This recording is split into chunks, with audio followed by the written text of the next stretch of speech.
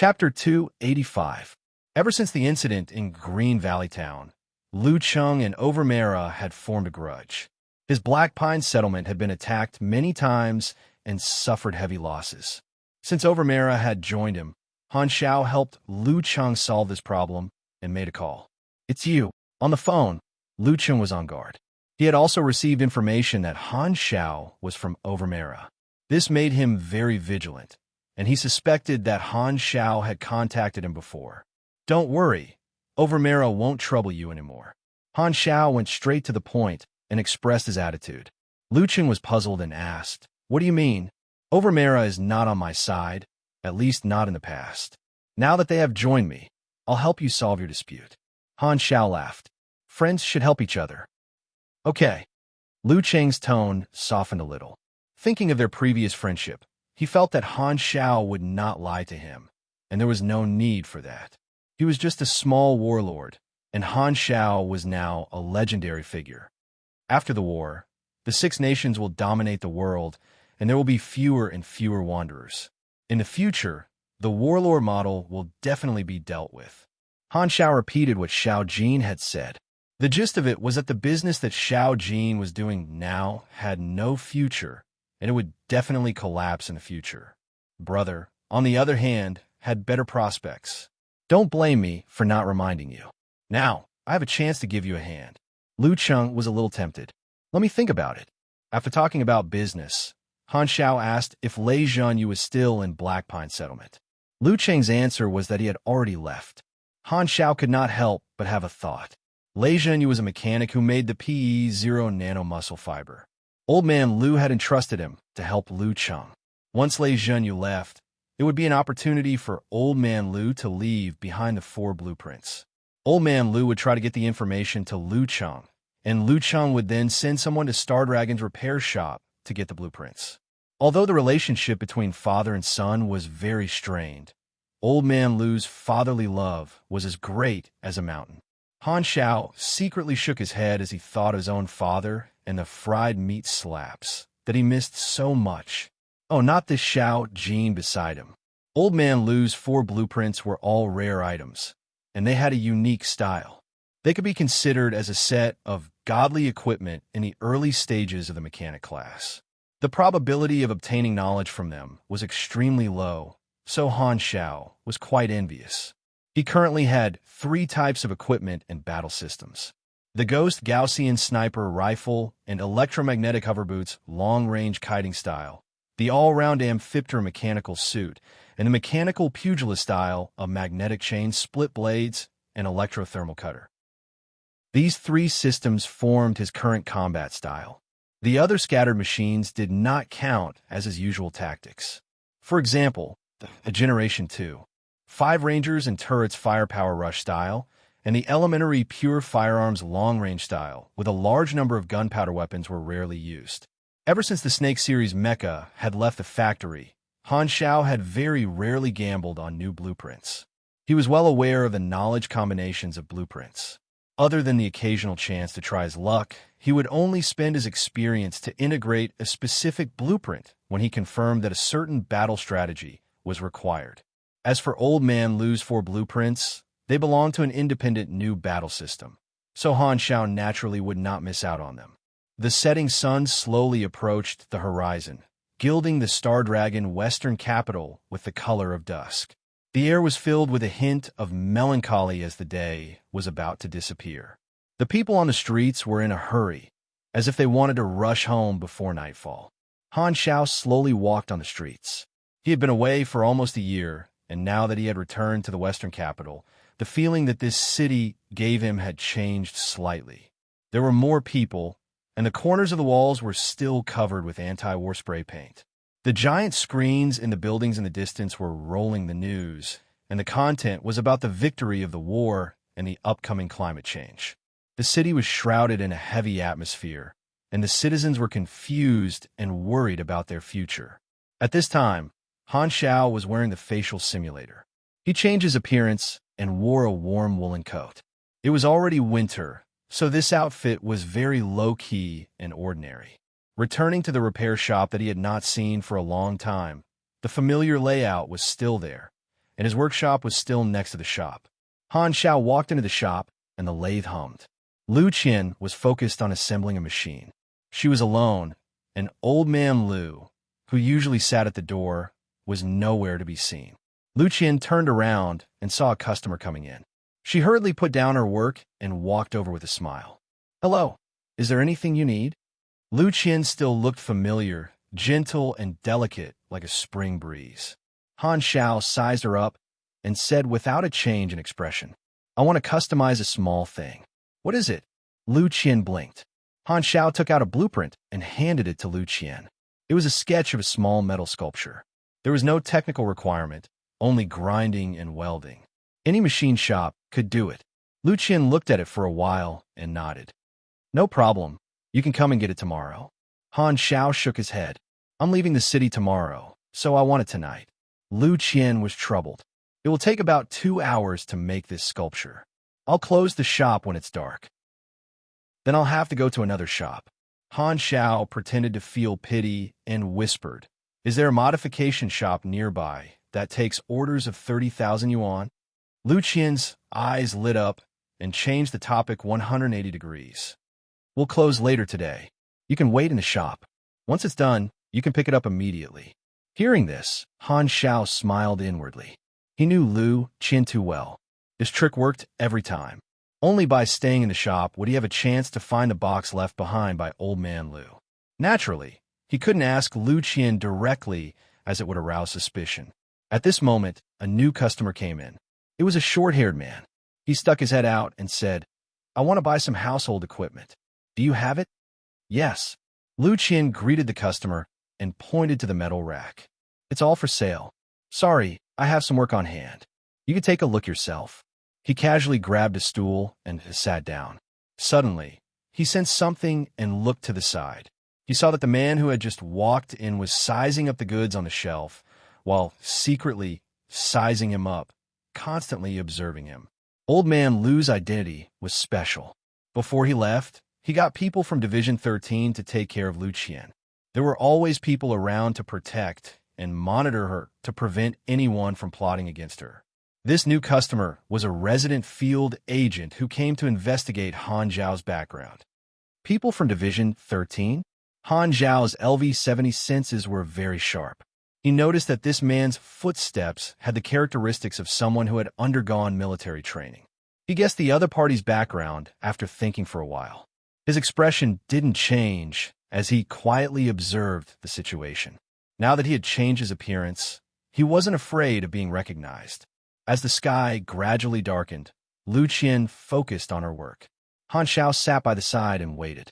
The man kept picking from the rack and watching him. Han Xiao raised his eyebrows.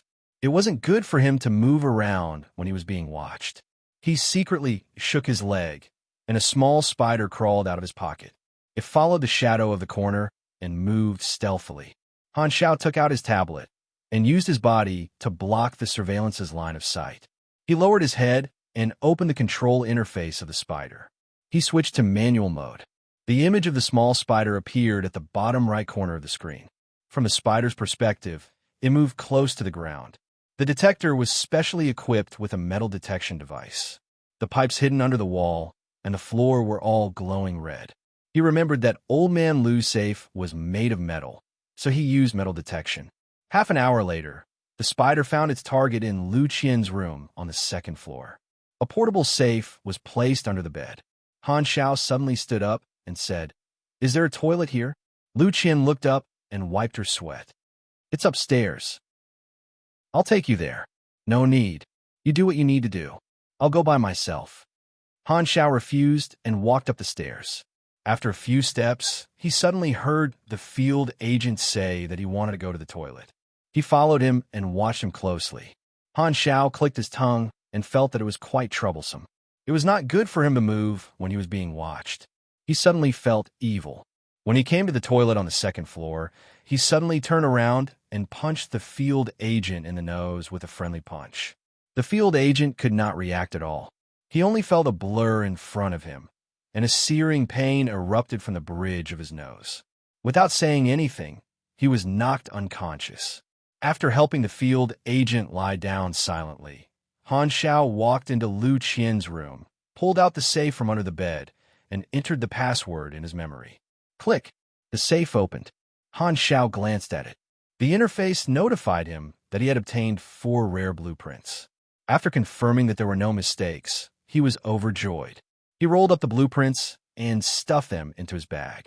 Then he took out the replacements from his bag and put them into the safe. Finally, he closed the safe and put it back in its original position. The replacements were also mechanical blueprints, but they were normal blueprints. In the future, there would be players who would go through all kinds of hardships to complete this mission. At the very least, that player would not be left empty-handed.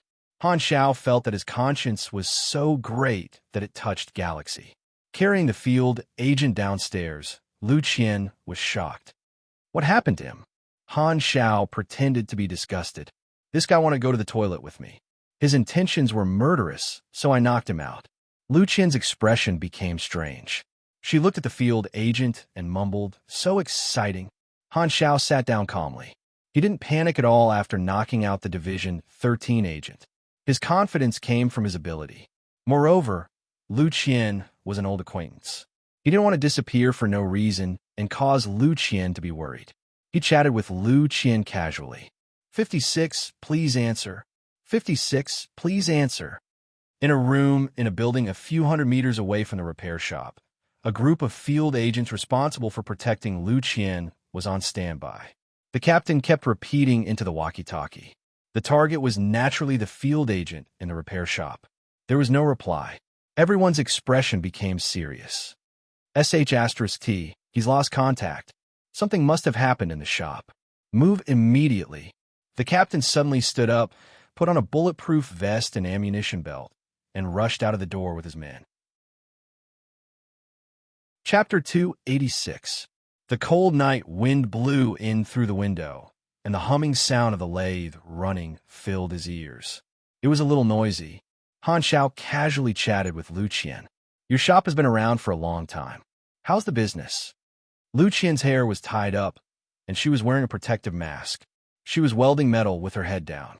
She did not even look up when she heard the question. The location is so remote. Of course, the business is not good. When I came in, I saw that you were quite busy. Lu Qian shook her head. I'm the only one in the shop. There's a lot of orders. Of course, I have things to do all the time. Don't you need help? Lu Qian paused and sighed softly. I did. I left. Probably because the salary is too low. Han Xiao shook his head. Is that the reason? Lu Qian's tone was suspicious. She was just an ordinary person.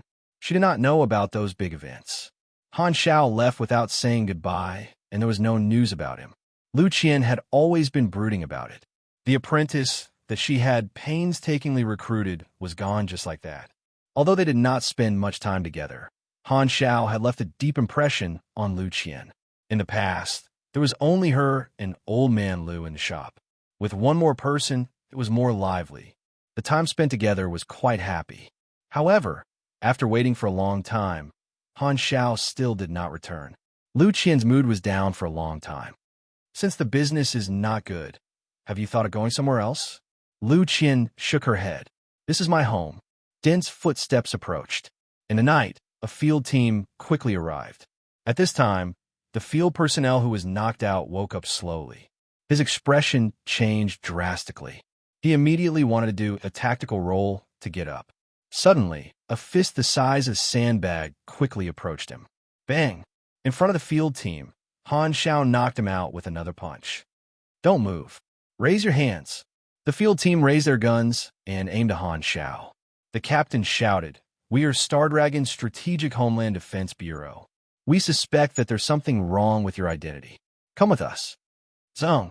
A few cold lights flashed. The field team's gun barrels suddenly broke. The cut was smooth. The captain's expression changed. Requesting. Bang, bang, bang. Lu Qian's vision blurred. Han Xiao, who had been sitting on the chair a second ago, was now standing in the middle of the crowd. The aggressive field team fell to the ground in the blink of an eye. With his attributes, it was easy for him to knock out this group of normal field soldiers who were around level 10. The security here is too weak. I hope that Division 13 can increase the number of guards here. It would be best if the players who come here to complete the mission can't even enter the door. Han Xiao shook his head and took out several thick stacks of cash.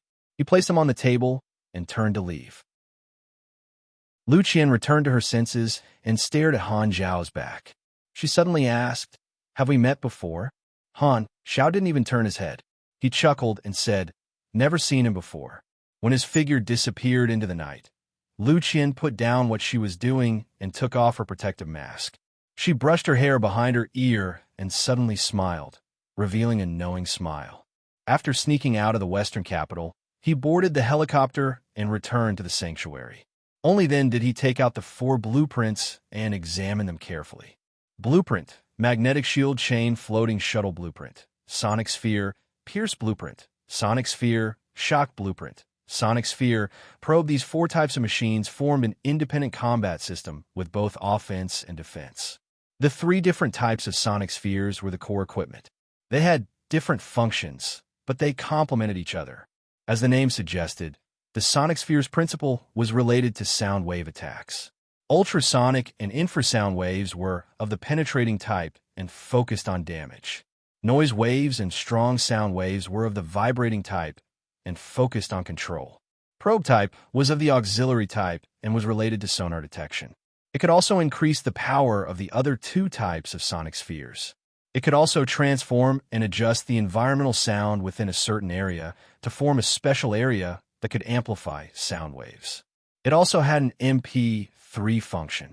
The learning requirement of these 4 blueprints was LV45 and 250 INT. The required knowledge was basic acoustics LV5, basic mechanical engineering LV5, basic energy theory LV5, basic energy conversion LV5, basic wide area sensing LV3, and basic electromagnetic theory LV4. Han Xiao currently had 68 potential points. He spent 12 points to level up the knowledge and fulfilled the learning requirements. One day later, Han Xiao returned to the sanctuary and immediately started building. The core principle of the sonic sphere was acoustics. The most important part was the transmitter of the sound wave attack. It needed to use electromagnetic sheets to form pipes that condense the sound frequency. According to the different sound wave attack types, the details had to be adjusted. Furthermore, connecting all these pipes together to form a 3-dimensional spherical frame was very difficult. He spent a lot of time before finally building the finished product. 3 metal balls lay quietly on the bed of the lathe. They were about 2/3 the size of a human head. They were not perfectly round, but had some edges. The exterior was cold armor to protect the core. In the gaps of the armor, there were nozzles that released sound wave attacks. The original control method was hand signals and whistles. Han Xiao changed it to nerve connection control. He wore a special earpiece that converted the neuron signals within a radius of 60 meters. The signals were recognized by the receiver inside the sonic sphere to achieve the purpose of control. Get up. Han Xiao had a thought. The armor at the bottom of the 3 sonic spheres opened up, revealing black holes. They spat out white flames and flew up slowly, floating in midair. The sonic spheres had the ability to fly and could move nimbly in the air. It was a mid-range combat method. Han Xiao familiarized himself with the control method. His mind flashed. He then tested the power of the sonic spheres. He observed for a while. Sonic sphere, Pierce had an attack range of 20 meters. The Pierce type was mainly used to kill the target. The ultrasonic and infrasound pulses could cause a large amount of armor-piercing damage. They could attack the target through obstacles. The attack range was linear and inverted. Sonic sphere, Pierce had a base attack of 81 to 130. It did not seem high, but it was not. The specialty of the sound wave attack was high armor piercing. The damage reduction was very low. In addition to Han Xiao's attributes and skill bonuses, one shot could cause 350 to 400 damage. If critical hit and flaming wool were added, it would be like chasing the wind and moon without mercy. The same type of explosive damage was not inferior to the Ghost Sniper rifle that had a base attack of more than 250. Moreover, the output of Sonic Sphere, Pierce was more stable than the Ghost Sniper rifle. It could be used as a main battle method. Sonic Sphere, Quake was an area control method. When the sphere vibrated, It would release a high-frequency sound wave, noise wave, and strong vibration, causing stun, shock, paralysis, and other negative effects. The attack range was a circle with a diameter of 10 meters. Sonic Sphere Probe was a sound wave amplification area with a diameter of 100 meters, increasing damage and effects. Dong! Sonic Sphere Pierce suddenly increased its speed and created a dent in the steel wall, letting out a loud bang. The structure of the sonic sphere was very precise. It was not used to collide with the wall because its head was tough, but to test the internal resistance of the wall. This collision took away 17 points of durability, and the durability of the sonic sphere was 1,600 points. One collision and 1% of durability is gone. If it is attacked, it seems a little fragile, Han Xiaoxin said. The three sets of sonic spheres complemented each other. The defense was done by the hovering shield shuttles. It was similar to the magnetic chain split blades, but this type of hovering shield shuttles was used for defense. In essence, it was a shield generator. The hovering shield shuttles formed a shape in the air and connected with each other. The shape formed by the hovering shield shuttles formed an electromagnetic shield. Shield technology was a common technology in the universe, but Blue Star did not have a fully formed shield technology. According to the standards of the universe, this kind of shield that could only defend one side was a prototype technology, but it was considered a very rare machine in version 1.0. He could control 4 sonic spheres at most. Any more than that, and he would be distracted, and his control would not be as precise. For a mechanic, it was not that they could use all the functions of a powerful machine immediately. Many intricate machines needed to be familiarized with before they could be used flexibly. The skill level of a mechanic was also reflected in the way they used the machines. It could be considered as microcontrol. However, for the experienced Han technician, not to mention microcontrol, he could control anything, including the sonic sphere system. I already have 4 normal battle strategies. The core system is the Amphiptera mechanical suit, and the other 3 are long-range, close-range, and mid-range. It should be enough to deal with all kinds of situations. I don't need a new battle strategy in the short term. Han Xiao suddenly realized that he had stolen Lu Cheng's things. He did not know what Lu Cheng's reaction would be when he received the blueprint for the replacement. Old man Lu might even come to complain. Chapter 287. Blue Star ushered in a period of peace. Time flew by, and 4 months passed in the blink of an eye. Sanctuary 3 had been completely completed. There were tall protective walls, large filtration devices to purify the air and stabilize the temperature, and self-sufficient greenhouses and farms. The goal of the sanctuary was to protect humans in times of disaster and even preserve the fire of civilization. In these 4 months, Bennett had built more sanctuaries, but none of them could compare to the scale of Black Phantom Sanctuary. Overmera and Lu Cheng moved the people over, built a satellite city around Sanctuary 3, and paid for the transportation network. Hanzhou's Sanctuary could be said to be a big city. Sanctuary Plan, Sanctuary 3, completed. You have received 6,500,000 EXP and 1 potential point. Performance rating. A plus dark net favorability increased by 2,500. Current relationship. Reverence 6,000. Dark net leader. A plus rating reward. Additional 250% EXP. 16,250,000. Special item X1 you have received. Medal of Honor. Sanctuary Master. This construction type main storyline missions reward was mainly EXP. Unlike the Germinal organization's main storyline mission, which had many special items. There were also no random rewards, and the NPC template did not have the right to create new dungeons. It was probably because it was a construction-type mission, so there were not many events. Although the war had ended, there were still many areas in Blue Star that could be explored. Where there were people, there would be conflicts, and there would never be a lack of events. As the players explored deeper into Blue Star, the 6 nations, who were busy digesting the effects of the war and dealing with climate disasters, became more and more wary of the increasing number and strength of Inhumans. However, overall, Blue Star's situation was stable. During this time, the main storyline and protagonists of the other novice planets began to shine, and the popularity of Blue Star cooled down. Han Xiao stayed in the sanctuary and prepared to go into the galaxy. He did not cause any trouble, and the number of times he was mentioned as the main storyline protagonist gradually decreased. Most players would only remember the fear of being dominated by him when they were buying chess. Just like what the Galaxy Times had said, when a main storyline ended, the corresponding protagonist would gradually fade into the crowd. Han Xiao was not worried at all about the fading of his popularity. His deeds had been imprinted in the hearts of the players, and he had already laid a foundation. Even if it was temporarily replaced by other hot topics, once there was another big news, it would still awaken the players' feelings for him. In these 4 months, he had collected a large amount of EXP, and there was a long string of zeros on his interface. Because of the rich interactions he had with the players, Han Technician had already established his identity as a mechanic instructor. Many new players who had just joined the game would also come to spend money. This was a long-term benefit. During this period of stability, Han Xiao lived a very comfortable life.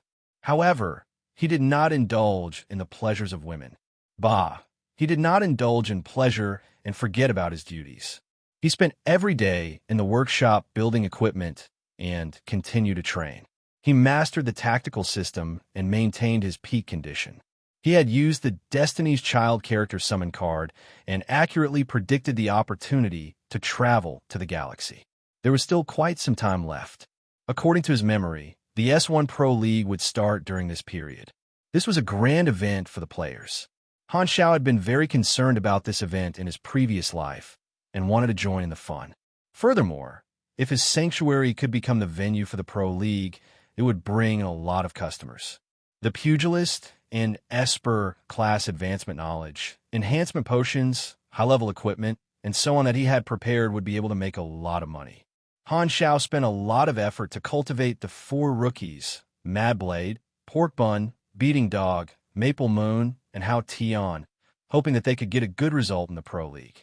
This way, he would be honored as well. After all, most players knew that these 4 were the lucky ones who were cultivated by Black Phantom. Galaxy Calendar Year 689, March 1st. On this day, an announcement was pinned at the top of the forum and marked red. Its popularity soared up the leaderboards at an unbelievable rate. This meant that the number of players who viewed and replied to the announcement was increasing by the minute. In less than half an hour, it became the most popular post in the entire forum. Galaxy S1 Pro League officially established.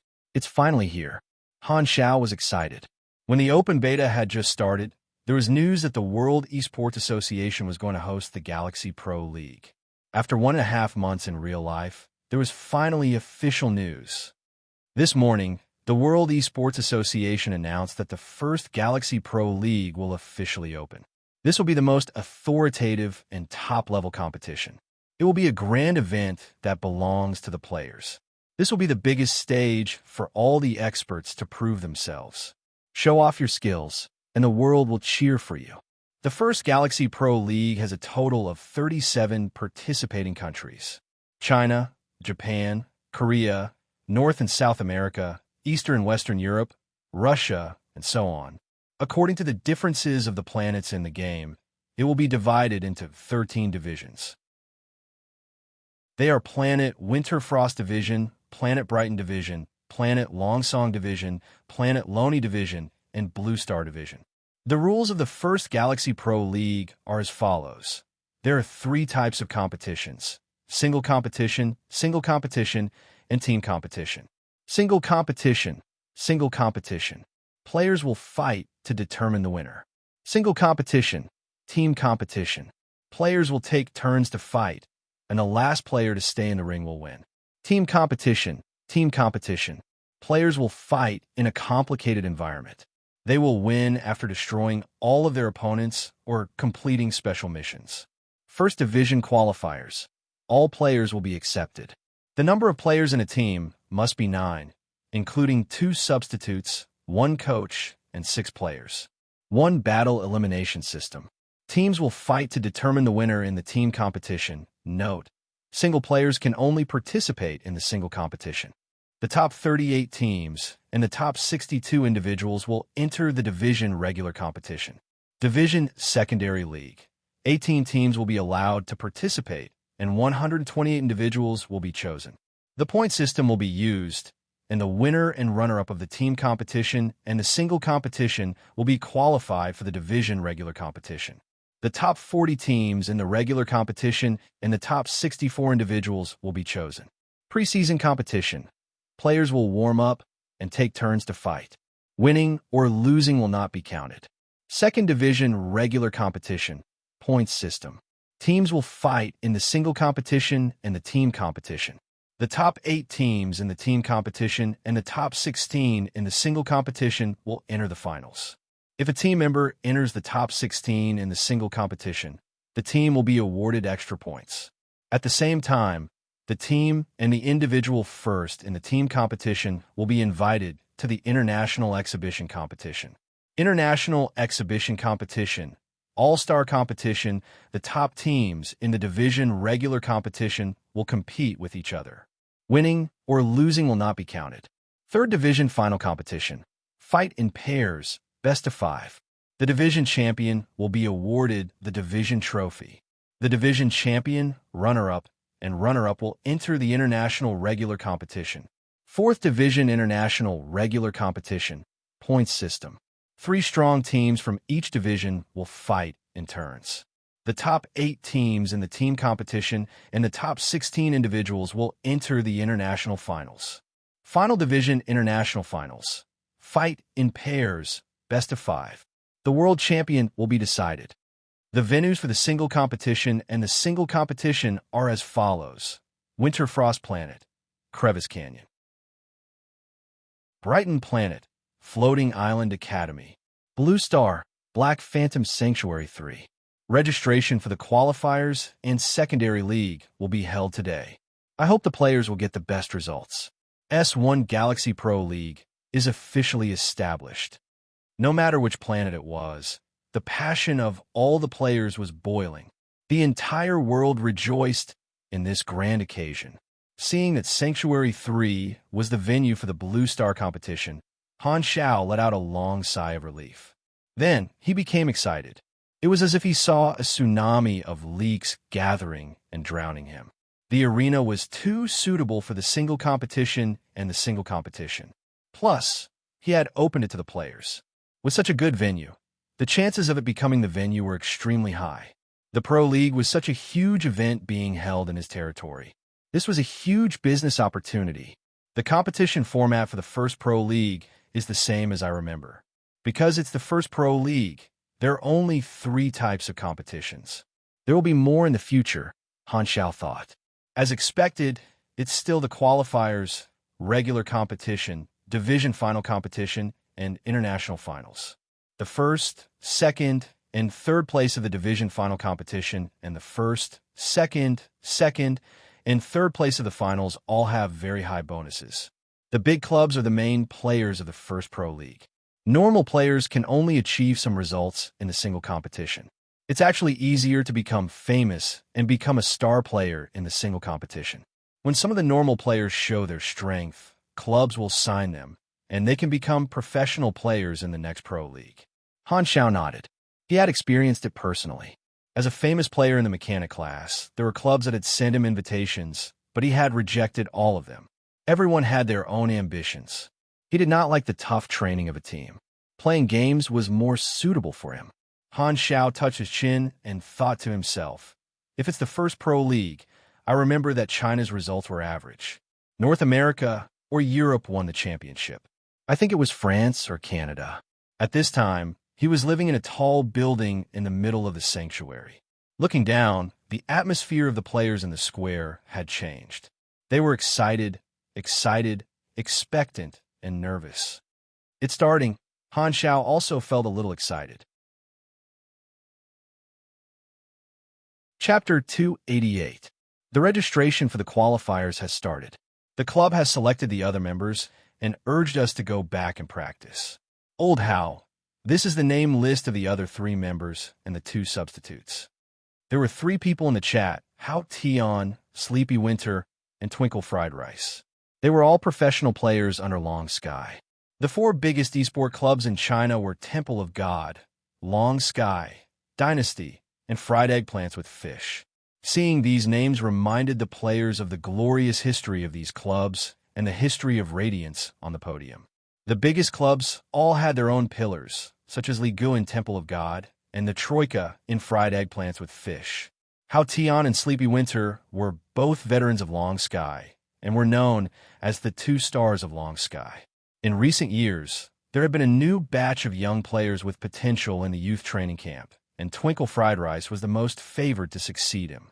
Hao Tian, Sleepy Winter, and Twinkle were the core members of Long Sky. This time, the competition required a total of 8 members. Hao Tian was undoubtedly the leader, and Sleepy Winter and Twinkle were definitely members.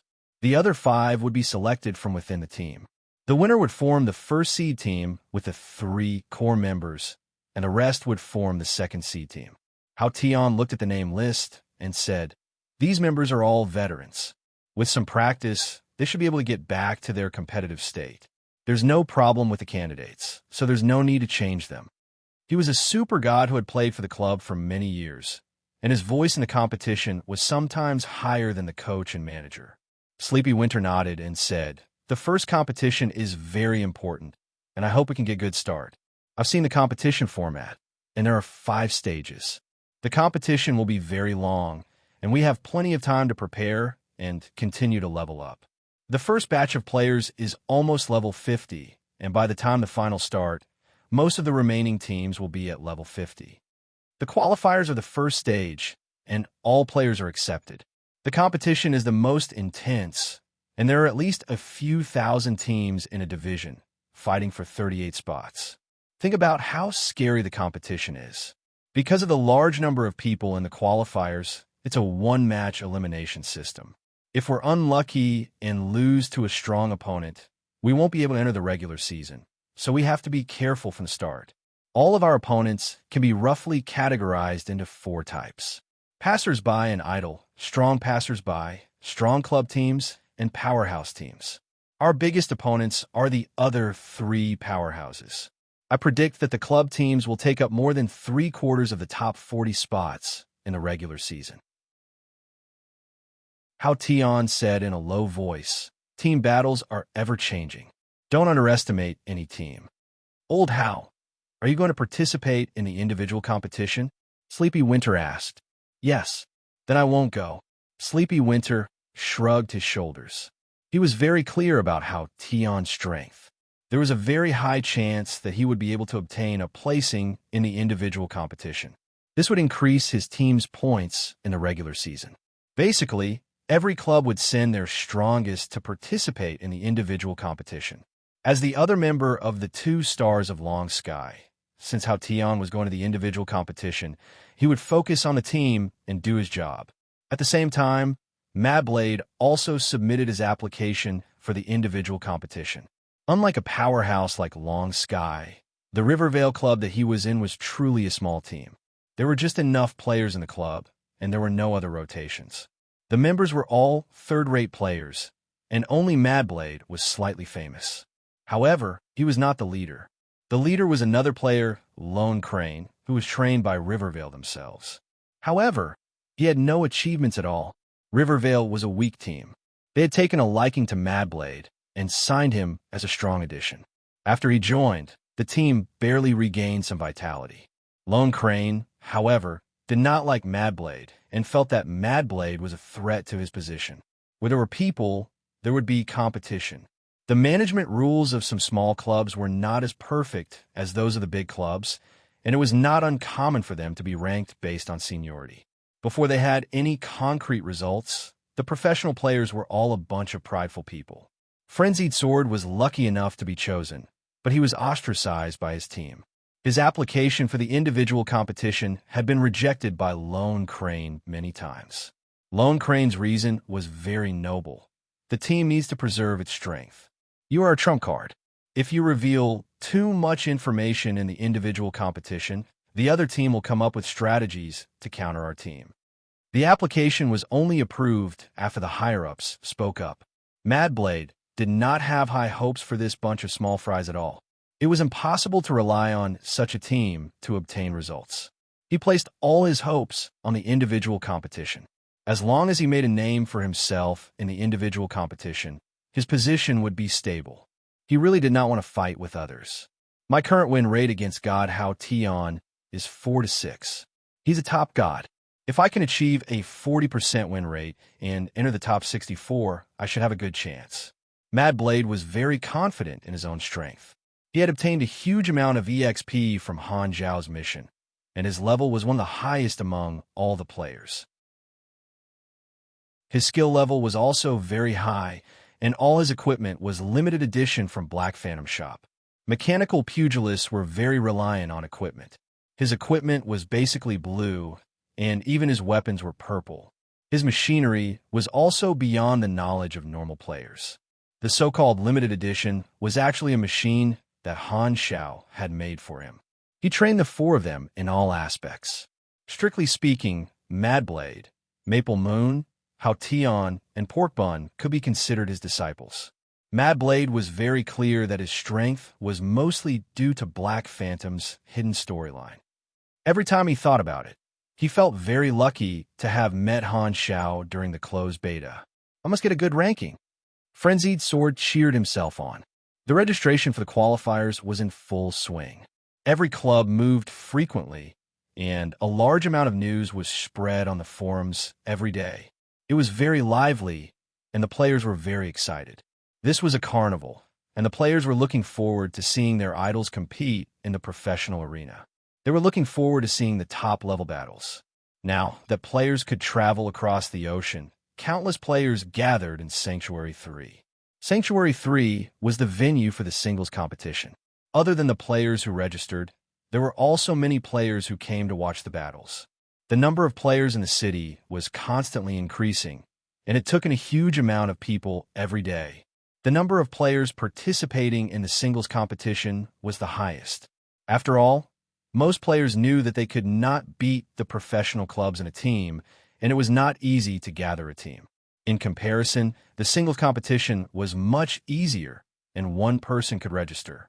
According to the official announcement on the forums, more than 100,000 players from each division had registered for the singles competition. It was obvious how intense the qualifiers would be.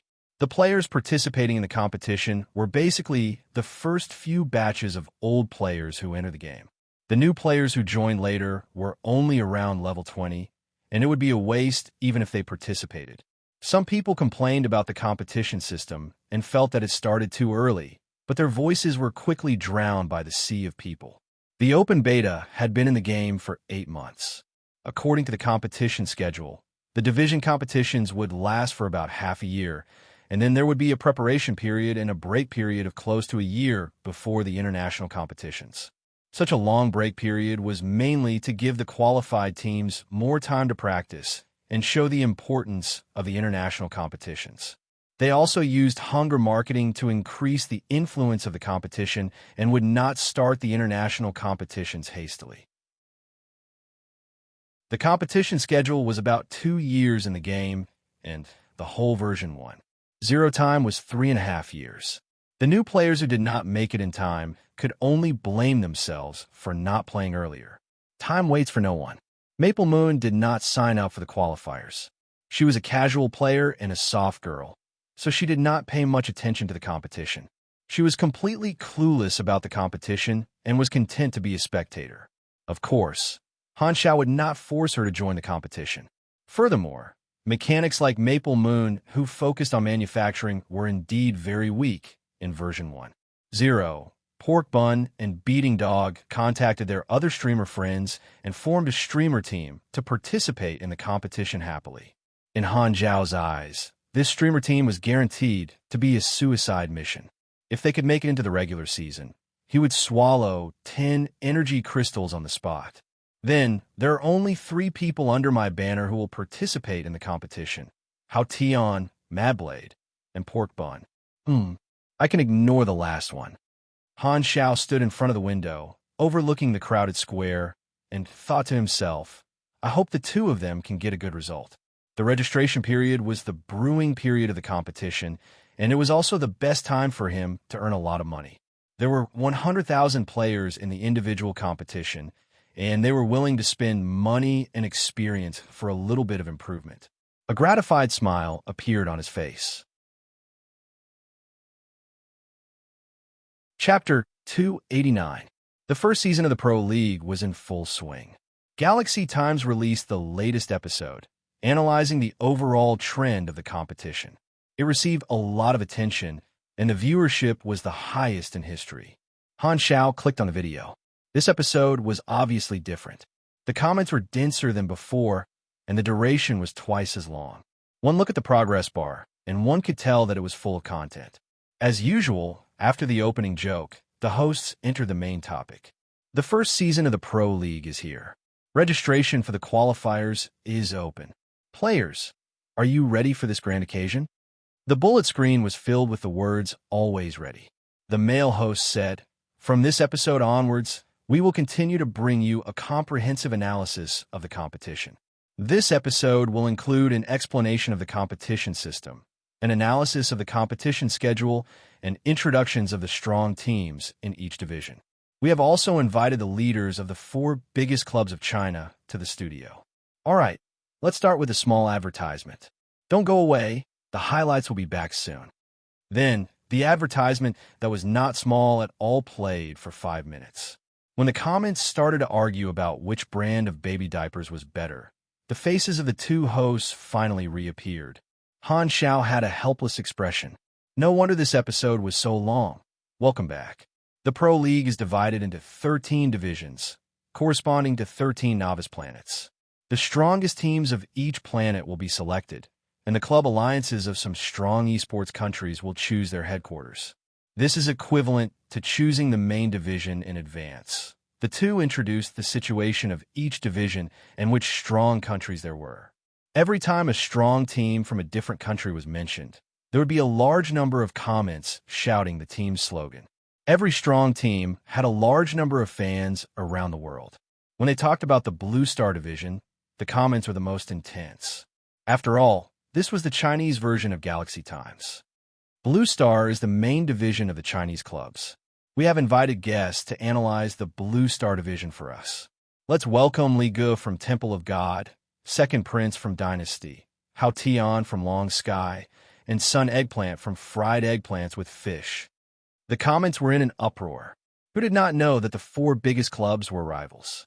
It was a rare scene to see all of them gathered together. These 4 were all big shots of the biggest clubs and had a lot of fans. Since they were also rivals, the comments quickly turned into a joyful fight. Li Gu is so cool. Temple of God is trash. Fangirls, back off. Don't stop me. I want to bear Li Ge's children. Brothers, we can't lose. F***CK Tian Tian. I want to bear your children too. Sun, sun, sun, sun, sun, sun. A pillar holding up the sky. The facial paralysis sect will send you to immortality. Why is 2 Clubhead here? Where's the boss of Dynasty? I want to see China's #1 expert. That's too much. How can you call him second Clubhead? You should call him second son. With all due respect, all of you here are cowards. My big brother, forgive me for being blunt. I'll kick you when I see you. Sun Eggplant, Sun Deity. 4 professional gods with their own specialties appeared on the screen. Li Gu had a warm smile on his face, and he was the most handsome player of the game, so he won the MVP award. Next to him was Hao Tian. He was expressionless and did not smile. He was like a rock, the kind that came out of a latrine, smelly and hard. Second Prince was one of the famous players in the Dynasty Club. He was very arrogant. He raised his head and combed his hair with his fingers. His posture was very arrogant, and he could not wait to point his nose at the camera. He explained what it meant to be arrogant. Among the 4 of them, Second Prince had the most anti-fans. The #1 Almighty in Huaxia belonged to Dynasty. He was very mysterious and almost never appeared on the show. Second Prince liked to talk bad about his Almighty on the show and did not hide his ambition to replace him. However, he was hung up and beaten by his almighty many times and was treated as a joke. Although he did not change his personality, he did not drag his team down in the competition. Therefore, although he insulted others, it was mostly a joke. The last one was Sun Eggplant. He was the last member of the troika of fried eggplant with fish. I know what you're thinking. The combination of these three people's IDs was indeed fried eggplant with fish. Sun Eggplant was a middle-aged man wearing a pair of sunglasses. He had a sloppy look on his face as he crossed his legs and shook them non-stop.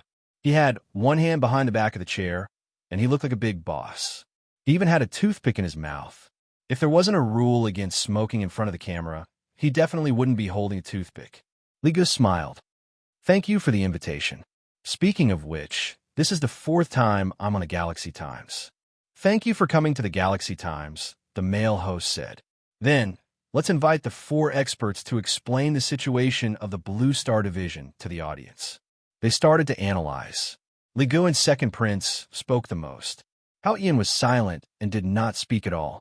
Sun Eggplant bit his toothpick and occasionally added a few words.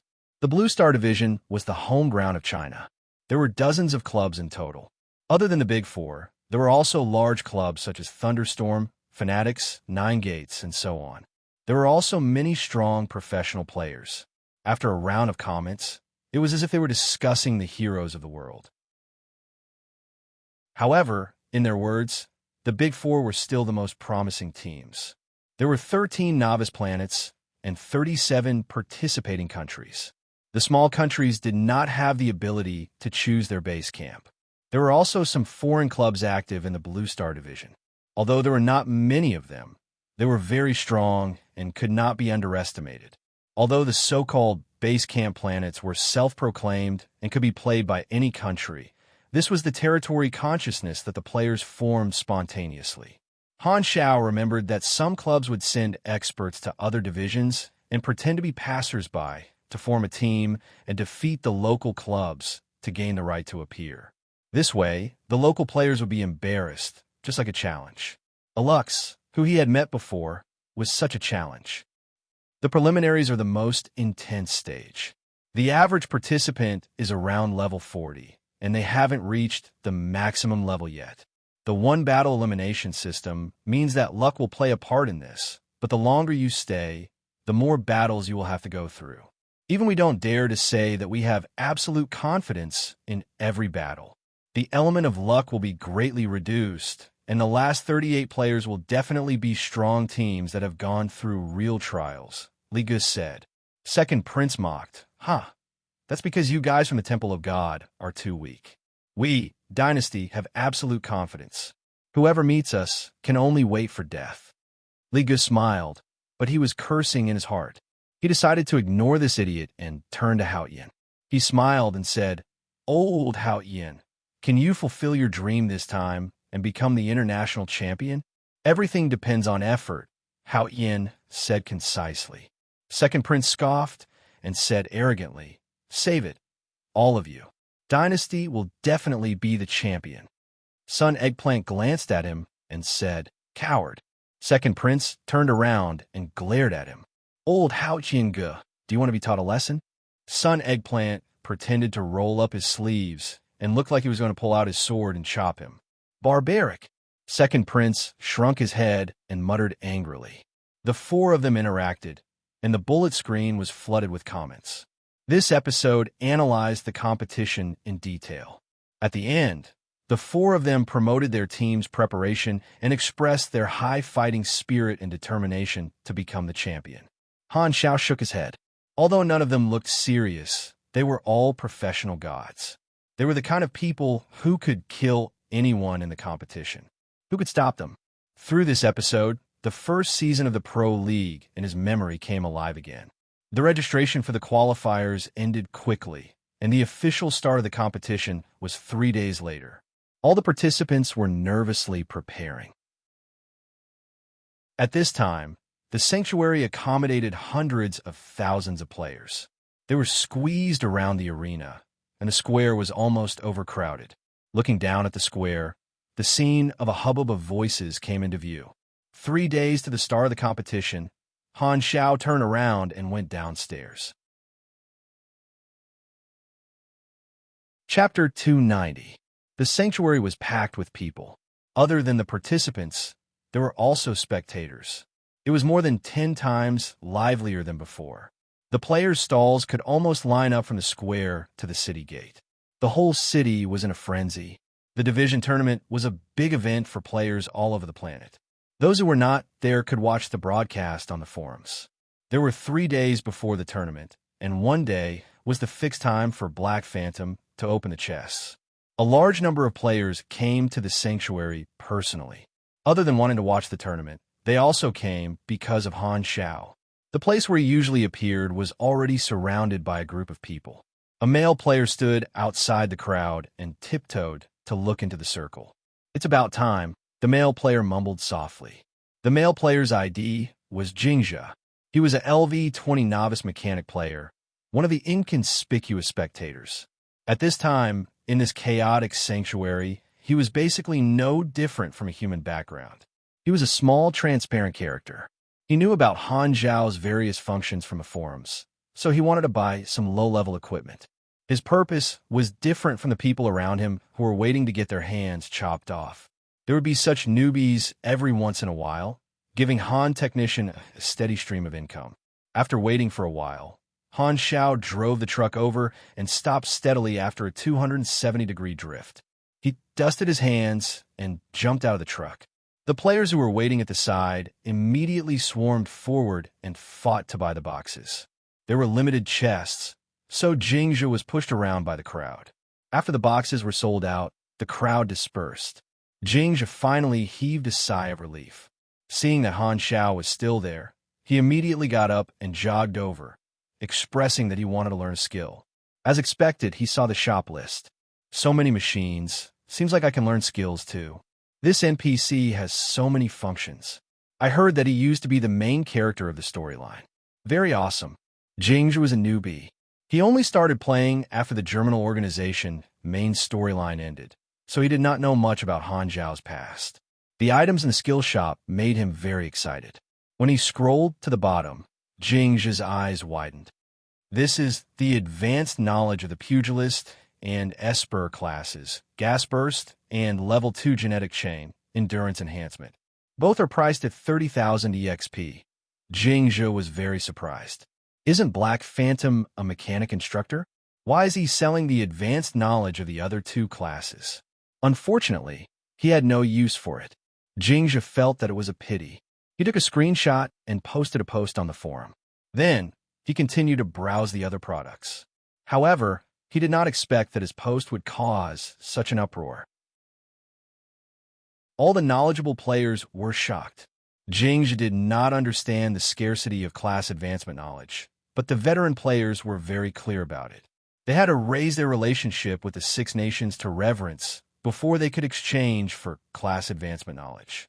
Currently, almost no one could do that, but Han Xiao had put it up for sale without any warning or conditions. There is only one sentence that could describe how the veteran players felt about Han Xiao. This kid was actually so terrifying. After a few months of silence, Han Xiao's name once again dominated the headlines. Jingzhe was stunned. He didn't expect that a random screenshot and post would cause such a huge response.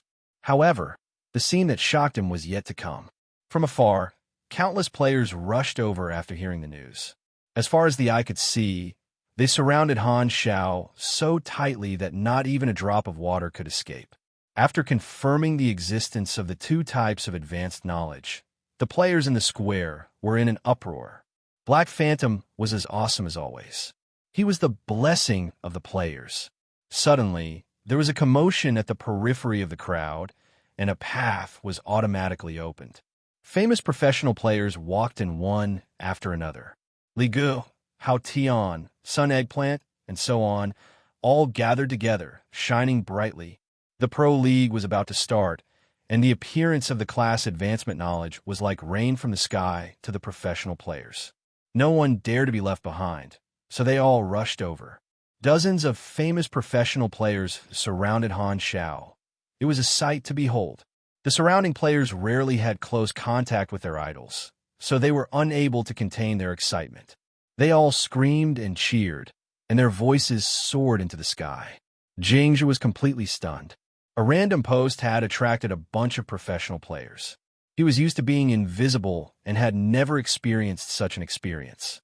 He was so excited that his whole body was shaking. These professional players led the way and bought the class advancement knowledge. Han Xiao looked at the experience on his interface that was rocketing up, reaching a few million every minute. He was overjoyed. I didn't waste my time hoarding the class advancement knowledge until now. What a huge profit! Han Xiao was secretly happy. He had expected the class advancement knowledge to be so popular. In version 1.0, the prerequisites to obtain class advancement knowledge were very strict, and it was difficult for players to obtain them. However, he directly sold them without any prerequisites, so it would definitely shock all the players. His class advancement knowledge of 2 classes came from the Germinal organization's mainframe. Now that the Germinal organization had flown away, the class advancement knowledge in his hands was the only one in the Blue Star organization. Hundreds of thousands of players gathered in the sanctuary, excluding the mechanics, players who did not have enough spending power, and players who did not have enough potential points. As long as 1/10 of them bought the class advancement knowledge, he would still make a huge profit. The price was set at 30,000, which was not a high amount for the current players. Han Xiao wanted to make a small profit because the participating players had spent most of their experience to increase their combat power and level up. There were only 3 days before the start of the Pro League. If the price was too high, he would miss out on those who could not afford it. Han Xiao sold the class advancement knowledge for a few hours until the sun started to set. Only then did he end the day. He looked at the interface and saw that he had earned 300 million experience on the first day. In the past 4 months, Han Xiao had accumulated more than 500 million experience through various activities. This time, it had increased by more than half. Players have a stronger demand for class advancement knowledge. The first few days are very profitable, but after that, the profit will decrease. However, just like other skills, it can last for a long time. Han Xiao opened the forums. The Blue Star section was filled with posts about class advancement knowledge. Many people were analyzing why he, a mechanic, would suddenly sell the class advancement knowledge of the other 2 classes. The impact of this move even affected the sections of the other planets. The players of the other divisions were shocked and pressured. The relationship between the divisions was competitive. The Blue Star side easily obtained class advancement knowledge, which was very disadvantageous for the other planets. This caused a lot of discussion among the players of the other planets. Han Xiao was very famous on the Blue Star and occasionally made guest appearances in the Galaxy Times. However, most of his fame was limited to the Blue Star. This time, his fame spread to the other planets, and the players of the other regions started to remember his name. Blue Star legendary NPC, planet storyline protagonist, Black Phantom, Han Xiao, opened the chest. In fact, every planet had its own storyline protagonist. When participating in the main storyline, the storyline protagonist would be very active. However, as a storyline protagonist, Han Xiao was very different. He was completely unlike the other protagonists who frequently provided one round of main storyline mission after another. However, his functions were extremely rich. The Blue Star players received countless benefits from him. Chapter 291. At the edge of the crowd, Li Ge frowned slightly. Most of the players were pleasantly surprised that Han Xiao was selling class advancement knowledge, but Li Ge was not happy at all. He already had another class advancement knowledge, which the Guild of Gods had helped him farm with all their resources.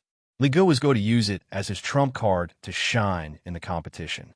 However, Han Xiao's actions had greatly reduced the effect of his trump card, which reduced the gap between him and the others.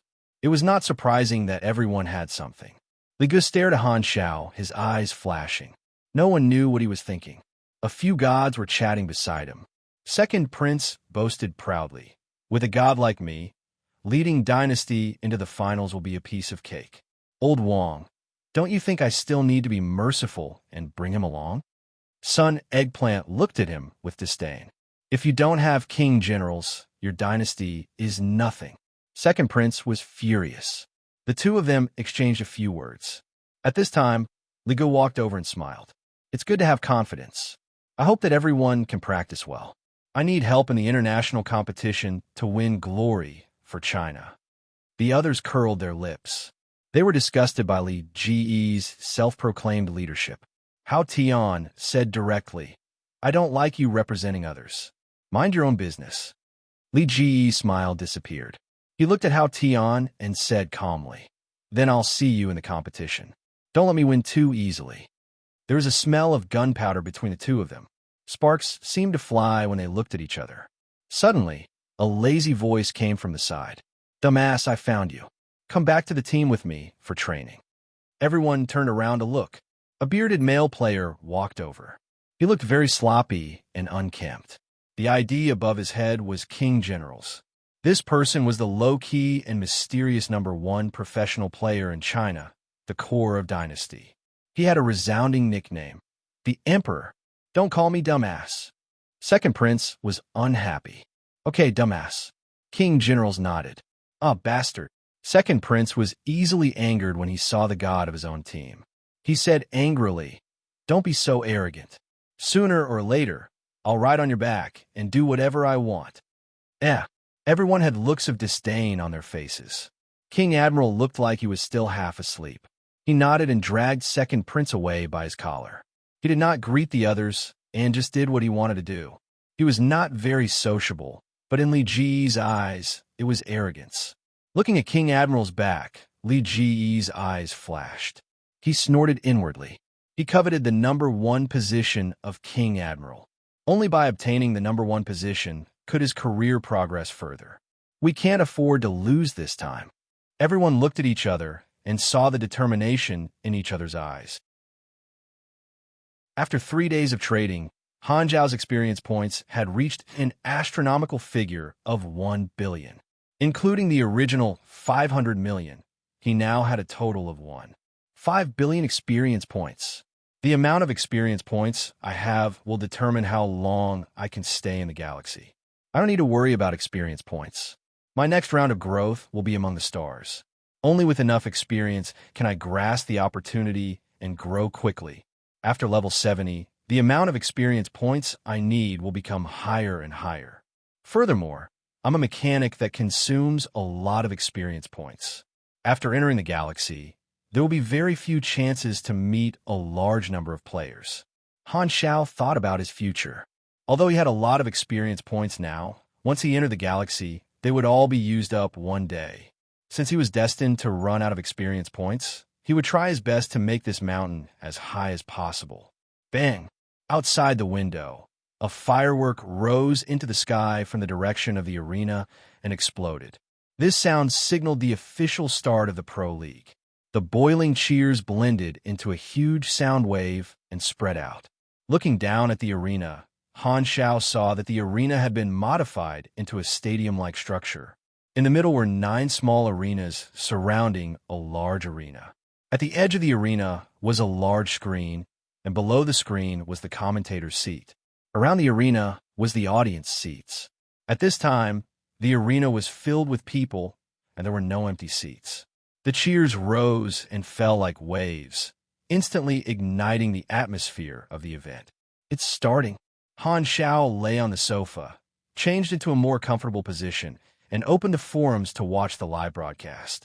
There were tens of millions of people watching the broadcast like him. The beautiful female host, Red Phoenix, had a professional smile on her face. She stood on the highest arena and gave the opening speech. Her clear and pleasant voice echoed in the arena through the loudspeaker. The first Galaxy Pro League Blue Star Division. The qualifiers officially begin.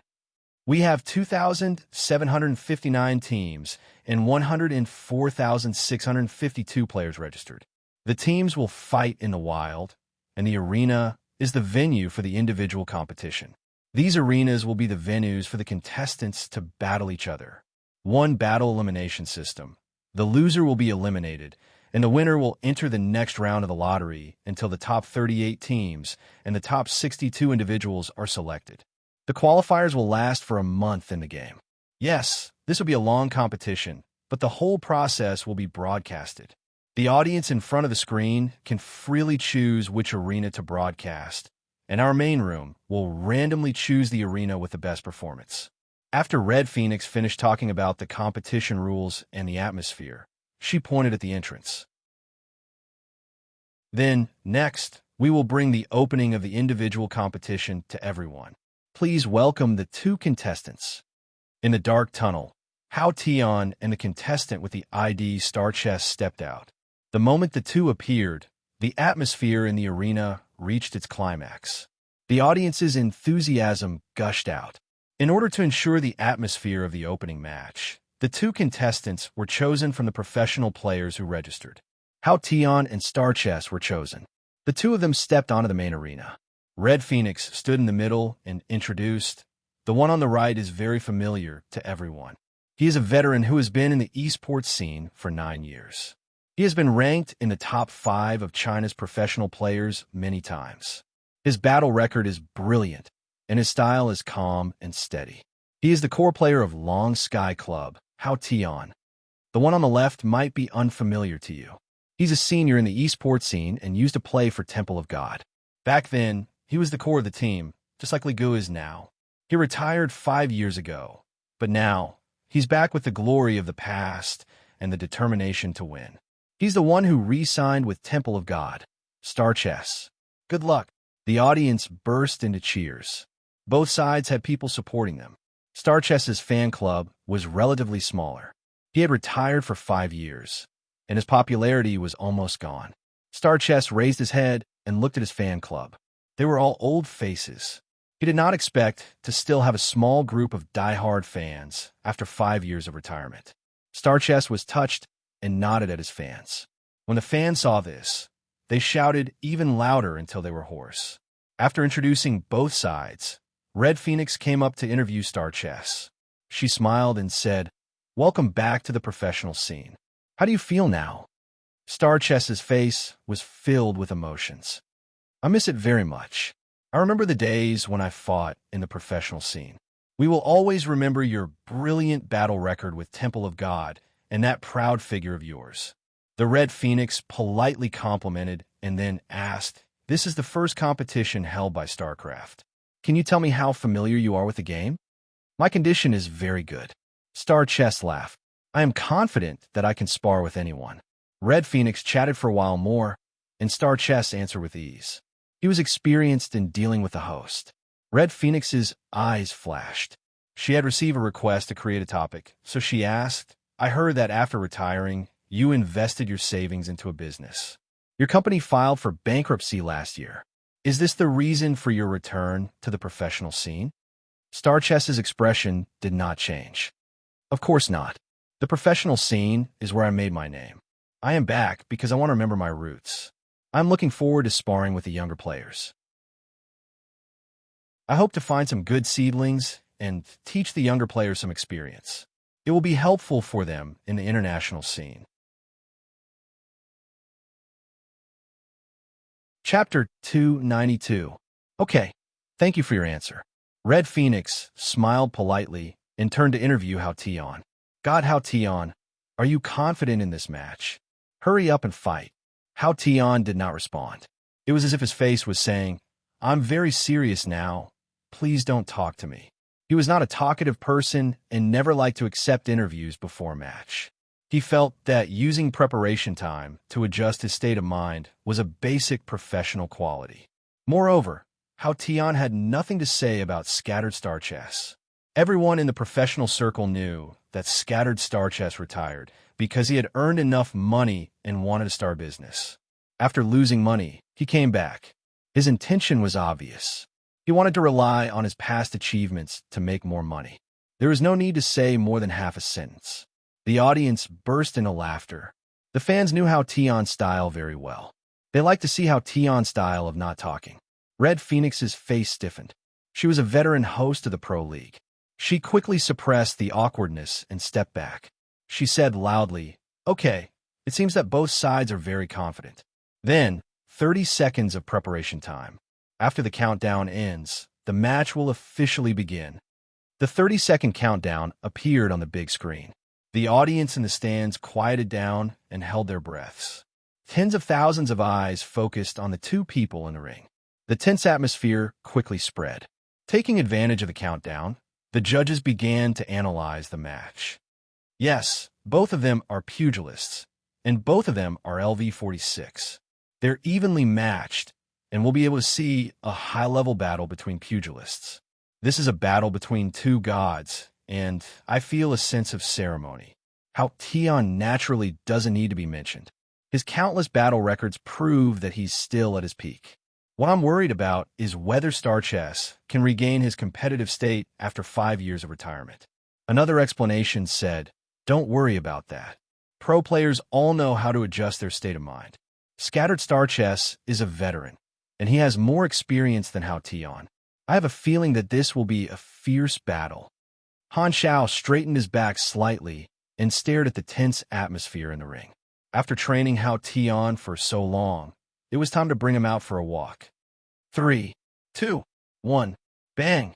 The moment the countdown ended, Hao Tion stomped his feet on the ground and dashed forward like a chariot attacking a city. He collided with the star-scattered chess pieces. Bang! Bang! Bang! The two pugilists exchanged punches and kicks with each other, making muffled sounds as they hit each other. The audience could see that their status bars were decreasing.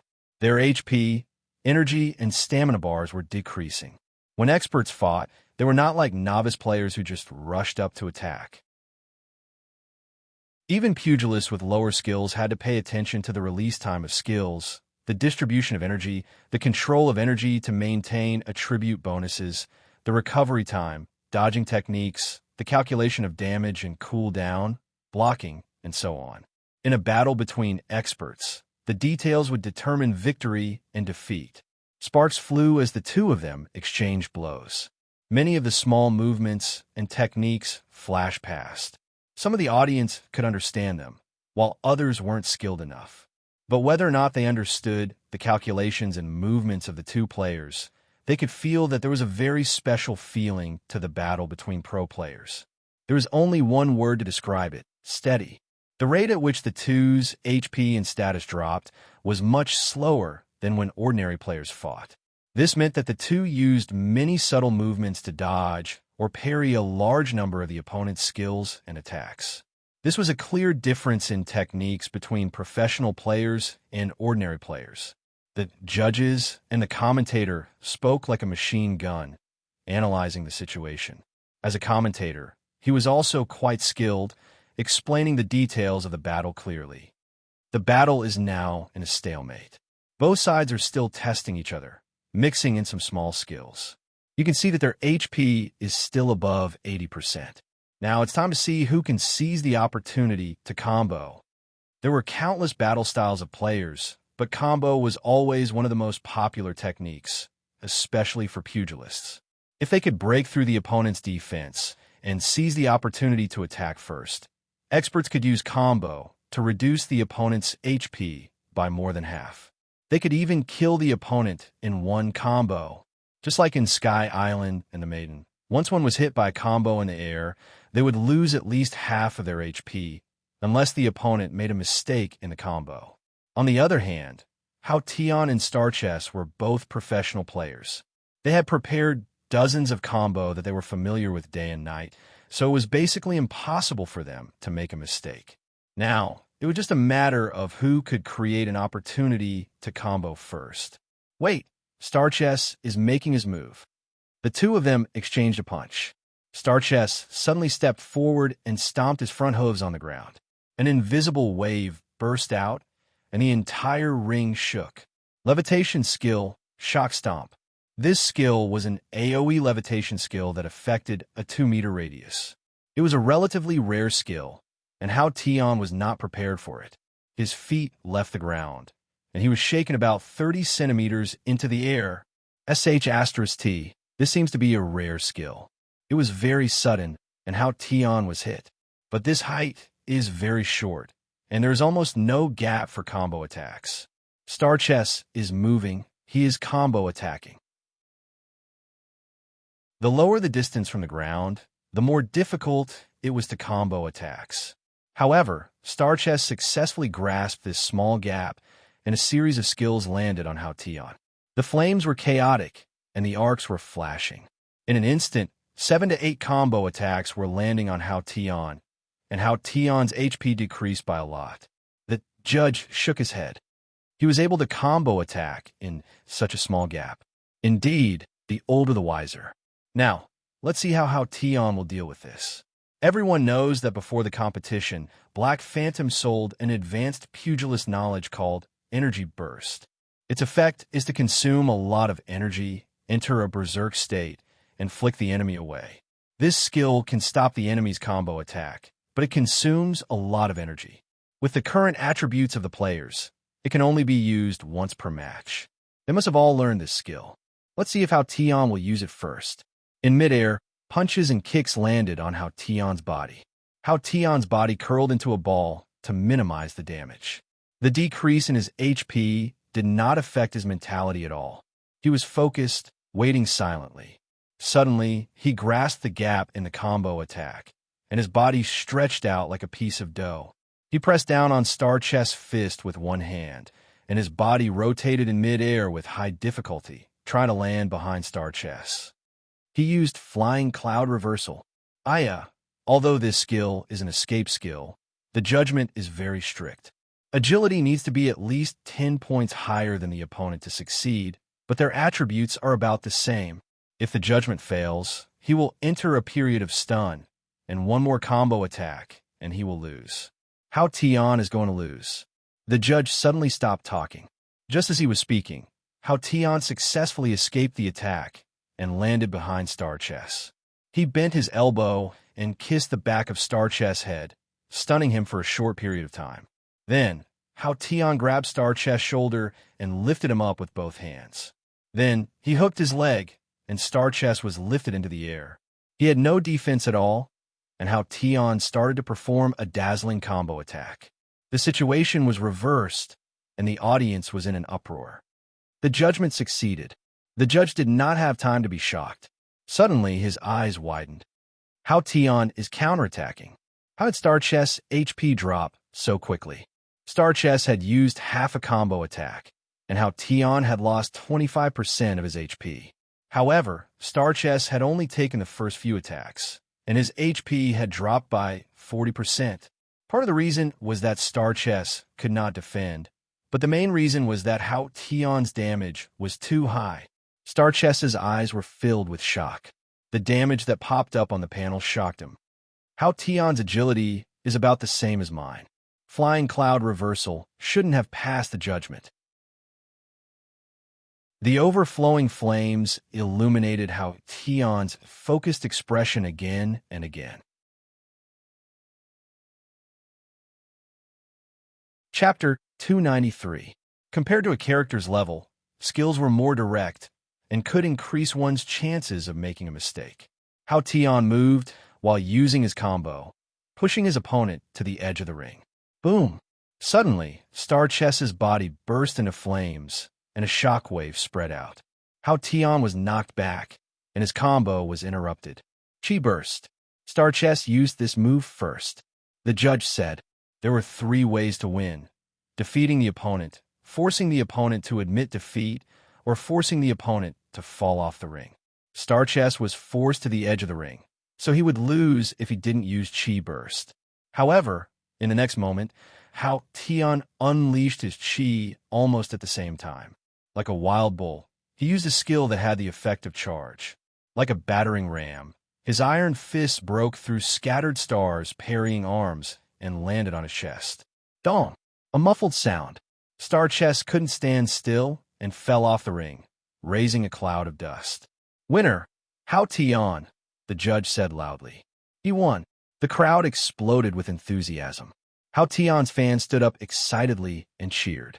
The sound of tens of thousands of people gathered together was like a tsunami. Star Chess was asked to return to the ring, and his eyes were filled with unwillingness. Although the opening match was only for show, and neither of the 2 players would be eliminated, this was a huge exposure. Winning a huge victory in front of tens of thousands of people was the best chance to show his return as a king. However, he lost, and the effect of his comeback was greatly reduced, ruining his plan.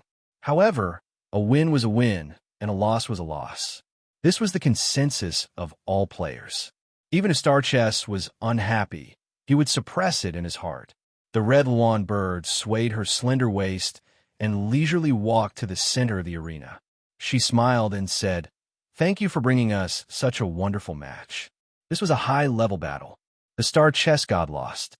Do you have anything to say?" Star Chess calmed himself down and forced a smile. "Not bad. I really enjoyed this battle. I also saw the strength of the younger generation. They have a lot of potential.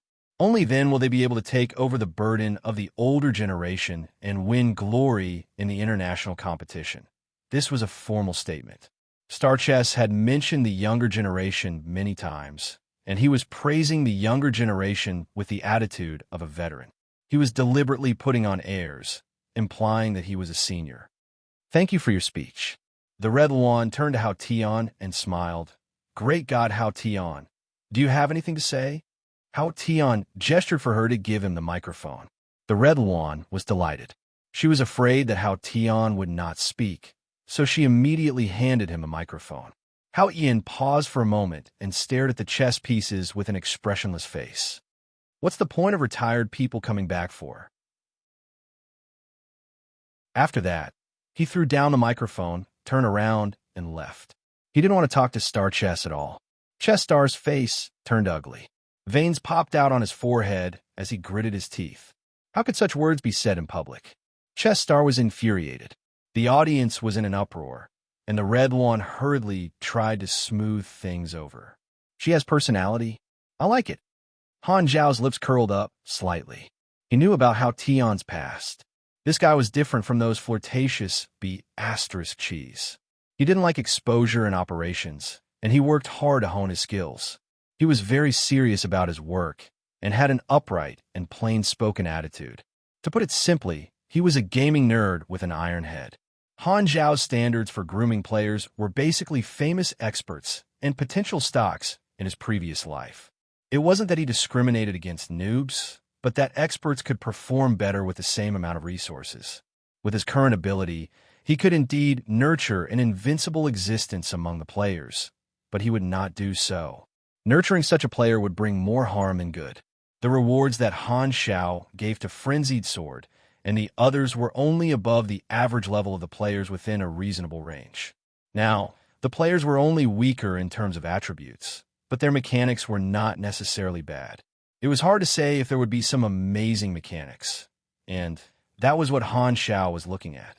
Although he was very good, he never forgot to learn. Good mechanics could be used to deal with other strong opponents. How to counter the enemy's abilities, how to react in the face of unexpected situations, individual mechanics, layout, and so on were all the directions of the Pro League. The growth of players varied, and the clash of different abilities was one of the highlights of a battle.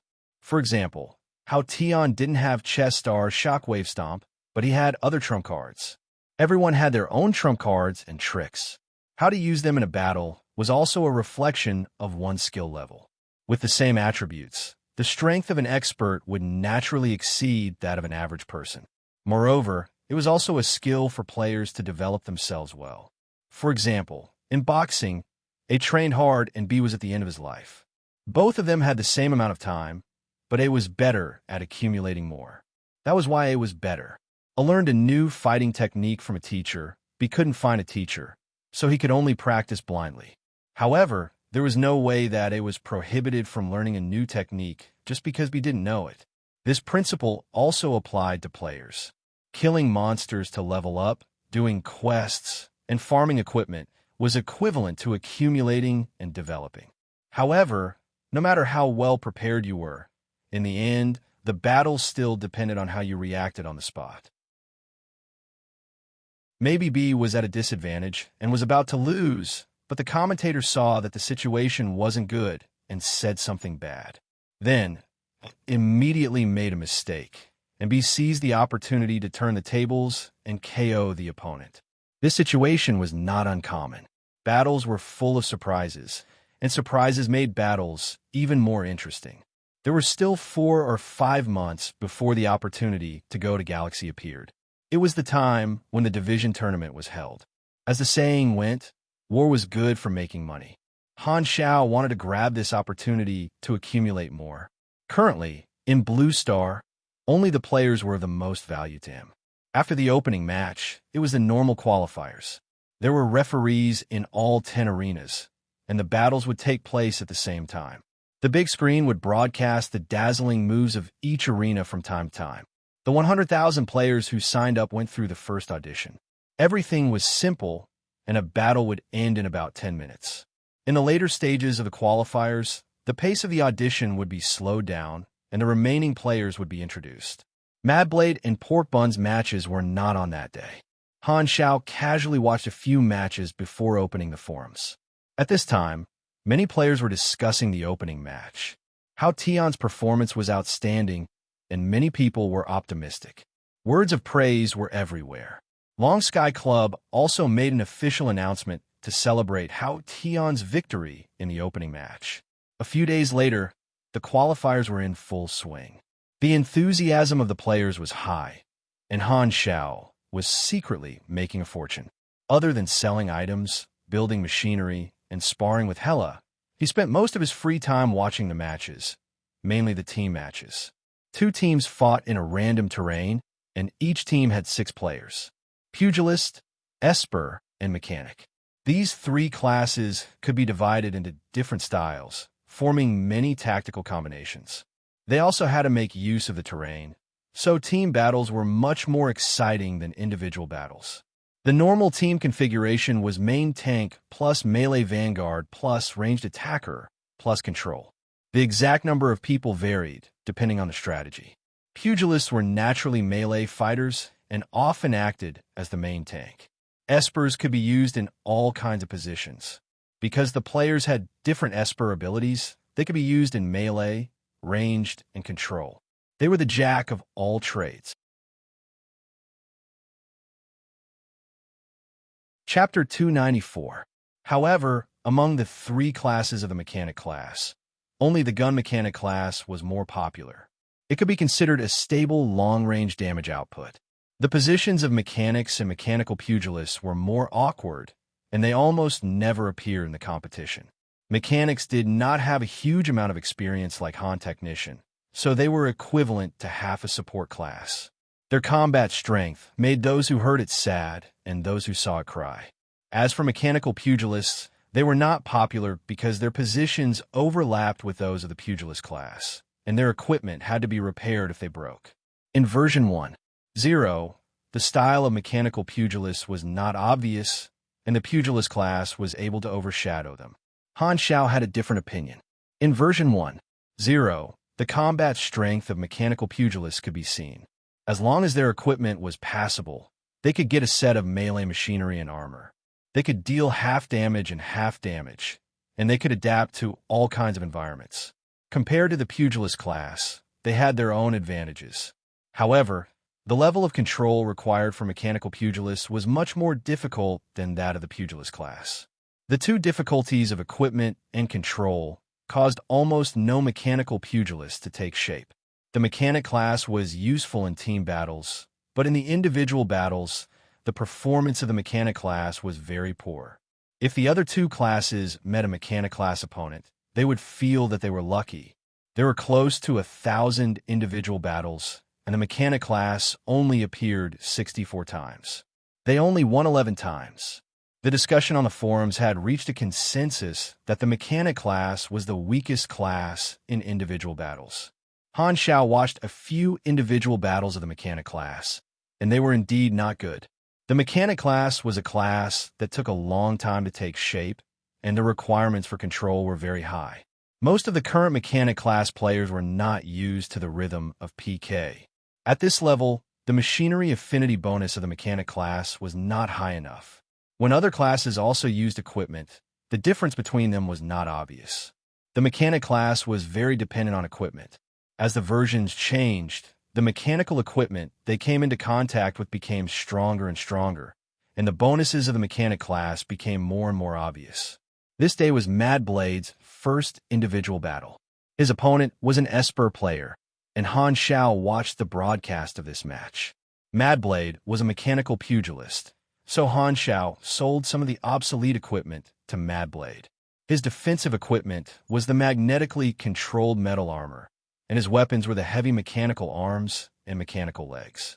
There were also some replacement mechanical equipment on his body. They were ferocious and gave off a cold glow, making him look like a heavily armored knight. His opponent's special ability was ice manipulation. With a wave of his hand, a layer of slippery ice covered the entire ring, slowing down Mad Blade's speed. At the same time, his own movement was enhanced. The psionics were kiting players. Equipped with equipment, they took out enhanced assault rifles from their backs and rained bullets on Mad Blade's armor, causing sparks to fly. Han Xiao nodded. Ice control has a slowing effect. Combined with long-range equipment, it's very suitable for kiting. Players could use equipment, and guns were very easy to buy. However, the other classes did not have machinery affinity, so they could only use the basic power of their equipment. The damage was not high. Mad Blade rolled on the ice to avoid the bullets. With the protection of his armor, the assault rifle's damage was limited. However, the psionics planned to use their speed advantage to slowly grind Mad Blade to death. The bullets hit the armor and suddenly stopped. The psionics player had emptied his magazine. Just as he was about to reload, Mad Blade took advantage of this opportunity. The mechanical sound of his legs activated, and he exploded with power, shattering a large part of the ice. Mad Blade leaped into the air and quickly approached the psionics player. The psionics player hurriedly threw away the assault rifle and took out the grenade launcher on his back. He raised his hand and fired, hitting Mad Blade in the air. Boom! A cloud of thick smoke surrounded by flames exploded in the air. The sound of metal sliding could be heard in the smoke, and a thin metal rope flew out and wrapped around the psionics player. The rope then quickly contracted, and the psionics player was pulled toward Mad Blade. Bang! The two of them rolled into a ball and fell on the stage. Close combat was Mad Blade's forte, and his performance was stable. He defeated his opponent with a few dazzling combos, using smoke to block the opponent's vision and then using the rope to reduce the opponent's chance of dodging. Han Xiao nodded. He saw more details. Mad Blade had a good grasp of the mechanical pugilist skills and combat style. He could be considered one of the best among the current mechanical pugilist players. There is no such thing as an unsolvable ability for the players. Every class had their own way of dealing with it. For example, in this battle, mechanical pugilists relied on their equipment to close the distance. Pugilists could use energy burst or movement skills. Espers also had their own ways of dealing with it. Mad Blade's victory did not cause much of a stir. He was just a small figure in the pro scene, and it was only the first round of the qualifiers. However, Han Xiao believed that Mad Blade had the ability to shock the world in the first season of the Pro League. He just did not know if his results would be better than in his previous life. Players from all walks of life displayed their skills in the qualifiers. Soon, 20 days had passed, and 80 to 90% of the huge base had been eliminated. Only the players who stood out were left. Frenzied Sword passed every round without any mishaps, and the attention on him gradually increased. There were very few mechanics left in the individual rounds, and as an unpopular mechanical pugilist, many people were very curious about Frenzied Sword, and the recordings of his battles were watched. Is this the combat style of a mechanical pugilist? Using so many pieces of equipment, it looks very complicated. Combos that use a lot of mechanical equipment look a little cool, but it looks very difficult. What's so good about that? It's just because they have good equipment. It's not fair to the pugilist class. If you have the ability, don't use your equipment. Let's see who wins. 666. This is the first time I've heard of a mechanic using their physical body to fight. There were all sorts of different opinions on the forums, but overall, Frenzied Sword was slowly gaining fame. In the individual competition between the pugilist and Esper classes, his mechanical pugilist was a different kind of firework. However, The fame that Mad Blade gained was not even a fraction of Hao Tion's fame. The Long Sky Club's performance in the qualifiers was like a pack of wolves and tigers. Hao Tion was extremely fierce in the individual competition, getting stronger and stronger. His team was also unstoppable in the team competition. Long Sky's Twin Stars and Flash Fried Rice could very well become the new troika after fried eggplants with fish. Other than the three core members, the other members of Long Sky were not weak, and their teamwork was very good. They were definitely a strong seed team. Hao Tion's style was fierce, and the atmosphere of the entire team was the same. In comparison, although the teams of some of the bigger clubs had remained until now, their styles were more stable, as if they were hiding their strength. They did not have the imposing aura of Long Sky. Be it the individual competition or the team competition, Long Sky was the most popular team in the Blue Star division. In the research of various programs, Long Sky was one of the teams that the players had the most hope of winning the championship. Port Bun's Streamer Courting Death team was eliminated in one round. Han Xiao watched the video of their match and was almost blinded. All 6 members were gunners, pure long-range players, and Conviction's firepower coverage. Then, they were randomly sent to a forest terrain that was not suitable for shooting. What was even more painful was that their opponent was a professional team from a foreign club. The outcome was self-explanatory. They died miserably.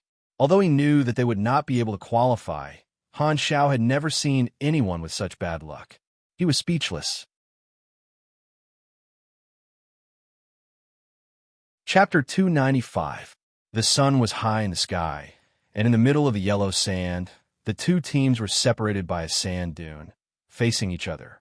The hot sand made the players of both teams sweat profusely, and they had entered the stamina drain status. Even if they did not move, their stamina was still decreasing. The desert terrain is too wide, and it's disadvantageous for us. We might lose. Lone Crane was very depressed. This was Frenzied Sword's Rivervale Club team. They were very lucky and did not meet any strong teams. Now was the last round of the qualifiers, and as long as they won, they would be able to advance. However, Rivervale's luck seemed to have run out this time. The random terrain was an open desert that was not conducive for their melee combat, and their opponents specialized in range combat. Lone Crane was very depressed, and because of him, the morale of his team members was low. Frenzied Sword frowned and said, "Don't be discouraged. The battle hasn't started yet, and it's not certain who will win yet." Lone Crane shook his head. "Our chances of winning are too small. You're the leader. Don't say things like that." Frenzied Sword was becoming more and more dissatisfied with Lone Crane's leadership.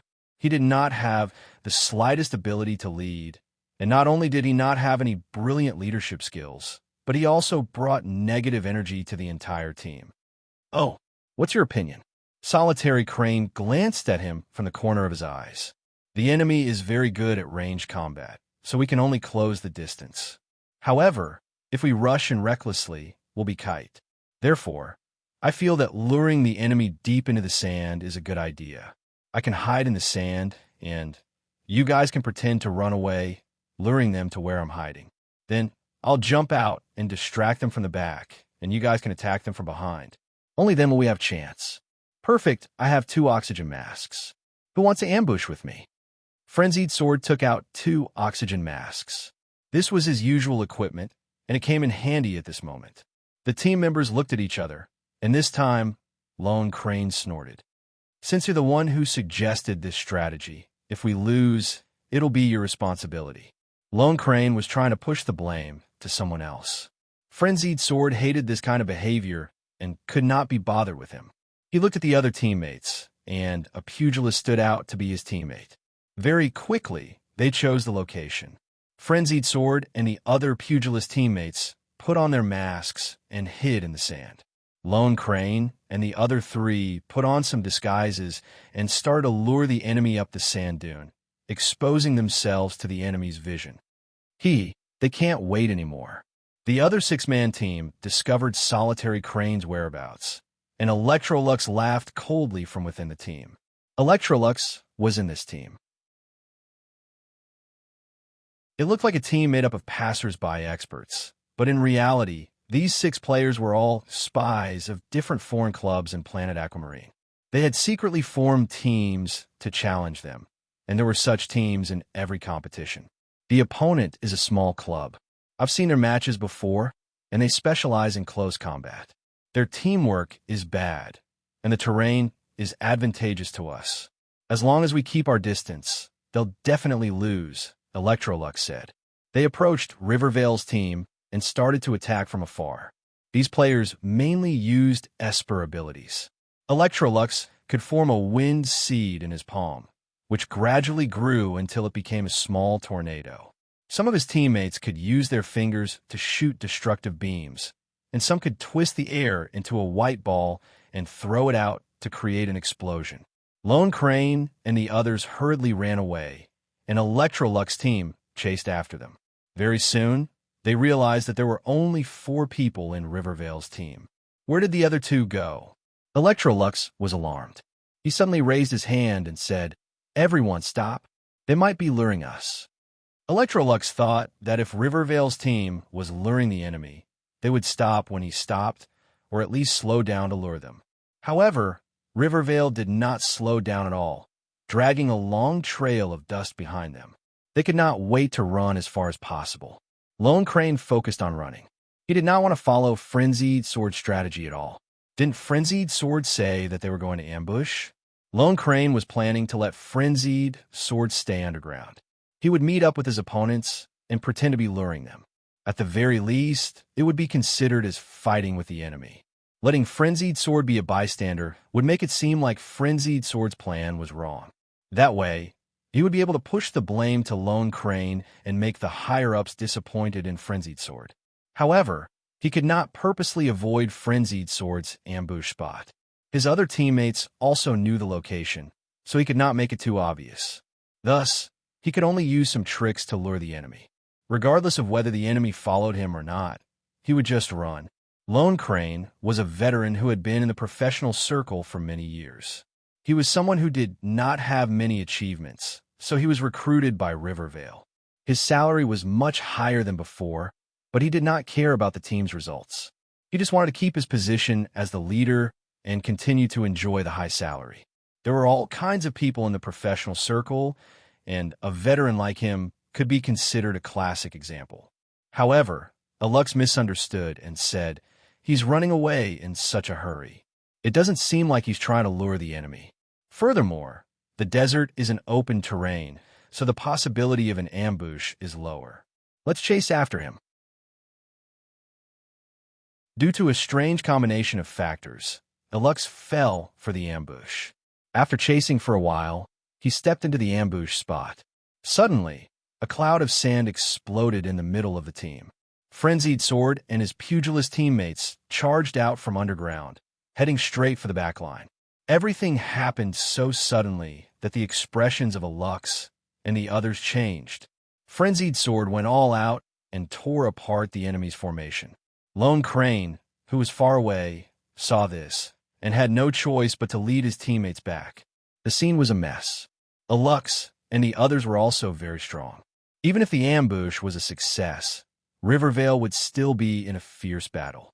Fortunately, Frenzied Sword performed well and killed 2 fragile espers, completing a double kill and securing the victory. As Alux fell to the ground with a face full of unwillingness, the surroundings finally quieted down. Only the sound of the wind blowing up the sand could be heard. Rivervale won. We won. Frenzied Sword waved his fist excitedly. We actually advanced. Lone Crane opened his mouth in disbelief. He had made it so obvious, but the enemy still fell for it. How could they be so cheeky? As the final round of the qualifiers ended, the list of qualifiers was released. The players in each division were excited, and the attention of the league rose once again. The qualifiers were just an appetizer. The main event was to fight for the qualification to advance and the start of the regular season. From here on, the competition would officially start. It would not be as rushed as the qualifiers, and every match would be watched by everyone. Out of thousands of teams and hundreds of thousands of players, the top 38 teams and top 62 individual battles were undoubtedly the focus of attention. Han Xiao looked through the list. The four biggest teams had all qualified, and the rest were mostly famous club teams, such as Fanatics, Nine Gates, Thunderstorm, and so on. There were also some clubs from other countries, and there were only 3 random teams. Rivervale was in the list of qualifiers. Han Xiao recalled that in his previous life, Rivervale did not qualify for the regular season, and the team that replaced them seemed to be a foreign team. As for the individual matches, Frenzied Sword made it into the regular season just like in his previous life, and he received more attention than in his previous life. There were only 4 mechanics who qualified for the individual matches, and they were all gunners. Frenzied Sword was the only mechanical pugilist, and he attracted a lot of attention. Furthermore, the recording of Rivervale's matches had been dug out. Frenzied Sword's performance could be said to be the mainstay of the team, turning the tide and leading Rivervale to advance. He had attracted a lot of fans. On the other hand, no one cared about the real leader, Lone Crane. In the eyes of the audience, he was just a random player. To them, Frenzied Sword was the core of Rivervale. Lone Crane was very jealous, but he could not replicate Frenzied Sword's performance. He could only watch as Frenzied Sword received all kinds of praises, feeling depressed. Frenzied Sword was indeed very talented in close combat, and his control was getting better and better. The Mechana players watched his duel recordings over and over again, learning from him. Some players dug up the previous posts and realized that Frenzied Sword was one of the 4 who triggered Black Phantom's hidden storyline. The quality of his equipment was very high, and the effects were very rich. Without a doubt, it came from Black Phantom. The players were very jealous and yearned for it. Han Xiao also shared in a wave of popularity. The results of the first step are even better than in my previous life. Han Xiao was very satisfied. He had not wasted his efforts on Frenzied Sword. A few days later, the secondary league also ended successfully. The champion and runner-up qualified to advance, making up for the 40 team seats in the regular season and the 64 people in the individual matches. The officials announced the group numbers for the regular season. All the players were evenly divided into groups A, B, C, and D, with 10 teams in each group and 16 players in each group in the individual matches. The regular season used a point system. The top 2 teams in each group would advance, and the top 4 teams in the individual matches would advance. The team list for the regular season on Planet Aquamarine caused an uproar among the players. Fried eggplants with Fish, Dynasty, and Long Sky. The 3 powerhouses were in Group A.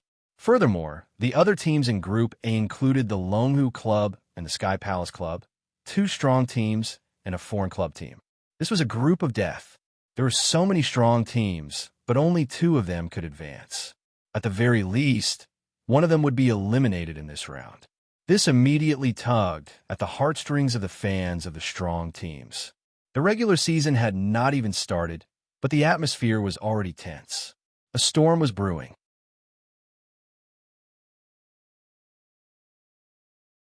Chapter 296. The scorching sun hung high in the sky, and in the middle of the yellow sand, the 2 teams faced each other with a sand dune between them. The scorching sand made the players on both sides sweat profusely, and they entered this stamina depletion state. Even if they did not move, their stamina points would slowly decrease. The desert is too open, and it's not good for us. We might lose. Lone Crane was very upset. This was Mad Blade's team from Rivervale. They were very lucky, as they didn't meet any strong teams. They were in the last round of the preliminaries, and they could advance as long as they won.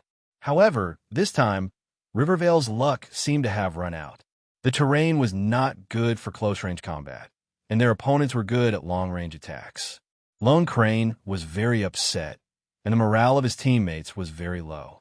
Mad Blade frowned and said, "Don't give up. The battle hasn't started yet. We don't know who will win yet." Lone Crane shook his head and said, "Our chance of winning is too small. You are the leader. Don't say that." Mad Blade was getting more and more dissatisfied with Lone Crane's leadership. He didn't have any leadership skills at all. Instead, he brought negative energy to the team. "Oh, what do you have in mind?" Lone Crane glanced at him. Our opponents are good at long-range attacks, so we can only close the distance. However, if we rush in recklessly, we will be kite. So, I think it's a good idea to lure our opponents deep into the sand. I can hide in the sand, and you guys can pretend to run away and lure them to my hiding spot. Then, I will jump out and hold their back. You guys can come back and attack them. That way, we'll have a chance. Good, I have 2 masks. Who wants to ambush with me? Mad Blade took out 2 oxygen masks. This was his usual equipment, and it could be put to good use. The team members looked at each other. Lone Crane snorted and said, "Since you're the one who suggested this strategy, it will be your responsibility if we lose." Lone Crane was trying to shift the blame to others. Mad Blade didn't like this kind of behavior, so he didn't want to talk to him. He looked at the other team members, and a pugilist stood out to be his partner. Soon, they chose a location. Mad Blade and his pugilist teammates put on their masks and hid in the sand. Lone Crane and the other 3 put on some camouflage and started to lure their opponents. They walked up the sand dune and exposed themselves to the enemy. They can't hold it in anymore. On the other side, the 6-man team discovered Lone Crane and the others. Alux smiled coldly. Electrolux was in this team. It looked like a team made up of random experts, but in reality, these 6 players were all spies from different foreign clubs in the Blue Star Division. They secretly formed a team to challenge them. There were such teams in every division. Our opponent is a small club. I've seen their matches. They're good at close combat, but their coordination is bad. The terrain is advantageous to us. As long as we keep our distance, they'll definitely lose, Alux said. They closed in on the Rivervale team, maintained a distance, and started to launch long-range attacks. These players mainly used their special abilities. Alux could generate a wind seed in his palm, which gradually grew bigger and turned into a small sand tornado. Some of his teammates could shoot out destructive light beams with their fingers, while others could twist the air into a white ball and throw it out to cause an explosion. Xing Duwei and the other 3 quickly ran away, while Alux's team chased after them. Very soon, they realized that there were only 4 people in the Rivervale team. Where did the other 2 go? Alux was alarmed. He suddenly raised his hand and said, "Everyone stop. They might be baiting us." Alux thought that if the Rivervale team was baiting them, they would stop when he stopped, or at least slow down to bait them. However, the Rivervale team did not slow down at all. They left a long trail of dust behind them, as if they wanted to run as far away as possible. Xing Duwei focused on running. He did not want to follow Mad Blade's strategy at all. Xing Duwei had a little plan. Didn't Mad Blade say that he was going to ambush them? He would just let him stay underground. He would meet with his opponents and pretend to bait them. At least, he would be able to fight with his opponents. He would let Mad Blade do nothing and make it seem like Mad Blade's plan was wrong. Then, he could push the blame to Mad Blade and make the higher-ups disappointed in Mad Blade. However, he could not purposely change the location of Mad Blade's ambush. The other teammates also knew the location, so he could not make it too obvious. Therefore, he decided to do something to bait the enemy. He would just keep running, regardless of whether his opponents followed him or not. Xing Duwei was a veteran who had been in the professional circle for many years. He did not have any achievements, so when he was recruited by Rivervale, his salary was much higher than before. However, he did not care about the results of his team. He only wanted to keep his position as the team leader and continue to enjoy the rich salary. There were all kinds of people in the professional circle, and a veteran like him was a typical example. However, Alux misunderstood him and said, "They are running so fast. It doesn't seem like they're trying to bait the enemy. Also, the desert is an open area, so the possibility of an ambush is low. Chase after them." Alux accidentally fell into the trap. After chasing for a while, he stepped on the ambush spot. Suddenly, a cloud of dust exploded in the middle of the team. Mad Blade and his pugilist teammates rushed out from the ground and headed straight for the back line. This happened so suddenly that Alux and the others were shocked. Mad Blade went all out and tore apart the enemy's formation. Xing Duwei, who was far away, saw this and had no choice but to rush back with his teammates. The situation was a mess. Alux and the others were also very strong. Even if the ambush was successful, Rivervale was still in a fierce battle. Luckily, Madblade performed well and killed 2 fragile espers. He completed a double kill and secured the victory. As Alux fell to the ground unwillingly, the surroundings finally quieted down. Only the sound of the wind blowing the yellow sand could be heard. Rivervale victory! We won! Madblade waved his fists in excitement. We actually made it! Xing Due opened his mouth in disbelief. He had made it so obvious, but the enemy still fell for it. How could they be so cheeky? After the last round of the qualifiers ended, the list of qualified players was announced. The players in every division were excited, and the attention of the Pro League increased again. The qualifiers were just an appetizer. The main event was the beginning of the regular season.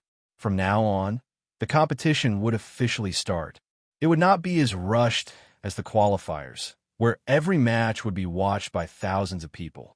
Among the thousands of teams and 100,000 players, the top 38 teams and the top 62 in the individual competition would undoubtedly attract a lot of attention. Han Xiao looked through the list. The 4 biggest clubs had all made it out. The rest were mostly famous clubs, such as Fanatics, Nine Gates, Thunderstorm, and so on. There were also some clubs from other countries. There were only 3 random teams. Rivervale was in the list of qualified players. Han Xiao recalled that in his previous life, Rivervale did not qualify for the regular season. The team that replaced them seemed to be a foreign team. In the singles, Frenzied Sword had made it into the regular season, just like in Han Xiao's previous life. Furthermore, he had received even more attention than in his previous life. There were only 4 mechanics who had made it into the singles, and all of them were gun mechanics. Frenzied Sword was the only mechanical pugilist, and he had attracted a lot of attention. Furthermore, Frenzied Sword's performance in Rivervale's match had been dug out. His performance could be said to be the cornerstone of Rivervale, turning the tide and leading Rivervale into the next round. He had attracted a huge number of fans. On the other hand, no one cared about the real leader, Lone Crane. In the eyes of the audience, he was just a passerby. To them, Frenzied Sword was the real core of Rivervale. Xing Due was very jealous, but he could not do what Madblade did. He could only watch Madblade receive all kinds of praise. Madblade was indeed very talented in close combat, and his performance was getting better and better. The mechanic players watched his solo battles over and over again to learn his techniques. Some players looked at the past posts and found that Madblade was one of the 4 people who triggered Black Phantom's hidden quest. The quality of his equipment was very high, and the effects were very rich. It was no doubt that it was made by Black Phantom. The players were very jealous and wanted to get their hands on him. Han Xiao also shared some of the popularity. The result of the first step is even better than in my previous life. Han Xiao was very satisfied. He did not love Madblade for nothing. A few days later, the secondary league also ended smoothly. The champion and the runner-up qualified for the next round, making up for the 40 team spots and the 64 players in the singles. The official announcement of the group lottery for the regular season was made. All the players were divided into 4 groups, A, B, C, and D. There were 10 teams in each group and 16 players in each group for the singles. The regular season used a point system, and the teams would fight in a cycle. The top 2 teams in each group would qualify for the next round, and the top 4 teams in each group would qualify for the next round. The names of the teams in the Blue Star division caused an uproar among the players. Spicy Eggplants with Fish, Dynasty, and Long Sky were all in Group A. The other teams in Group A included Longhu Club, Tiangong Club, and a foreign club team. It was truly a group of death. With so many strong teams, only 2 would qualify. At least one of the strong teams would be eliminated in this round, and it tugged at the heartstrings of the fans of the strong teams. The regular season had not even started, but the atmosphere was already very tense.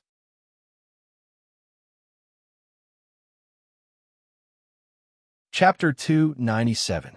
Galaxy Times objectively analyzed the groupings. Group A had the most intense competition, and they felt that Long Sky, who was the focus of everyone's attention, would most likely fail this time. Although Hao Tian was very strong, the other teams had to preserve their strength and give it their all in order to advance. In such a situation, Long Sky might be too strong. The fans of the strong teams in Group A did not buy it, especially the fans of the three biggest clubs. They felt that there was some underhanded manipulation going on and started to argue on the forums. However, their reasons were not convincing. Most of the neutral viewers felt that if the four biggest clubs were evenly split into each group, it would be more like some underhanded manipulation. Of course, this reasoning was not enough to calm the crazy fans down. The topic on the forums continued to rise, and after the qualifiers, the preseason began. The results of the preseason matches were not included in the points. They were only used to let each team have a simple understanding of their opponents in the same group. It was used as a warm-up to collect information on their opponents and to mislead their opponents. Compared to the official matches, the warm-up matches were much more relaxed. None of the teams felt any pressure, and all kinds of brilliant moves were made. The viewers especially loved to watch the unofficial matches. The mistakes and amazing moves of the various teams were made into funny and hot-blooded videos, and Pork Bun also followed the trend and made a few episodes. After the playoffs, there would be a break period for the teams to rest and reorganize.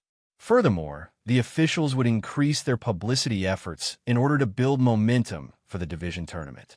The overwhelming publicity attack would raise the expectations of the players. When the regular season officially began, it was already June in the Galaxy calendar. During this period, Han Xiao had been farming experience for the players in the sanctuary. Other than that, there were not many important things to do. He had reached the third round of the hidden main storyline, and all the requirements had been completed. However, he could not contact Hannes and the others, so he could not complete the mission. It was Han Xiao's first time coming into contact with this hidden main storyline, so he did not know the exact process. He used the Darknet's power to search for Hannes, but he still could not find him. This was why he felt that something was wrong. The Darknet was one of the biggest organizations in Blue Star, and even they could not find him. It was basically certain that Hannes and the others were missing. After some investigation, he found that Hannes was last seen in a barren desert called the Samar Desert. This name sounds familiar. Han Xiao frowned. Right, I went to this desert when I was doing a bounty mission. The elementary strength in life, molding ability was obtained there. It was the ruins of an old country, and there were still survivors looking for the so-called magic ruins. Even though Han Xiao and Hannes did not talk much, Hannes was the one who dealt with the hidden main storyline quest. When he was in Andria, he had risked his life to come and rescue him. Whether it was for personal or public reasons, Han Xiao would not sit by and watch him go missing. Bennett had the same thought. When the regular season began, Han Xiao left the sanctuary and went to the Samar Desert with Bennett. Under the scorching sun, the hot air rose from the desert. Through the barbed wire of the dark net stronghold, one could see the boundless sea of sand. The last time Hannes appeared was a month ago. He was replenishing his supplies at this stronghold before entering the Samar Desert. He never returned. The person in charge of the stronghold reported the situation to Han Xiao and Bennett. He took out the supply distribution record to prove that what he said was true. I have sent out a fleet to look for them, but it is difficult to keep track of them from a month ago in the desert. The result is not good, Bennett said. Han Xiao narrowed his eyes. Can you say something more constructive? Bennett said helplessly. We can't get through to the phone or the computer. All contact methods have been cut off. This is the only clue. This kind of search was like looking for a needle in a haystack. Han Xiao shook his head. This kind of search is a waste of time, but there is no better way now. I hope we can find something. There were many secrets hidden in the Samar Desert. Hannes might have met with a special situation this time. Han Xiao thought about the rumors of the abandoned Felonia base and the magic ruins. A guess suddenly formed in his mind. Hannes might have met with a mishap. Bennett sighed. Han Xiao did not comment. In his previous life, Bennett had built tombstones for Hannes and the others. However, he felt that it was different this time. If the person who issued the mission died, the hidden main mission would definitely fail. But now, they were only stuck at the third round. Han Xiao felt that Hannes and the others were still alive. Maybe this was a necessary part of the mission. Since the mission was stuck, he could only wait patiently. Maybe time would bring about a change. Although Han Xiao was quite curious about the final result of this hidden main storyline, judging purely from the perspective of profit, this mission reward was actually not that attractive to him. Now that the great mechanic Han was extremely wealthy, the little bit of experience from the mission reward was just a hair on a bull. After assigning the mission to their subordinates, the two took the plane back. On the plane, Bennett suddenly said, "I heard that there are more and more inhumans in your sanctuary. You have to watch them closely. Don't let them cause any trouble." Han Xiao raised his eyebrows. "What are you trying to say?" "The origin of the inhumans is strange. Their behavior is strange, and their numbers are increasing." Bennett's face was serious. "They are a potential threat. If so many inhumans work together, the world will be in a bloodbath again. We can't afford another war. I heard that the 6 nations have already contacted the galactic civilizations. Those aliens will send a team to investigate the inhumans." "I know." Han Xiao smiled and patted Bennett's shoulder. Not only did he know that Ghidorah would send people to Blue Star, but he also knew the exact time the spaceship would arrive. This was what the Destiny's Child card showed him. The spaceship sent by Ghidorah was one of the opportunities for him to travel to the galaxy. It would arrive in a month's time.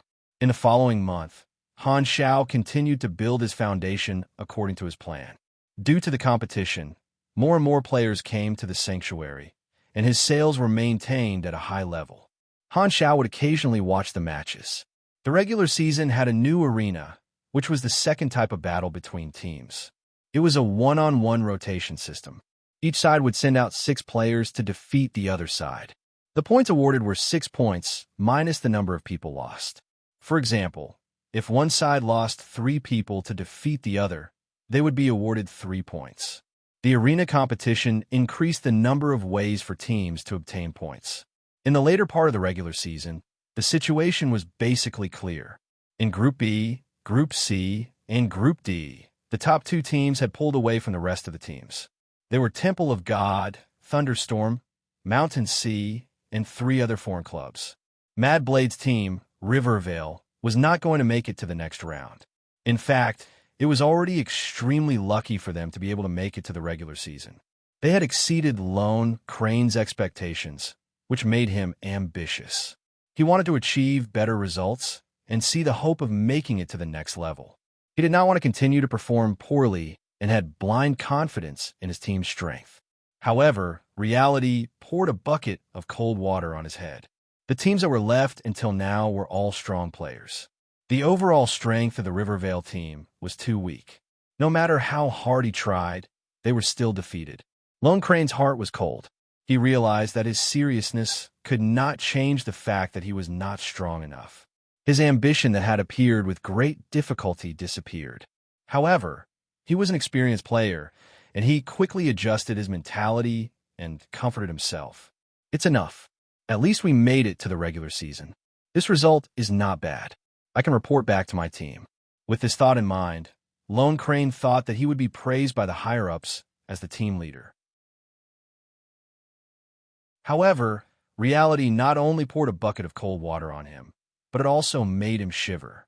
Rivervale officially announced that Mad Blade would be the team leader and the core of the team in the future. This directly took away Lone Crane's position. Before Lone Crane could digest this fact, the higher-ups of the team sent him a request to terminate his contract. This made him completely panic. The higher-ups of the club were not blind. Mad Blade's results were obvious to all. He had made it to the top 3 in the singles competition and successfully made it to the finals of the division. He was the only mechanic left in the Blue Star singles competition. He was even called China's #1 mechanic pugilist by his fans. Of course, the higher-ups of Rivervale spent a lot of effort to nurture a player with such potential. This was only the first season of the Pro League. There would be more opportunities in the future to nurture Mad Blade and make him the pillar of the club. They were preparing to build a new team around Mad Blade. Lone Crane, who did not have any results and did not have a good attitude, was directly kicked out of the team. Frenzied Sword originally did not like the Rivervale team, but the higher-ups wanted to make him the core of a new team. This was a treatment that many famous players did not receive. Frenzied Sword was overwhelmed by the favor, and his resentment was swept away. He was extremely moved. Once a player had a good performance, they would be able to see through him and his career would soar. Madblade could be considered half a star player now.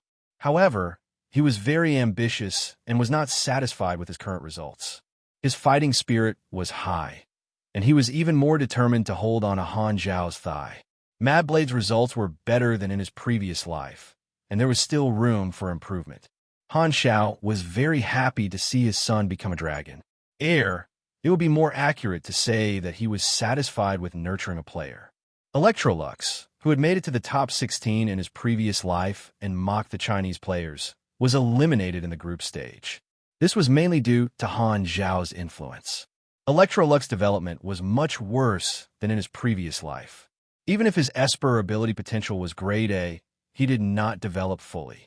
Looking at the entire Blue Star division, only Group A of the team competition was not clear. This was truly a group of death.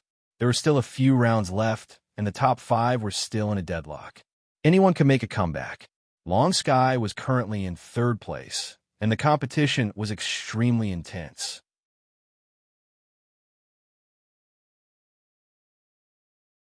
Chapter 298. In the group stages, Long Sky's momentum was suppressed by Dynasty and fried eggplants with Fish Time and Time Again. Being highly anticipated was a double-edged sword. When Long Sky's performance was not satisfactory, the media's comments were all negative, and they were not optimistic about whether Long Sky could make it out of the group stages. As a veteran team, Long Sky's ability to withstand pressure was very strong. The last few matches of Group A had reached a new high, but in the match against Dynasty, King Admiral had defeated 4 of them in one go. Dynasty had steadily climbed to the top of the group and was basically guaranteed to advance. Now, there was only one spot left, and Long Sky's points dropped to 4th. Amidst the negative comments, the last round began. Long Sky's opponent was Fried Eggplants with Fish, who was in 2nd place. The difference in points between the two teams was very high, and if they wanted to replace them, they would have to crush Fried Eggplants with Fish with absolute advantage. However, Fried Eggplants with Fish was also a powerhouse team, and Long Sky clearly did not stand chance. However, Long Sky, who the audience thought was done for, turned the tables around. How Tion and the rest of the team seemed to be on steroids and fought a perfect team battle, crushing Fried Eggplants with Fish. In the group stages, Long Sky could be said to have 0 mistakes, crushing Fried Eggplants with Fish to the ground. The 3 chariots, Dancing Fish Dragon, Fragrant Bear, and Sun Eggplant, were all stunned by Long Sky's explosive moves. On the broadcast screen of the match, the bullet screen was in a state of frenzy every minute and every second, densely packed and surging like the sea. The fans of both sides were nervous, and every time there was a critical turn, it would cause the audience to cry out in alarm. Long Sky's points increased tremendously, and they shared the points with Fried Eggplants with Fish. In the end, Long Sky surpassed Fried Eggplants with Fish in 2nd place. Long Sky's shocking comeback. Fried Eggplants with Fish lost miserably. Long Sky's momentum is as high as the rainbow. Finger Sword champion. Fried Eggplants with Fish is eliminated. The radiance of the powerhouses is gone. Group A's qualifiers have been decided. Dynasty and Long Sky enter the finals. Long Sky turned the tables around, and the forums exploded. Long Sky's fans were so excited that it was as if they were celebrating the new year.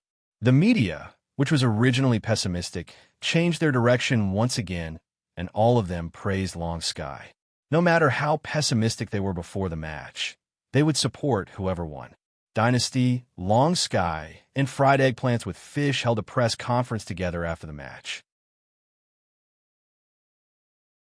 The reporters first congratulated Dynasty and Long Sky for making it to the next round, and the spokespersons of these 2 powerhouses spoke with confidence and assurance. They said a series of polite words, which are mostly about performing well, thanking the audience for their support, and so on. Finally, the reporter turned to fried eggplants with fish and asked, "You were eliminated and did not make it to the finals. What do you think?" This is not a good result, and it is not in line with our expectations. In the competition, we made many mistakes, and we should have been able to do better. Long Sky is a very strong team, and their strength speaks for itself, the spokesperson for fried eggplants with fish said with a heavy expression. This was a prepared speech. First, they would admit that they did not perform well, make a self-reflection, and apologize to the fans. This was the standard procedure, and the reporters were patient. They did not even bother to write a record. Suddenly, the team leader, Sun Eggplant, stood up. Although he was the last in the nickname Fried Eggplants with Fish, he was the leader of the trio. Sun Eggplant grabbed the microphone from the spokesperson and interrupted the speech. Facing the confused gazes of the crowd, he stared at Long Sky and said in a deep voice, "I don't want to say bullsh asterisk T like I tried my best. The truth is I lost, and I am not satisfied. I will win next time. How Tion? We are both in the top 16 of the individual competition. If you meet me, you could just wait to be eliminated." How Tion was very stubborn. "You can't beat me this time, and it will be the same next time." The two stared at each other and did not give in. Only such a heated conversation would be interesting. The reporters were excited and hurriedly recorded it. The people from Dynasty looked at them from the side. The first place in their group had become a foil. Second Prince clenched his fist and said in dissatisfaction, "The reporters are not interviewing us. I might as well go and challenge." King Admiral's eyelids were drooping, and he seemed to be dozing off. Hearing this, he casually slapped the back of Second Prince's head and said, "Don't join in the fun."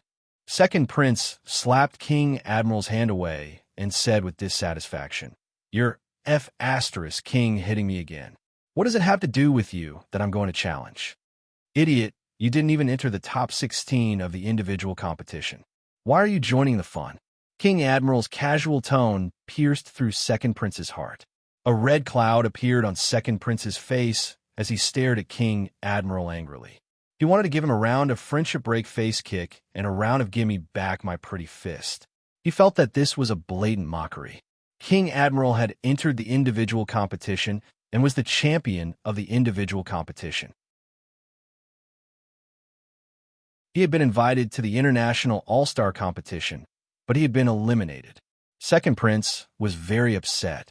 At the same time, Temple of God was also holding a press conference. Temple of God was very lucky, and they were placed in a weaker group. Since they had the highest points, they were also invited to the All-Star competition. Li Ge spoke eloquently at the press conference, saying that they would definitely win glory for the country in international competitions, win glory, represent China, and win back trophies and so on. Temple of God considered themselves as the leader of the top teams, and Li Ge had always walked the path of representing China. Although he was the second Chinese player in the international competition, King Admiral was very low profile and had a sloppy image. On the other hand, Li Ge was handsome and strong, so he was very popular and had a lot of fans. His fans were more female, while King Admiral's fans were mostly burly men.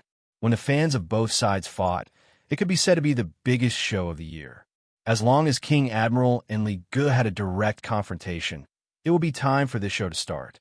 The teams and players that had made it out of the regular season all held press conferences. There were all kinds of attitudes. Some said that they would be the champions, while others kept a low profile. At this point, the list for the division finals was out. Top 8, China's 5 teams, Dynasty, Long Sky, Temple of God, Thunderstorm, and 9 Gates. 3 foreign teams, Son of Wind, Raging Beast, and Orange Gold. Top 16, King Admiral, Sun Eggplant, Hao Tian, Li Ge, Madblade, Rainy Kim. Looking at this list, Han Xiao smiled. He smiled like an old farmer who had a good harvest. Haha, quite a few of them were famous players from my previous life. Han Xiao smiled. There was another reason why he was paying attention to the competition. To him, the Pro League was a chance to find experts. Those who were able to enter the finals of the Planet Aquamarine division were all talents, and they were also good with words. The great mechanic Han was prepared to bring a portion of the strong players into the galaxy. This time, he would not only bring a few people, but also a large group of players to be his fighters. They would not die and could be revived. Players were very useful helpers. Although they were a little weak, there was room for improvement in the future versions. Although robots could be used as cannon fodder, robots cost money. Players were free. Han Xiao planned to train a group of people. He had to start from the very beginning. He already had an idea. Build his own faction. In version 0, the players did not have a channel to go into the galaxy. If he could provide this channel, even the pro players would go crazy. Although Han Xiao's mission quota was not small, it was not a lot after splitting it. This limited the number of players he could train. However, going into the galaxy would give the players the opportunity to come into contact with the wider world. There would be endless missions, which was very attractive to the players. It was even more attractive than himself, thus breaking free from the limit of the mission quota. The players going into the galaxy first was equivalent to seizing the opportunity. No one would not be envious of this opportunity. At the same time, he would be able to increase his sense of presence and create a huge piece of news. The selected players would automatically gather around him to develop a sense of identity. Han Xiao already had a blueprint for the specific operation. However, how many players he could bring would depend on the situation. In the secret base, Han Xiao got up from the sofa, went to the equipment warehouse, and entered the password. A metal wall folded open, revealing a transparent glass cylinder filled with a gel solution. Inside was the Amphiptera mechanical suit that had never been used before. It's about time to go.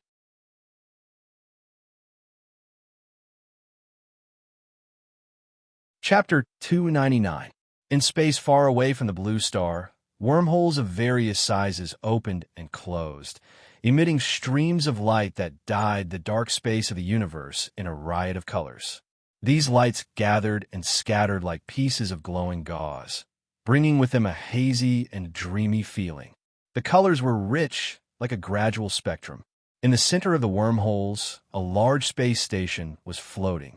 Its specific shape was like 3 skyscrapers stacked together horizontally. There were all kinds of towers extending from the sides and the top. Some were signal towers, some were space stabilizers, and some were weapon and escort hangars. At the bottom of the space station was a huge white metal sphere. A dark blue ring surrounded the sphere from afar, like the ring of a planet. This was the reactor and power source of the space station, as well as providing gravity to the space station. The structure of the space station was complex and precise, filled with the beauty of technology. The windows of the buildings were spaceports for spaceships to dock. Without a frame of reference, it was difficult to have a clear understanding of the size of the space station. A spaceport could dock spaceships that were hundreds of meters long, and this space station had tens of thousands of spaceports, like a man-made mountain range. U-Barely Hub, the transportation hub of the Garden Star system. The surrounding wormholes were built by the various star system civilizations of the Colton Star Cluster. They used large amounts of resources in exchange for the help of more advanced civilizations to build stable stargates. They could quickly connect to the various star systems of the Colton Star Cluster and the star zones under them, greatly reducing the time spent on interstellar flight. The space station was constantly taking in and sending out a large number of spaceships, like a hive surrounded by bees. A small yellow and white spaceship entered one of the spaceports, entering the gravity zone from the zero-gravity space. The body of the spaceship shook slightly, and the bottom of the spaceship entered the orbit of the spaceport. It moved along the orbit for 3 minutes before entering the hangar. The interior of the hangar was blue and white. The materials were a combination of special alloys and macromolecules. After a few seconds, a synthetic female voice sounded in the hangar. Identity authorization confirmed. Permission granted to dock. Welcome, Ghidorah 741 Galactic Investigation Team, Captain Kurlod. Chi. The hatch opened, and the bridge extended out. A humanoid creature walked out. This was a male Ghidorah. His skin was pale gold, and his long white hair was combed into 7 braids at the back of his head. There was a golden ball-shaped accessory tied to the ends of the braids. His appearance was similar to that of a human, except that the distance between his facial features was slightly wider. His body structure was similar to that of a normal human. He had one head, 2 hands, 2 legs, and 1 root. He did not have any extra limbs, such as a tail. He was 2 meters tall, which was considered average by Godora standards. Kurlod belonged to the Godora Interstellar Investigation Bureau. He was the captain of the investigation team. Although he was a captain, he did not have any subordinates. He only had the standard equipment of a Godora investigator and a small spaceship that belonged to the government. The spaceship was about 30 meters long, and it was a single-person spaceship. Kurlod was the investigator who was sent to the Blue Star to investigate the Inhumans. Wow, pure-blood Godora. Such a proud race. It's rare to see such a rare sight. At the entrance of the hangar, a registrar wearing a space station uniform laughed. His appearance was similar to Kurlod's, but he was much shorter, and his skin was not as golden. He was a half-blood Godora mixed with another race. A subspecies. Kurlod glanced at the registrar with disdain. Godora valued the purity of their bloodline. This was the tradition of their race. They despised all mixed bloods and called them subspecies. The meaning was similar to bastards, and it was an insult. The registrar did not care. Hurry up and register. How long will you stay? Where are you going? Kurlod said, 2 days to refuel. Then we will head to Star Zone 9 to investigate a strange phenomenon in a low-level civilization. Star Zone 9? That's a barren and dangerous place. Looks like you've taken on a tough job. The registrar was very knowledgeable. It's just a low-level civilization making a fuss about nothing. They think it's an unexplainable phenomenon because their technology is outdated and they haven't seen the world. They can go back after a simple investigation. It won't take long. Kurlod raised his head and walked out of the hangar with pride. He headed to the resting area in the atrium of the space station. After the two left, the hangar door closed. After an unknown amount of time, a black, viscous liquid crawled out from the tracks of the spaceport. It wriggled as if it had a life of its own. The area of the viscous liquid was only about 1 square meter. The sticky liquid slowly crawled onto the spaceship of the observer, seeped into the gaps of the spaceship's armor, and disappeared. Blue Star, in a snowy mountain range in the northern continent, a black helicopter with the Darknet logo was parked on top of the mountain. Han Xiao crossed his arms and looked at the mountain range covered in clouds. The cold air kept drilling into his sleeves and collar. Han Xiao's body was very strong, so he did not feel anything. However, the pilot, wrapped in 3 layers of cotton clothes, was shivering. He asked with a trembling voice, Your Excellency, what are we doing here? Han Xiao looked at him in surprise. You new here? Haven't you learned the rule of don't ask questions? Why, yes. The pilot was so cold that his teeth were chattering. But we've been here for 4 days. Compared to the rule, I think it's more important to make sure that I'm mentally prepared to freeze to death here. Han Xiao was amused. What's your name? Huang Jian. I just finished pilot training last month. Han Xiao was amazed. Huang Jian, Huang Jian, Huang Jian, and Huang Jian. This name sounds very promising. You'll definitely become someone big in the future. What else could he do? Huang Jian felt bitter. He could only pretend that he did not hear it and asked, Your Excellency, how long do we have to stay here? 1 day at the shortest, half a month at the longest. Huang Jian's face twitched. Wasn't this a little too long? After thinking about it, Huang Jian gathered his courage and asked a question that violated the rule. What are you waiting for? Han Xiao glanced at him. You'll know when it comes. There were only 2 people on the plane. While they were waiting, they could chat with Huang Jian to relieve their boredom. However, most of the time, Han Xiao was watching the matches on the forums. The international all-star competition had started, and the champions of each country were competing. The players were extremely lively, and Han Xiao watched it as a way to pass the time. The players from the other regions were all famous teams from their respective countries, such as Devil from America, Rose Knight from England, Kimchi from Korea, Tula from France, and so on. Their positions in their respective countries were similar to Temple of God's position in China. Seeing these familiar teams from his previous life, Han Xiao finally remembered that the champions of the first season were Tulip from France. They were a very powerful club. The All-Star competition was a chance to show off. Players from each region would pay attention to it, and it was more than 10 times more popular than a single region. The champions of each country would compete with each other and show off their strength. They would praise their opponents before and after the competition. The atmosphere was harmonious. This was a chance for the champions of the regular season to show off their strength. Temple of God from the Blue Star region had attracted a wave of foreign fans. Their performance was not bad, and Li Ge was able to handle it with ease. After the All-Star competition, there was a 3-day break before the finals of each region. This time, it was a 1 versus 1, and it was a best-of-5 elimination system. Long Sky was quite lucky and met a slightly weaker foreign club. The powerhouses did not meet each other. In the individual competition, Hao Tian was not as lucky. They met Li Ge in the first round of the round of 16. Before the competition, Li Ge did not behave like himself and made a statement.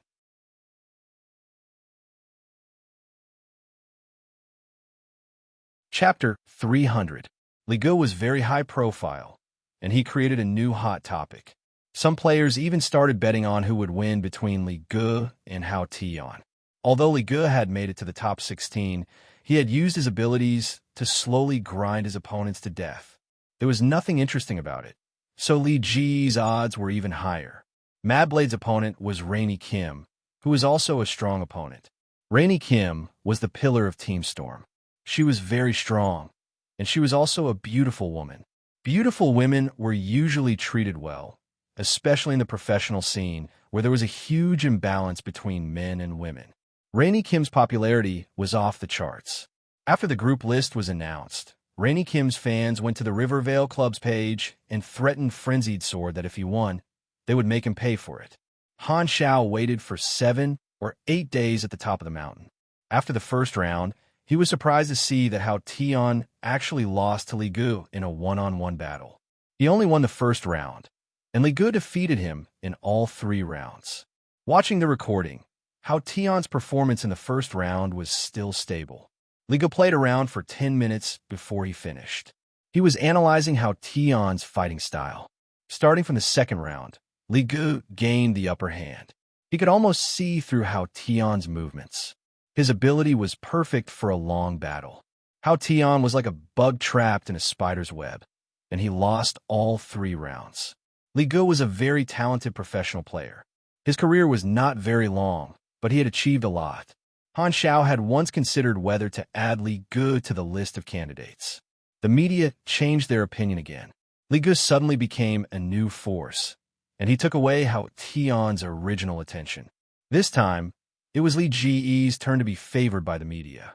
He made it to the top 8, and his next opponent was Mad Blade, who had barely defeated Rainy Kim to advance to the next round. Mad Blade had barely defeated Rainy Kim and made it into the top 8. It should have been a happy occasion, but Rainy Kim's hardcore fans were furious. His fans were hundreds of times more than Rainy Kim's, and their voices of support were drowned out by the waves of scolding. In the end, Rainy Kim begged them to stop. These people were still angry, as if they had been wronged. Rainy Kim had lost fair and square, but some things were unreasonable. She could not blame her fans, so she could only apologize to Mad Blade in private. They had known each other during the closed beta, so they could be considered half-acquaintances.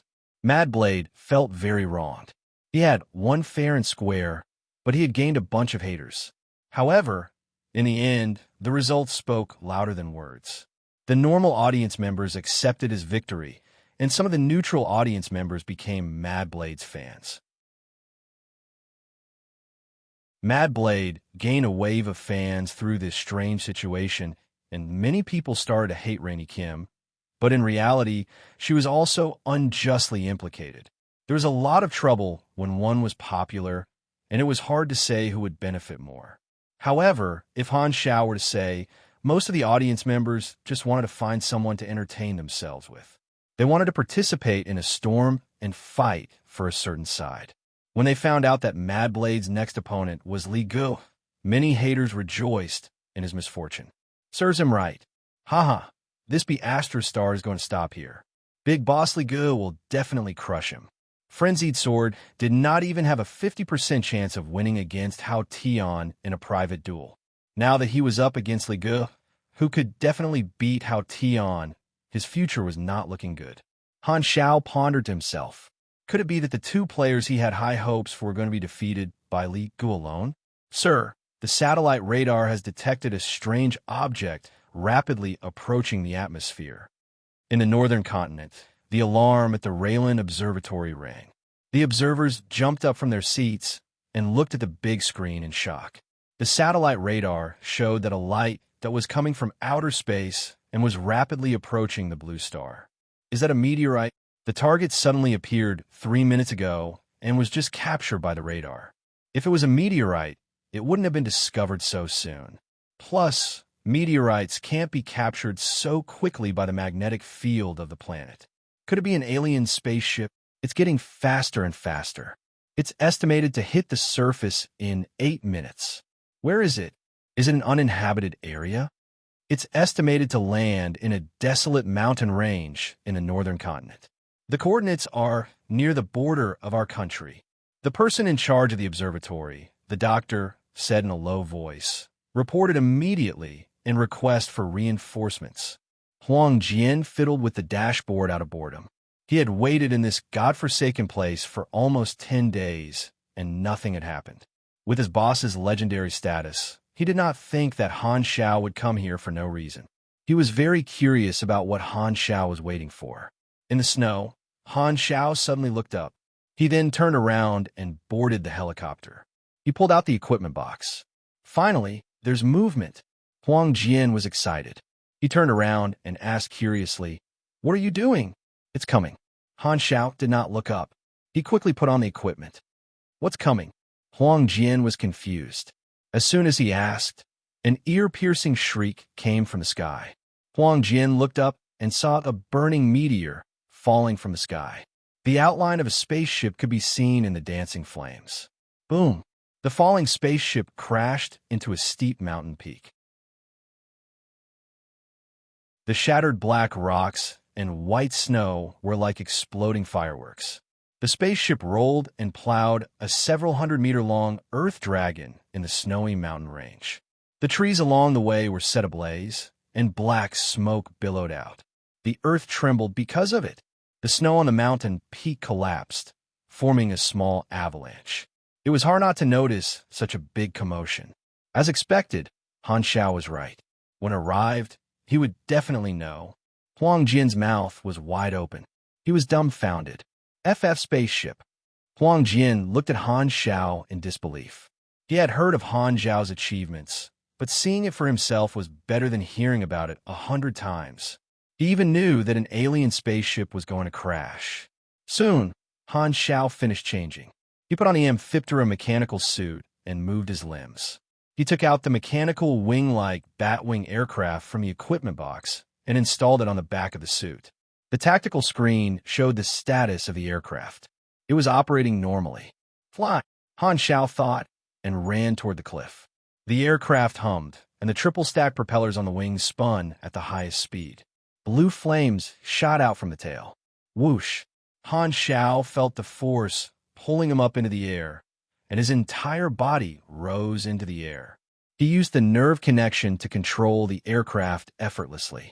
He quickly flew toward the crash site. The observer spaceship was stuck into the ground sideways, covering half of its body. The trees and soil around it were burning, but the exterior of the spaceship was basically undamaged. The energy shield protected the spaceship from disintegrating during the crash, but the impact of the landing had depleted the energy of the shield, and the engine was destroyed. Bang! The cabin door was pushed open. Kurlad held his head in pain and staggered out, muttering in Godora. Kurlad pressed on the golden bracelet on his right hand a few times. With the bracelet as the center, a battle suit that looked like ancient armor automatically appeared and covered his body. There was no helmet, but a translucent energy shield protected his face. This was the Godora Investigator battle suit. The Investigator had to travel to different planets. The battlesuit had life support systems and environmental analysis functions. A synthetic mechanical voice sounded. Database matched. Location, Star Zone 9, Blue Star. Gravity level, low current temperature, 3 degrees climate type, air composition, civilization level. Surface civilization danger level, low evaluation. Survivable Kurlad was a little dizzy. Check my body condition. Analyzing, analysis complete. 3 fractures detected, many soft tissue damage, mild concussion. Do you want to inject nano-repair fluid? Inject. Kurlad felt a cooling sensation on the back of his neck, and he felt much better. He immediately crawled back to the control room of the spaceship. He wanted to activate the mainframe to check the cause of the malfunction, but it showed that all the systems were damaged. Kurlad had no choice but to open the exterior armor of the spaceship and expose the internal structure. He tore open a bunch of pipes and pulled out a palm-sized metal box. The indicator light flashed blue, indicating that everything was normal. This was the intergalactic communicator. Of course, Kurlad's intergalactic communicator was not the same as the one from the Six Nations. According to the investigator rules, he needed to do 2 things.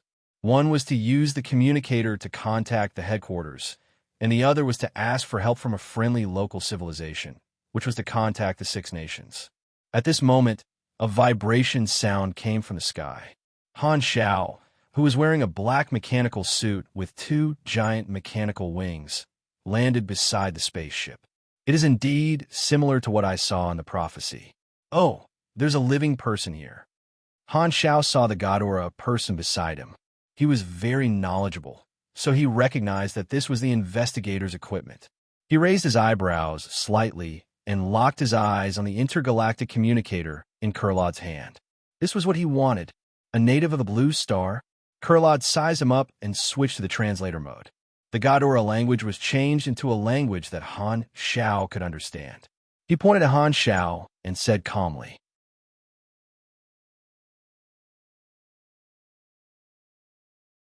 Chapter 301. In the foresight of Destiny's Child, there were no details of whether anyone survived. Han Xiao's original plan was to be the first to arrive at the crash site and steal the communicator. This thing was the key to leaving the planet, not the spaceship. However, the communicator was in the hands of the investigator, so his original plan was not going to work. He had to think of a way to deal with the investigator. Han Xiao thought to himself, rob or trick? Seeing that Han Xiao did not respond, Kurlad frowned and said, I'm asking you a question. Answer me. You're a guest from Ghidorah? Han Xiaoxin thought for a while and slowly approached Kurlad. The civilization of this planet is requesting help. I'm an investigator who was invited here. Who are you? Han Xiao approached within 10 meters and said, I'm an emissary from Blue Star. I'm here to welcome you. Very good. Bring me to see the highest leader of your civilization immediately. Kurlad was overjoyed. He thought for a while and suddenly said, Wait for a while. I need to inform my civilization to send someone to pick me up. No problem. Waiting is what I should do. Kurlad was satisfied with the treatment that Blue Star gave him, and he was even more satisfied with the attitude of the emissary. Just as he was about to activate the communicator, the moment he lowered his head, Han Xiao suddenly moved. The Batwing aircraft was activated instantly. Han Xiao was like a poisonous snake, kicking Kurlad away and snatching the communicator in the blink of an eye. Bang! The kick was so powerful that Kurlad flew away and broke 4 or 5 trees. Han Xiao put away the communicator and made up his mind. He decided to snatch the communicator first and take the initiative. There was no way he could stop Kurlad from contacting the Six Nations. That way, he would be exposed. More importantly, once Kurlad got in touch with the Six Nations, there would be no room for him to interfere. He would have to take the opportunity to steal it. Actually, there was another way. He could pretend that he was a person from an advanced civilization in Blue Star and ask to borrow the communicator. The best result would be that Ghidorah was willing to help, but the possibility was low. There was a higher chance that the Ghidorah people would be more vigilant. After all, knowing that the other party was not a native but a wanderer from a high-level civilization, their mentality would be different. the success rate of a sneak attack would be lower. Furthermore, the identity of an advanced civilization was not that useful. Godora was a star system civilization and had seen the world. Why would they help him? Even if Han Shao was willing to pay, Kurlad could directly contact the Six Nations and did not lack resources. The other party might not even bother to help and ignore him. In the worst-case scenario, the Godora people would turn against him. A wanderer who could not contact the civilization behind him would be at the mercy of others. With only a few seconds to think, Han Shao decided to be a bandit. Not only that, he had a new plan. The first step was to capture Kurlad and prevent him from contacting the Six Nations. On the other side, Kurlad slowly got up. He was not injured at all. The surface of his combat suit glowed with a golden light. This was the shield that came with the combat suit. His expression was cold. He reached out and took off the two small golden balls that were tied to the ends of his braids. Mechanical force flashed on his fingertips, and the small balls quickly expanded. They turned into a pale gold round shield and a dark gold long spear. They looked simple, but they gave off energy waves, indicating that they were not normal cold weapons. Native, you have made a big mistake. Turning the small golden balls into equipment was a common technique used by mechanics to compress equipment into small objects. Most advanced civilizations knew how to do it, but Godora's equipment was obviously more advanced. Kurlad was an LV-63 mechanical pugilist. Pure-blooded Godora people had racial advantages compared to normal humans. His attributes were not lower than Blue Star's LV-60 pugilist. He also had a full set of advanced equipment. His combat power was around 3,000 Ona, and he was a grade C super. Just from his combat power, he was stronger than all the LV-60 supers in Blue Star. However, he was not stronger than Han Shao. The battle started. Han Shao spread his wings, and the 4 machine guns on the aircraft opened fire. Kurlad raised his shield, and an even bigger round light shield appeared on the surface of the shield. Ding! Ding! The bullets were all deflected by the light shield. Kurlad roared and pointed his spear at Han Shao from afar. A series of cone-shaped golden light bullets shot out from the tip of the spear. Han Shao jumped up, and the light bullets brushed past him, leaving behind melted holes in the trees along the way, disappearing into the horizon. Godora's craftsmanship was a mix of technology and magic. This was not a purely technology-based energy weapon, but its power was still much higher than normal gunpowder weapons. One light bullet could take off 500 of Amphiptera's defense. The damage was very high. Han Shao flew up into the sky and used the Gauss sniper rifle to kite the enemy. However, the electromagnetic bullets were all blocked by the shield.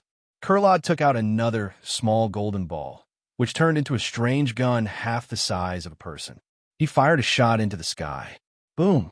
A hot beam of light shot out, and Han Shao quickly dodged it. Just the edge of the beam brushed past the mechanical suit, and his defense was reduced by 300. With advanced equipment, the advantage of being a mechanic was immediately displayed. Kurlad was supposed to be an enemy that could only be encountered in version 2.0, so he naturally felt that the damage was too high. Although investigators were not known for their combat abilities, Kurlad was an exception. He was very confident in his own abilities. Just with the equipment provided by the Investigation Bureau, he could easily crush these low-level civilizations. Kurlad had a sense of superiority as an emissary of an advanced civilization, so he did not take the Blue Star native seriously. He did not know why Han Shao attacked him, but a native dared to provoke him, which was no different from asking for death. He wanted to make Han Shao understand this. Han Shao was calm. It was not that he had never fought an enemy with better equipment. Although Kurlad's equipment was good and his attributes were not bad, he was just an elite. His skills and talents were very average. This should be my first time fighting a Black Star warrior. His long-range firepower is better than mine. Let's try close combat. With a thought, Han Shao dove down. 4 sonic spheres flew out and bombarded Kurlad with all kinds of sonic attacks. Kurlad's combat suit's shield rippled, and the damage output was very stable. Kurlad swung his spear and counterattacked. Han Xiao also had the hovering shield shuttles to form a basic shield and block the attack. Hum! The electromagnetic chain blade cut through Kurlad's shield like a butterfly cutting through flowers. Sparks flew everywhere. Boom! Boom! Boom! Powerful punches and kicks landed on Kurlad's body. The shield was shaking, and the amphipter mechanical suit was also damaged. Although close combat was the advantage of a mechanical pugilist, Han Zhao's skills and talents were constantly activated, so he was not weak at all. The two of them fought fiercely, and the battlefield gradually moved away from the spaceship crash site. The forest around them was a mess. Although the Ghidorah investigator had the advantage in terms of equipment and technology, Han Xiao had too many tricks up his sleeves. Kurlad was starting to get tired of dealing with him. Sonic Sphere. Pierce shot out another sonic wave. The shield flickered a few times before its energy was depleted and dimmed down. He's too hard to deal with. Kurlad felt that something was wrong. He made up his mind and used his shield to take the attack head-on. The shield was getting dimmer and dimmer. He took the opportunity to expand another golden sphere and turn it into a giant axe. This was the weapon with the most powerful one-shot damage among all of his weapons. He decided to end this battle. The axe flashed, and Kurlad swung it down. Boom! The ground cracked, and a few cracks appeared on the armor. His armor was depleted. Again, Kurlad roared and took a step back. His body flashed, and he obviously used a skill. He swung the axe right in front of Han Zhao's head. A sense of danger appeared between Han Zhao's eyebrows. The air pressure from the axe quickly fell. Great! Han Xiao was not shocked, but overjoyed. He immediately activated the skill that he had been preparing for a long time. Recoil Thorns. Dang! The axe spun and flew away. Kurlad fell to the ground with a thud. His hands were bleeding. Han Zhao's max level, Recoil Thorns, could reflect 50% of the melee damage. It broke through the shield and caused real damage. The sonic sphere attacked again. Kurlad was blown away, but his shield was still protecting him tenaciously. You're very strong. I didn't expect there to be such a strong person on this low-level planet. Kurlad breathed heavily and got up. He took out another 2 golden spheres and turned them into a long sword and a new shield. He was full of fighting spirit. But choosing me as your opponent is your biggest mistake. My equipment is way better than yours. You're a strong warrior. I'll give you a warrior's death. Han Xiao stopped and shook his head. You're so hard to deal with. I didn't want to use this skill. Before Kurlad could react, he was shocked to see Han Zhao's energy level increase crazily. A thick blue electric current surrounded the mechanical suit like a lightning python. The mechanical suit's energy core emitted a blinding light. At the same time, the shadow of a man wearing a black mask appeared behind him. Mechanical suit skill, Snake, Devil. Energy core overloaded, attributes doubled. All modules can be used at will. Duration, 2 to 7 minutes. Cooldown, 7 days. Character summon card, Germinal Organization Leader. Armor piercing combo. All attacks released in the next 8 seconds will be critical armor piercing, and the target's defense will be weakened by 24%. Duration, 5 minutes. Usage, 1/12 also Burning Will. Overload, mechanical force surged. Bang, bang, bang, bang.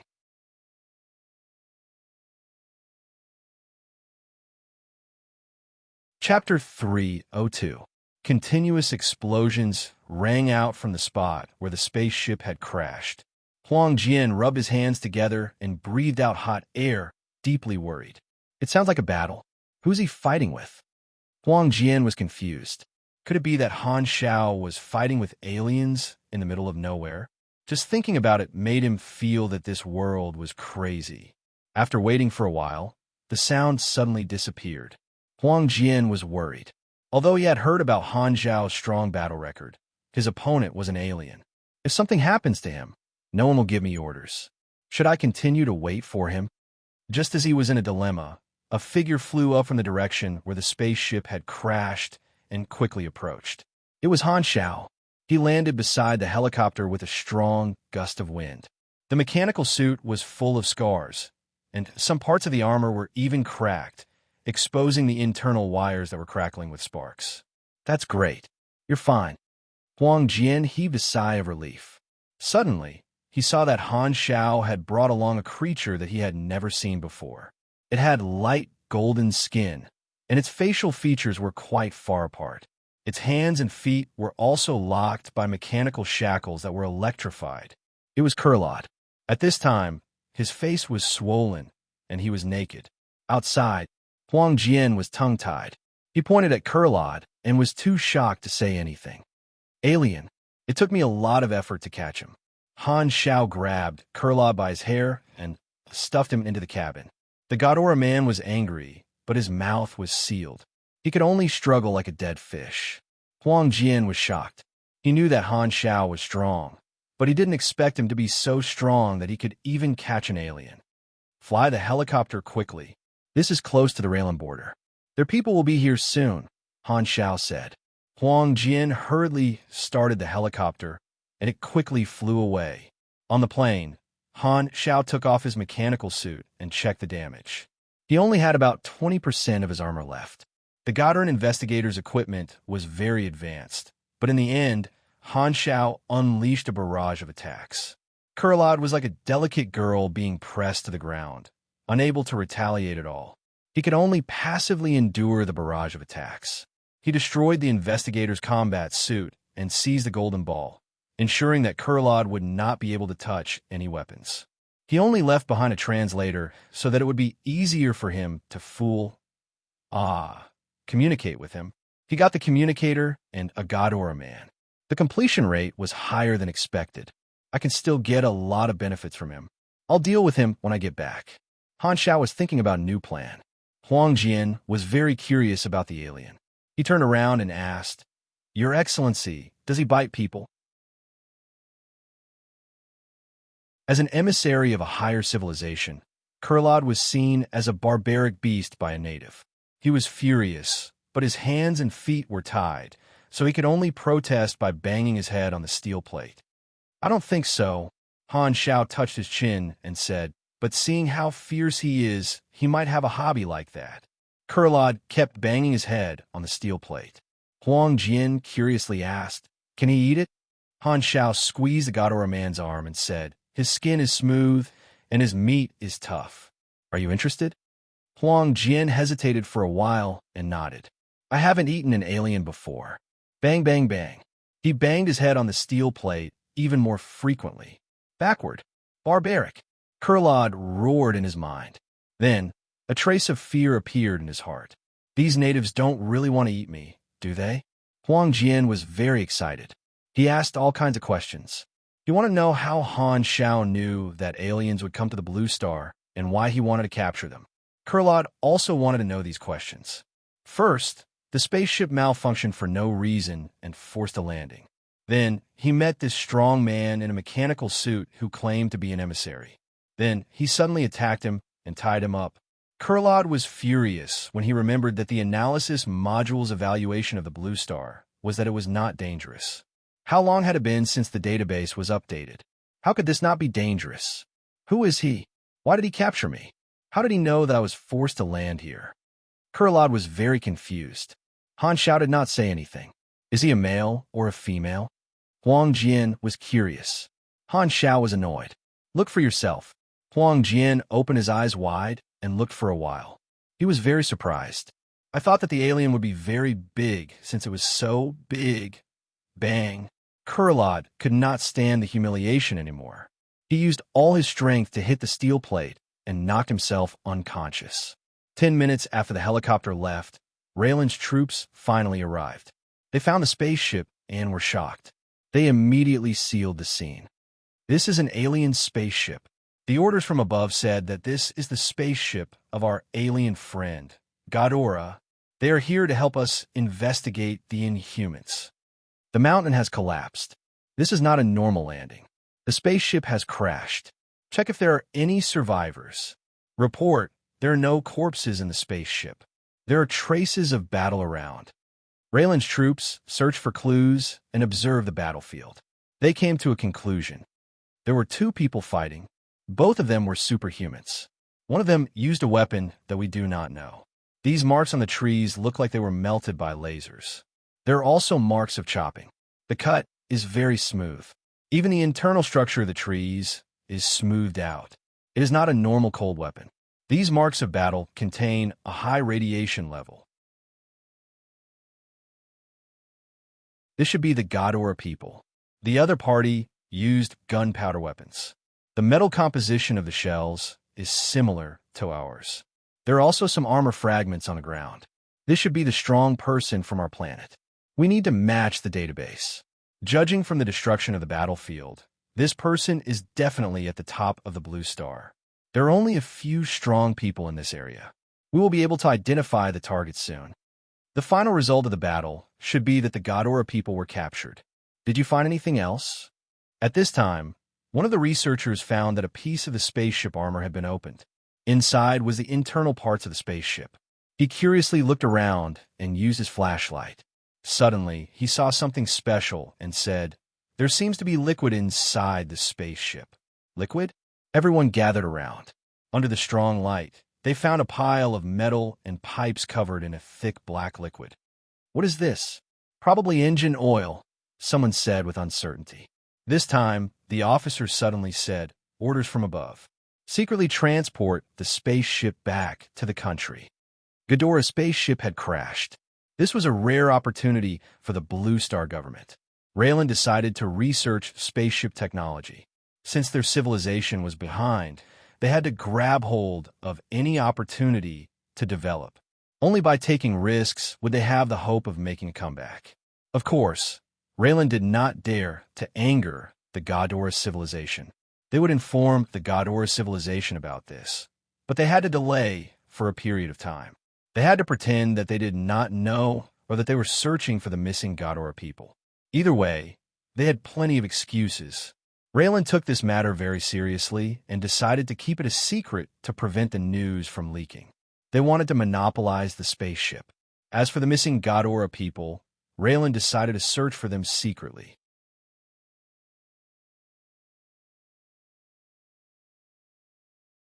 Chapter 303. After returning to the sanctuary, Han Shao locked Kurlod in the secret base and checked his loot. Godora's spear, super suitable type. High-density compressed cold weapon plus energy, evoking light, enchantment quality. Green basic stats, 247 to 255 melee attack, 294 to 381 ranged attack, 346 energy output requirements. LV50 and above 1,500 energy length, 7 meters weight. 37 pounds energy source. Level 3 magic rune origin. Godora's 7th military satellite. Chengwang Military Workshop. Assembly line number 248. Product code. PV1324 ability. Golden Stinger. Inject energy into the spear and activate the energy rune. Release a magic spike bullet at the tip of the spear. Each shot costs 5 energy. Cool down. 11 seconds every 20 shots. Additional effect. Magic affinity. Using mysterious gold as raw material plus 12% magic resistance. Additional effect. Portable compression. Compressed into a golden ball. Remarks. Godora crafted weapon. Using mysterious gold as raw material, blessed by light magic. At the same time, high-density material compression technology is added into it. A mixture of retro vibe and advanced technology. It is a mixture of technology and magic. It can be used in both close-range and long-range attacks. It is one of the most common weapons in the Godora civilization. These few golden balls were assembly line products, standard equipment for investigators. They were not made by Kurlod himself. He was a standard Black Star warrior. Mechanical pugilists were more inclined to fight, and their interface was filled with basic knowledge. The 7 golden balls were all a mixture of technology and magic. Their interface attack was 2 to 3 times higher than normal firearms. Together with the bonus from the mechanic class, the difference was even bigger. The standard equipment of advanced civilizations could be roughly divided into 2 types, the version suitable for ordinary people and the version suitable for supers. Powerful individuals could withstand weapons with stronger recoil and use the effect of energy. The version suitable for ordinary people was equivalent to the gray grade plus miscellaneous soldier model. Magic knowledge is not compatible with me. I can't reverse engineer the technology of these equipment. If it's the conventional path of pure machinery, then after the gunpowder gun is the stable electromagnetic gun. The attributes of the interface are about the same level. Han Xiao nodded. The power of the standard equipment was also an indirect reflection of civilization strength. Godora was a star system civilization, and according to the standards of the entire galaxy, it was neither high nor low. However, in the eyes of the people of Blue Star, those that could roam the galaxy were all advanced civilizations. If the players wanted to create mixed technology equipment, they would need the cooperation of different classes. The mechanic class would create the foundation, the mage class would give the blessing, and there would be many restrictions on the details and so on. This was the first batch of interstellar equipment that Han Xiao had obtained. His favorite was the gun that shot out the beam cannon. Its name was very magical. It was called Wrath of Garrett. It had a range of 600 meters and an astonishing 500 damage on the interface. It could temporarily replace the Gauss sniper rifle and become the best explosive weapon to complement Flaming Will. However, the most important thing for a mechanic was still the machines that they could build themselves. This was the true combat strength of a mechanic, and Han Xiao knew this very well. These new weapons could only be used as a transition. After putting away the equipment, Han Xiao took out the interstellar communicator. His face became serious. This was the key item. At this time, Kurlad, who was thrown in the corner, opened his eyes slightly and saw Han Xiao playing with the interstellar communicator. He looked at him coldly and mockingly. Although he had become a prisoner, Kurlad still had a sense of superiority. He was sure that this Blue Star native did not know how to use the communicator. In his eyes, Han Xiao was like a monkey that had gotten a new toy. An idea appeared in Kurlad's mind, and he became excited. He doesn't know how to use these things, so he will definitely ask me how to use them. Maybe I can trick him and make him help me send a distress signal to the headquarters. Kurlad felt that this plan was more and more feasible. He was excited and saw hope. At this time, Han Xiao opened the translucent crystal screen of the communicator and looked at the Godora language on the screen. He selected the option to change the language and changed it to Blue Star language. When Godora first came into contact with Blue Star, they entered the Blue Star language into their database. This was one of the things that they had to do when coming into contact with a new civilization. This way, they could analyze the language and make communication easier. The interstellar communicator was a necessary tool for interstellar travel. Every player in his previous life had used it, so Han Xiao was very familiar with how to use it. He could use it with his eyes closed. He skillfully opened the login interface of his personal account, turned around, and looked at the confused Kurlad. He said casually, "Kurlad, right? It's good that you're awake. Tell me your personal account. How do you know how to use the communicator and know about my personal account? Who are you?" Kurlad's eyes were filled with disbelief. He was shocked. How could a native know about these things? There was only one explanation. This person was definitely not a native. He was also from the galaxy. Thinking of this, Kurlad's sense of superiority disappeared. He was shocked. Originally, he had intended to use the name of Godora to threaten them, but this method was only effective against the natives. The galactic beings were not afraid of such an illusory threat. With the restriction of distance and the peace treaty, using the name of one civilization to threaten the other party would not work at all. Furthermore, he was just a small investigator, not a big shot. "Who am I?" Han Xiao curled his lips and said mysteriously, "We're in a hurry to meet, so let me formally introduce myself. My name is Han Xiao. As for the rest, you don't need to know." Kurlad was more and more sure of his guess. He felt that Han Xiao was very mysterious. When he looked into Han Xiao's eyes, it was as if he saw an abyss of fog. He suddenly realized something and said, "No. How do you know my name?" Han Xiao said slowly, "You're an investigator from Godora. You were ordered to come to Blue Star to investigate the so-called inhuman incident, but for some reason, your spaceship crashed. Are you a mind reader or a foreseer?" Kurlad was alert. He secretly activated his energy to protect his mind, but he did not find any signs of being invaded. "Guess," Han Xiao said jokingly. This attitude made Kurlad very angry, but he had to lower his head. He controlled his anger and asked, "Why did you attack me?" Han Xiao pointed at the communicator and said, "Don't worry, this is not personal. I don't have any animosity toward Ghidorah. I just want this thing." "You call this not having any animosity?" Kurlad angrily struggled against the electromagnetic lock on the mechanical chain. Han Xiao sat on the sofa, put his hands on his knees, leaned forward, and stared at the Ghidorah man with a threatening look. He said lightly, "If I had any animosity toward you, you would already be dead." Kurlad's face froze, and he said, "You just think that I'm still useful." "Correct answer, no reward." Han Xiao smiled.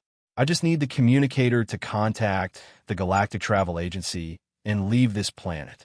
We're not enemies. Your spaceship crash has nothing to do with me. I attacked you just to make sure nothing goes wrong. Plus, I know how arrogant Ghidorah people are. I'll beat you up first before we talk. Now, I have a deal to discuss with you." But you don't have the right to reject it." Kurlad clenched his teeth. "Speak. I need to borrow money from your personal account. If you're willing to cooperate, I can let you go and take you with me. You can go home whenever you want." Kurlad was surprised. "You're willing to let me go? Why not?" Han Xiao could not help but laugh. "I have no enmity with Ghidorah, and I only want to rob them of their wealth and not their lives. I also did not hurt you that much, right? Or is it because you were defeated by me that you feel resentful and want to take revenge?" Kurlad thought about it carefully. Indeed, Han Xiao's direct conflict with him was just a fight. Losing was one thing, but Han Xiao did not hurt him severely and even gave him a chance to go home. Ghidorah had an ancient tradition of worshipping the strong. Plus, he was an investigator, so fighting was nothing to him. Although he was still a little depressed, Kurlad's anger slowly calmed down.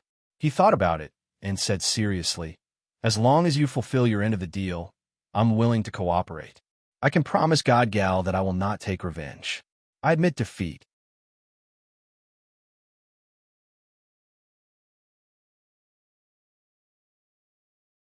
Chapter 304.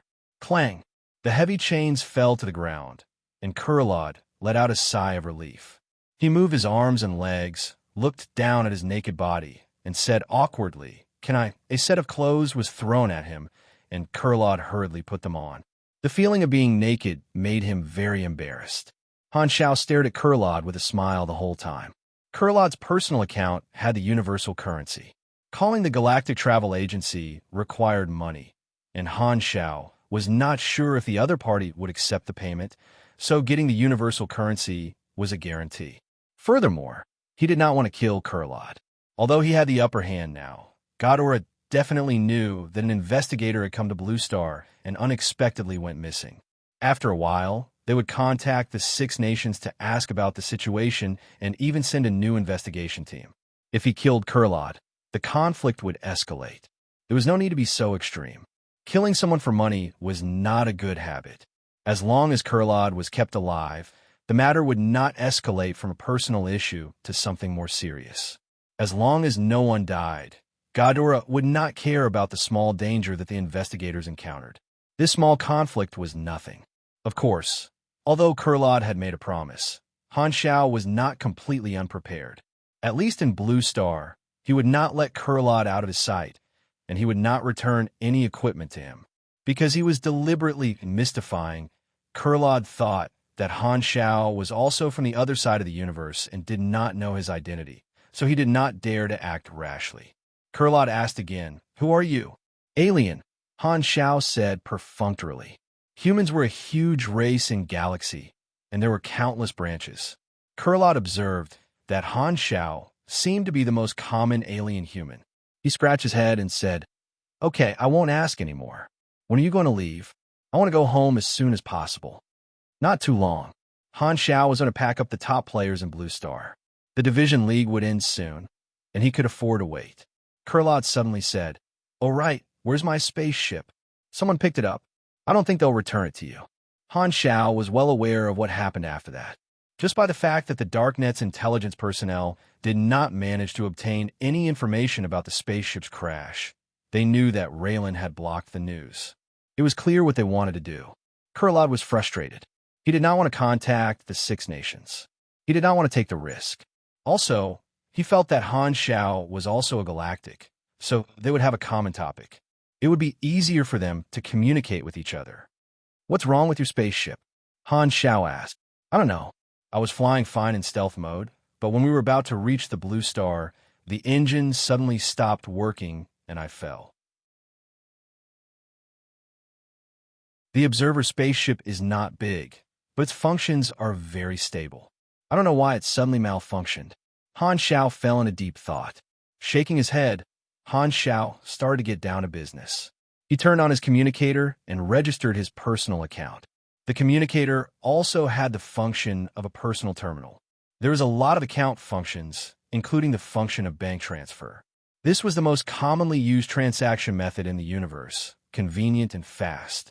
Every civilization had their own galactic bank, and the most authoritative ones were naturally the banks of the three universal civilizations.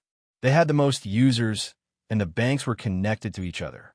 They could be used anywhere in the universe. Han Xiao randomly chose one and asked Kurlad to transfer the money. Ding! "Your account has been transferred 878 anas," the terminal said in a pleasant synthetic female voice. "So little? You're too poor." Han Xiao could not help but complain. Anas was the universal currency, the most commonly used unit of currency in the universe. Kurlad's face turned red. "I don't have the habit of saving money. Being an investigator is a tough job. I need to enjoy." "Wait, why am I explaining to you?" He suddenly realized that he was the one being robbed. Why did he feel embarrassed? Because he did not have enough money. What's wrong with him? With the money in hand and the goal accomplished, Han Xiaoxin calmed down. He calculated the days. The Blue Star Division finals were still in a dozen days, so he could contact the Galactic Travel Agency in advance. There were hundreds of channels on the communicator. Han Xiao searched and entered the Garten Star System Travel Service channel. The screen showed a long list of travel routes, and a cold synthetic voice sounded. "Do you want to filter?" "Confirm. Your location?" "Blue Star, Star Zone 9. Destination?" Han Xiao paused and said, "Ubarely Hub. Please select your price." "The cheapest one." Han Xiao glanced at Kerr, Tyrant Lot. "Number?" "Dozen." "Race?" "Human." "Have you ever used the Galactic Travel Agency before?" "Yes." After answering more than 20 questions, Han Xiao finally filtered out the results. There were only 5 travel agencies left. Galactic Travel Agency was a very broad service, and many large corporations provided this service. It was one of the cheapest ways to travel in the galaxy, almost like a private car. To be more precise, it was more like a public spaceship. Han Xiao had his eyes on the Shorthorn Star Travel Agency. This was a very reputable galactic travel agency. After choosing, he connected the communicator to the Shorthorn Star salesperson's line so that both parties could discuss the details in person. "Hello. Thank you for choosing the Shorthorn Star.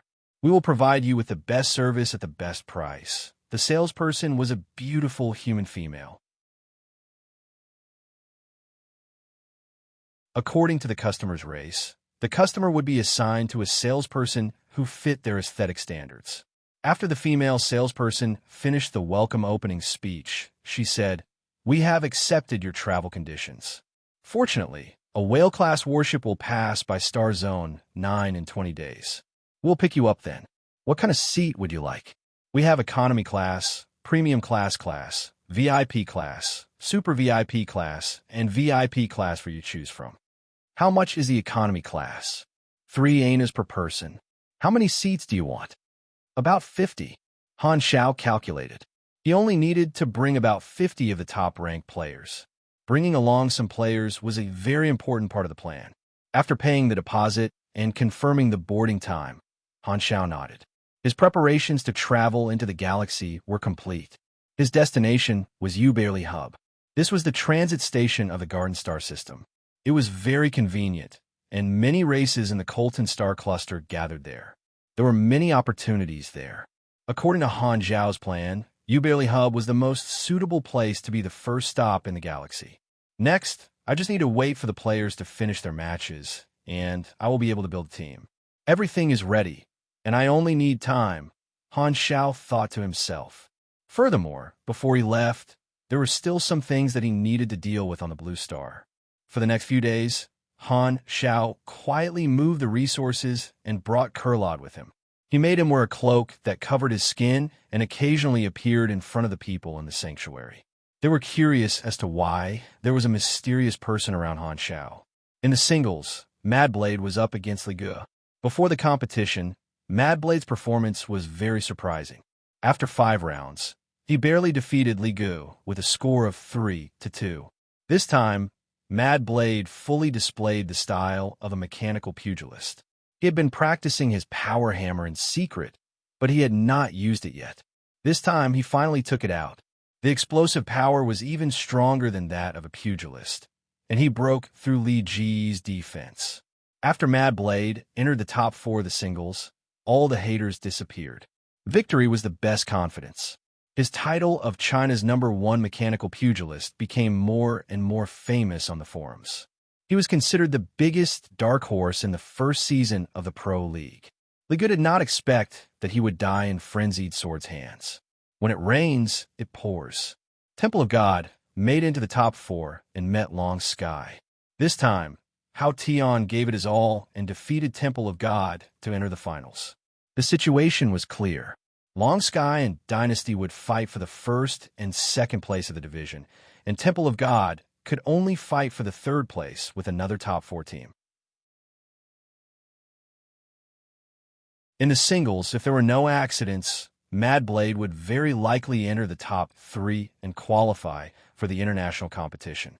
As for the champion, it was not that Han Xiao looked down on Madblade, but Dynasty's King Admiral was just too strong. His skills, mechanics, and personal attributes were almost invincible in version 1.0. Dynasty had the momentum to win the double championship, and the media was very optimistic. However, even so, Madblade's results and fame were much better than in Han Xiao's previous life. Training him was not a waste. After playing in the Division League for about half a year, the highest level players had already reached the upper limit of level 60. Just as Han Xiao was secretly preparing, Bennett suddenly called. "I'm already at Sanctuary 3. Where are you? Why are you suddenly here?" Han Xiao joked. "Did you miss me? What do you think?" Bennett's tone was serious. "Where did you hide that alien? You didn't eat it, did you?" Han Xiao's smile disappeared, and he frowned. "Wang Jian told you?"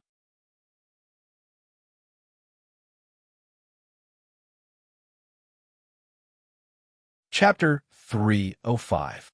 In the Tower of Sanctuary 3, Bennett stood in front of the window with his hands behind his back. He looked down at the players walking around the square with a deep gaze. The door was pushed open, and Han Xiao walked in. Bennett turned around with a serious expression. "Is that alien still alive?" Han Xiao moved aside, and Kurlad also walked in. Bennett narrowed his eyes. It was his first time seeing an alien, so he could not help but take a few more looks at it. "Native, what are you looking at?" Kurlad said unhappily. "He's speaking our language?" Bennett was surprised. Helpless, Han Xiao pointed at the translator and explained. Only then did Bennett feel relieved. The alien's technology is indeed high-end. Bennett sighed. He looked at the two of them and asked, "Didn't you catch him? What does it look like? We've reached a consensus." Han Xiao did not want Kurlad to hear the rest of the conversation, so he took off the translator. "How do you know about the alien?" Han Xiao asked. Bennett shook his head and said, "Raylan told me. Otherwise, I wouldn't have known about the alien's arrival. They found you and confirmed that you caught the alien, so they contacted me secretly and asked you to hand the alien to them." "Raylan?" Han Xiao was not surprised. According to the clues, they could indeed find him. He had not planned to hide it, because there was no need to. What if I refuse? Their official statement is that they will not rule out violence. Raylan's attitude this time is very firm.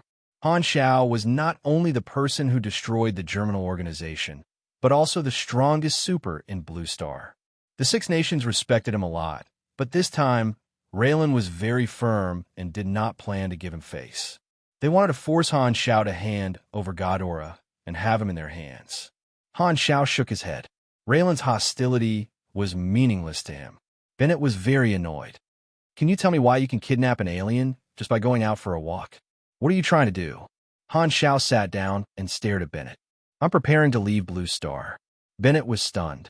Are you trying to ascend to heaven? This news was too sudden. After a while, Bennett came back to his senses and asked in surprise, why? You can't really be an alien, right? Compared to the starry sky, the Blue Star is just a small, remote place. The world is so big, I want to see it. Han Xiao smiled. So this is the reason for capturing aliens. Bennett quickly adjusted his state of mind. After all, he had been through a lot. He said with some regret, you are a like-minded partner. If you have really decided, I can only wish you success. I will miss you. Han Xiao stared into his eyes and said with a smile, that is a much bigger world. Are you not moved? Do you want to go with me? Bennett was slightly dazed. It was as if he saw the boundless starry sky in Han Xiao's eyes. A man's romance was the sea of stars. The higher one stood, the further one could see. His heart throbbed, and his instinctive desire to explore rose continuously. However, Bennett quickly calmed down and shook his head. The sanctuary is my philosophy. Sorry, I still have to continue this career. Han Xiao hesitated for a moment before saying, actually, there is another reason. A catastrophe will sweep through Blue Star in 2 to 3 years. I have foreseen this scene. It is a terrifying catastrophe, and there's only a slim chance of survival. Are you really not going to leave? He decided to remind Bennett of the arrival of the mutation disaster. No matter what, Bennett had treated him well, and it was very dangerous to stay in Blue Star.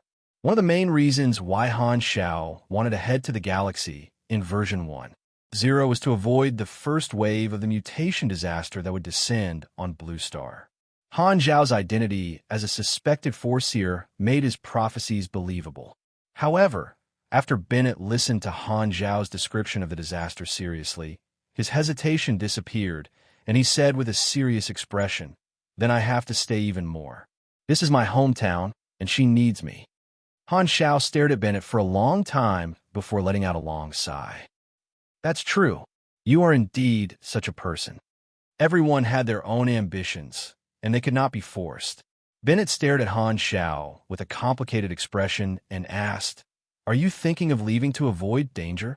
Han Xiao smiled and said, the solution to the disaster is hidden in the galaxy. I'm not only trying to avoid danger, but also to find a solution in the galaxy. He was indeed not lying to Bennett. Finding a way to solve the mutation disaster in version 2.0 was also part of his plan.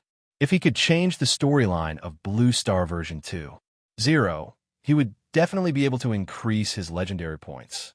Hearing that, Bennett smiled and said, I was not wrong about you. When I heard your speech in the past, I knew that we were the same kind of people. Of course not. Han Xiao's mouth twitched. That speech was copied from Bennett's original words. The last time Han Xiao went to Sanctuary 1 to find him, he saw that speech hanging in Bennett's office. He even specifically stated that the original author was Han Xiao, continuously expressing his respect for that sentence. This made Han Technician feel a little awkward. However, although the starting point was different, the goal was the same, so there was no need to talk about motives. Since he knew what Han Xiao was thinking, Bennett threw the ultimatum of Raylan out of the window. How are you going to leave Blue Star? I have already arranged it. You will know when the time comes. Seeing that Han Xiao did not want to reveal the details, Bennett could only suppress his curiosity and said, if you leave, Sanctuary 3 will need to choose a new person to be in charge. Do you have a recommendation? Han Xiao thought for a while and said, Huang Yu. He is the one who handles the daily affairs of the sanctuary. He is very familiar with the situation here, so he is the most suitable person to take over. After the influence of the Pro League, the impression of Sanctuary 3 as a main city had been formed. Even if he left, it would not affect the status of the sanctuary. Sanctuary 3 had his name on it, and every player who came would have a deeper impression of him. However, the players in the sanctuary would not be able to enjoy his various functions, and this might cause the sanctuary to lose some of its popularity. Han Xiao suddenly had a new idea. Maybe there's a way. Even if I leave the planet, I can continue to strengthen the influence of the sanctuary. Since he had already revealed the mutation disaster to Bennett, this prophecy should have more uses. Han Shao thought about it for a while and came up with a concrete plan, which he kept in mind. On the other hand, Bennett felt that Huang Yu was a good choice. Suddenly, he said with a serious tone, "There are too many Inhumans in Sanctuary 3, even more than the refugees in the Sanctuary. They take up too much space. Their origins are unknown, and they are too mysterious. This is a security risk. I don't know how you can make them work for you, but if you leave, what will they do? When the disaster comes, the Inhumans will very likely be the backbone of the Sanctuary. Don't be too harsh on them. You have to accept them and accept them." As the players grew, the various organizations in Blue Star became more and more wary of the Inhumans. Bennett was not an exception. Only by convincing Bennett could he ensure that his achievements in Blue Star would not be ruined. Hearing this, Bennett's expression changed. "If that's really the case, I will take it seriously." Although he was wary of the Inhumans, knowing that the Inhumans could protect the sanctuary, he immediately changed his attitude. This reason was very useful to him. The two of them chatted for a while more before Bennett stood up and said goodbye. He came this time to deal with Raylan's warning, but he accidentally found out about Han Zhao's next move. As such, Raylan's warning was no longer a concern, and he did not need to worry. Instead, it was the catastrophe that Han Shao revealed that made his heart feel heavy. He felt as if there was a dark cloud hanging over the road ahead. He decided to immediately go back and write a crisis plan to increase the sanctuary's defense and speed up the progress of the plan. Bennett could not bear to part with a partner like Han Shao, so he sincerely said, "I hope everything goes well for you. We will meet again soon." Han Shao reached out his hand and shook Bennett's. The two of them looked at each other and smiled. Bennett's arrival reminded Han Shao that he should inform some of his friends. Hela and Aurora were staying in the sanctuary because of him, so Han Shao decided to inform them first. That night, the moon was bright and the clouds were clear. He gathered Hela and Aurora and revealed that he was going to travel to the galaxy. As expected, the two of them were extremely shocked, and their faces were filled with disbelief. "Han Shao, what is the universe like? Have you ever met an alien?" Aurora hurriedly asked. In the past few days, Aurora had been resting in the sanctuary and had already recovered. Han Shao finally corrected the way she called him and was no longer called an old-fashioned uncle. Han Shao asked Kurlad to come closer and said, "This is an alien." Aurora's bright eyes were filled with curiosity. "An alien looks like us. Will it bite?" This question again. "Can you natives be more knowledgeable?" Kurlad's face darkened. He could not take it anymore and roared, "You are the one who will bite." Bang! Kurlad fell flat on his face. Han Shao put down his hand and said with an unfriendly face, "Be more polite to children." Aurora shrunk back and mumbled, "Aliens are so scary."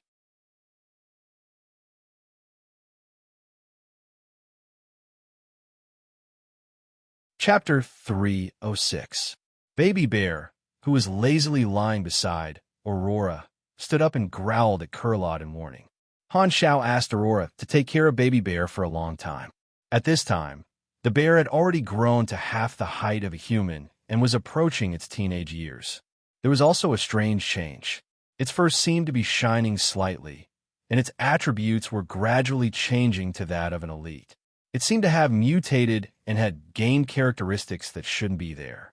Aurora's Esper ability seemed to have the effect of catalyzing the evolution of life. Young individuals who stayed by her side would experience special growth. Some time ago, Han Shao found out that Aurora's Esper ability was called Dawn of Life. Her potential was the same as Hela's, which was S rank. This discovery made him very excited. The source of this information was, of course, the battle information. Of course, it was not him attacking Aurora. He found that he had fallen into the wrong mindset.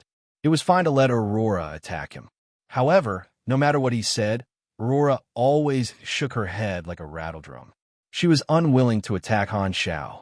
She thought that Han Shao was dissatisfied with her in some way, so she felt wronged and teared up. In Aurora's heart, there were only two people close to her in the world. One was her sister Hela, and the other was Han Xiao, who tore open the darkness and brought her light when she was in the deepest despair. Other than her sister, only Han Xiao was good to her. These two were the only people she could rely on. Therefore, she cared a lot about Han Xiao, just like her own brother. It was not easy for him to use the excuse of testing the armor's performance to make Aurora shoot at him. Only then did Han Xiao get the information. His initial target was only Hela, but Aurora also had the same level of potential. It was like a buy one, get one free, which made him very happy. In the original storyline, Aurora had been nipped in the bud, and her future achievements were unknown. This time, she had a chance to grow up. Moreover, this little girl was much more dependable than her older sister. She was another potential asset. Han Xiao gave Hela a look, got up, and walked to the side. The following words needed to be discussed in private. After a while, Hela walked over and stood side by side with him. She frowned and asked, "What's the matter? Would you like to leave this planet with me? Why did you invite me?" Hela's eyes moved slightly as she turned to look at Han Xiao's side profile. "Not only you, but also your sister. I know that you two won't separate." Hela lowered her head and pondered. After a moment of silence, she slowly said, "I'm not leaving." Han Xiao raised his eyebrows. "I asked Bennett the same question. It's understandable that he didn't come, but why did you refuse?" "It's dangerous," Hela said. "I need to take care of my sister. It's still dangerous to stay here." Hela's face sank. "What did you foresee this time?" Han Xiao roughly described the mutation disaster and said, "Even if you stay on this planet, the disaster will find you sooner or later. You and Aurora have a lot of potential, and your future is destined to be in the universe. Are you not going to leave with me?" Hela lowered her eyes and fell into hesitation. The silent atmosphere was like the lonely moon hanging high in the night sky. After a long time, Hela turned around and said softly, "I'm not going." Han Xiao looked at her deeply, lit a cigarette, and puffed out a mouthful of smoke. "Okay, I got it." His tone was very casual, and he did not have any intention to probe further. This caused Hela to be puzzled. She frowned and said, "You don't want to know the reason?"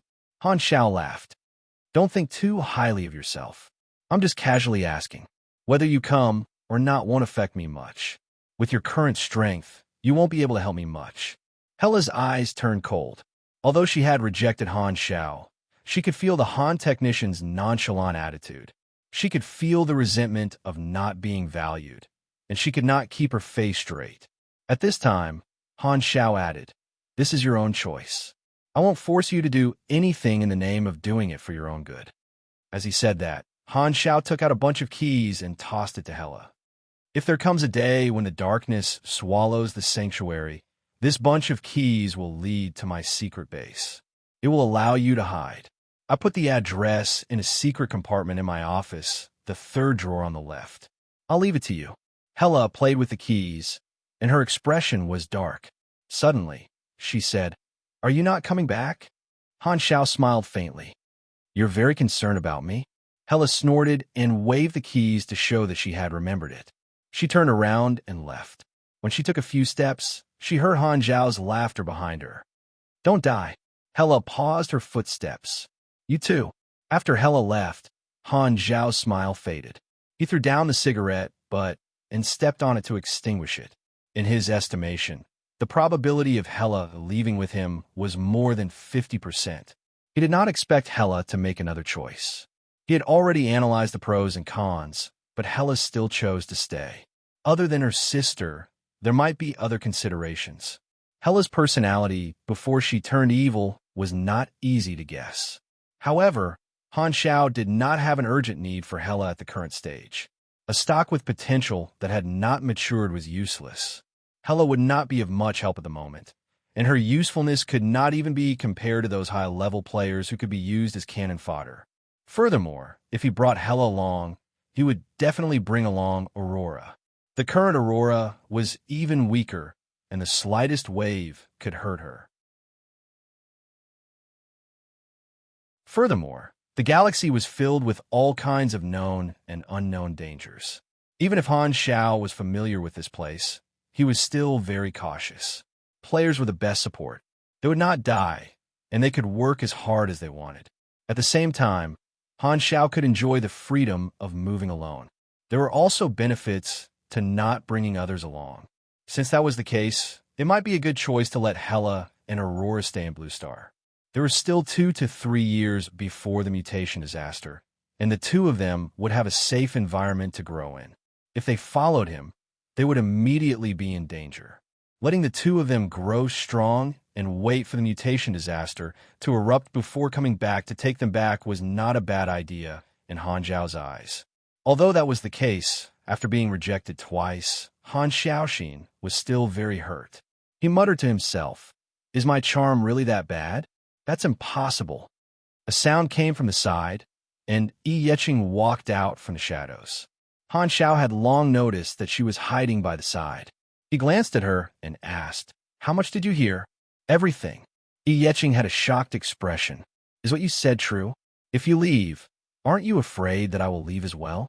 You exchanged me with you, but now you don't need me anymore? You're free, but it's best that you stay in the sanctuary." I wasn't joking when I said the mutation disaster. Yi Yeqing had a complicated expression. She nodded and turned around to leave. Han Xiao narrowed his eyes as he looked at her back and shook his head. The prisoners on the Bell of Death Island were new characters that had appeared in version 2.0, and Yi Yeqing was one of them. He had gotten her out in advance, and Yi Yeqing would be able to develop a medicine that could suppress the mutation disaster in the future. The human heart was hard to control, but he felt that the chances of Yi Yeqing staying behind were not small. She was someone who cherished her life and was passionate about medicine research. With so many players in the sanctuary, it was the best place to experiment, and Yi Yeqing was very attractive to him. Bringing along 50 experts was an important part of the plan. After the Pro League ended, when the players were still unsatisfied, he could start to implement it. Now that the finals had already been completed, it would be done in a few days. Han Xiao was also thinking about how to bring the players away. On this day, Raylan bypassed Bennett and contacted Han Xiao directly, giving him an ultimatum. His wording was very strict. "Black Phantom, we know that you have captured Ghidorah's messenger. You have made a big mistake. We respect your contribution in the Germinal Organization battle, but we will not allow you to do whatever you want.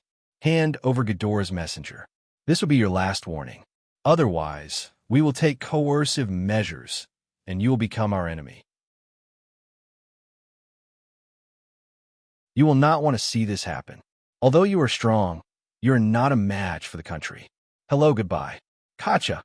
Han Xiao hung up the call, rubbed his nose, and looked helpless. Raylan did not give up and wanted to pressure him, but Han Xiao did not want to waste time talking to them. Han Xiao was sitting in his office, and Kurlad was beside him. Han Xiao brought him everywhere he went. This Ghidorah person was leaning against the window, carefully observing the players in the square. He suddenly spoke. "Is this the special phenomenon of your planet?" Kurlad still remembered the investigation mission. During this period, he had also discovered the so-called inhuman phenomenon and saw the characteristics of many players.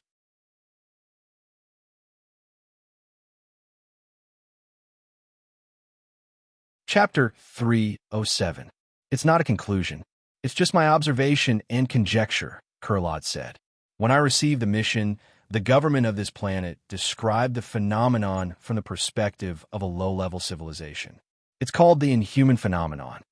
They said that this group of inhumans appeared out of nowhere, and there were more and more of them. They couldn't tell where they came from, and they just blended into the planet's environment. Their behavior was weird, but they had a special connection with each other. They couldn't die, and they had extraordinary learning habits and growth potential." He talked for a long time about the Six Nations' views on the players, as well as his observations during this period. Han Xiao wanted to know what the higher-leveled civilizations had to say about this. The most distinguishing thing is that they can't die and can be revived. Their personality doesn't change. Kurlad finally revealed the aura of an investigator and said, "There are many reasons for this effect. The simplest one is that this is a group awakening. It's very rare, but there are many examples. A more complicated one, like the life projection technology, could be an experiment by a higher-level civilization. Or it could be that the planes overlapped and created a rift, and this group of inhumans is actually a special creature that accidentally descended from another plane. Or perhaps it was some sort of unintentional high-dimensional projection, the migration of distant civilizations, the projection of time, or a new species that mysteriously appeared under certain rules, and so on. There were more than a dozen theories that could cause such a phenomenon. Just I alone knew of more than 10 theories. The most difficult one is the space wonder. Personally, I think this phenomenon is the least likely. Kurlot explained, there's another big characteristic of the Inhumans. The sudden appearance and the increasing number of Inhumans is more likely to be man-made. We need to use special tools to trace back to the source and see if there are signs of other civilizations. However, we need to apply for a rare detection tool from our superiors. If the civilization behind this is too advanced, Ghidorah won't be able to find out. But to be honest, I don't think there's anything on this planet that could catch the attention of an advanced civilization using life projection technology. If we exclude man-made factors and replace them with natural factors, the chances of the planes overlapping are not small. The orbit of this planet may have intersected with a huge crack in the plane, which is why the aliens suddenly appeared, and they are endless. This phenomenon will only disappear when this planet leaves the crack. The crack passage is two-way. Has there been any cases of sudden disappearances on this planet? Han Shao suddenly froze. Didn't Hannes and the others suddenly disappear? Could there really be a crack? No, the players definitely didn't have much to do with the rift, but there was still a possibility of the existence of a plane.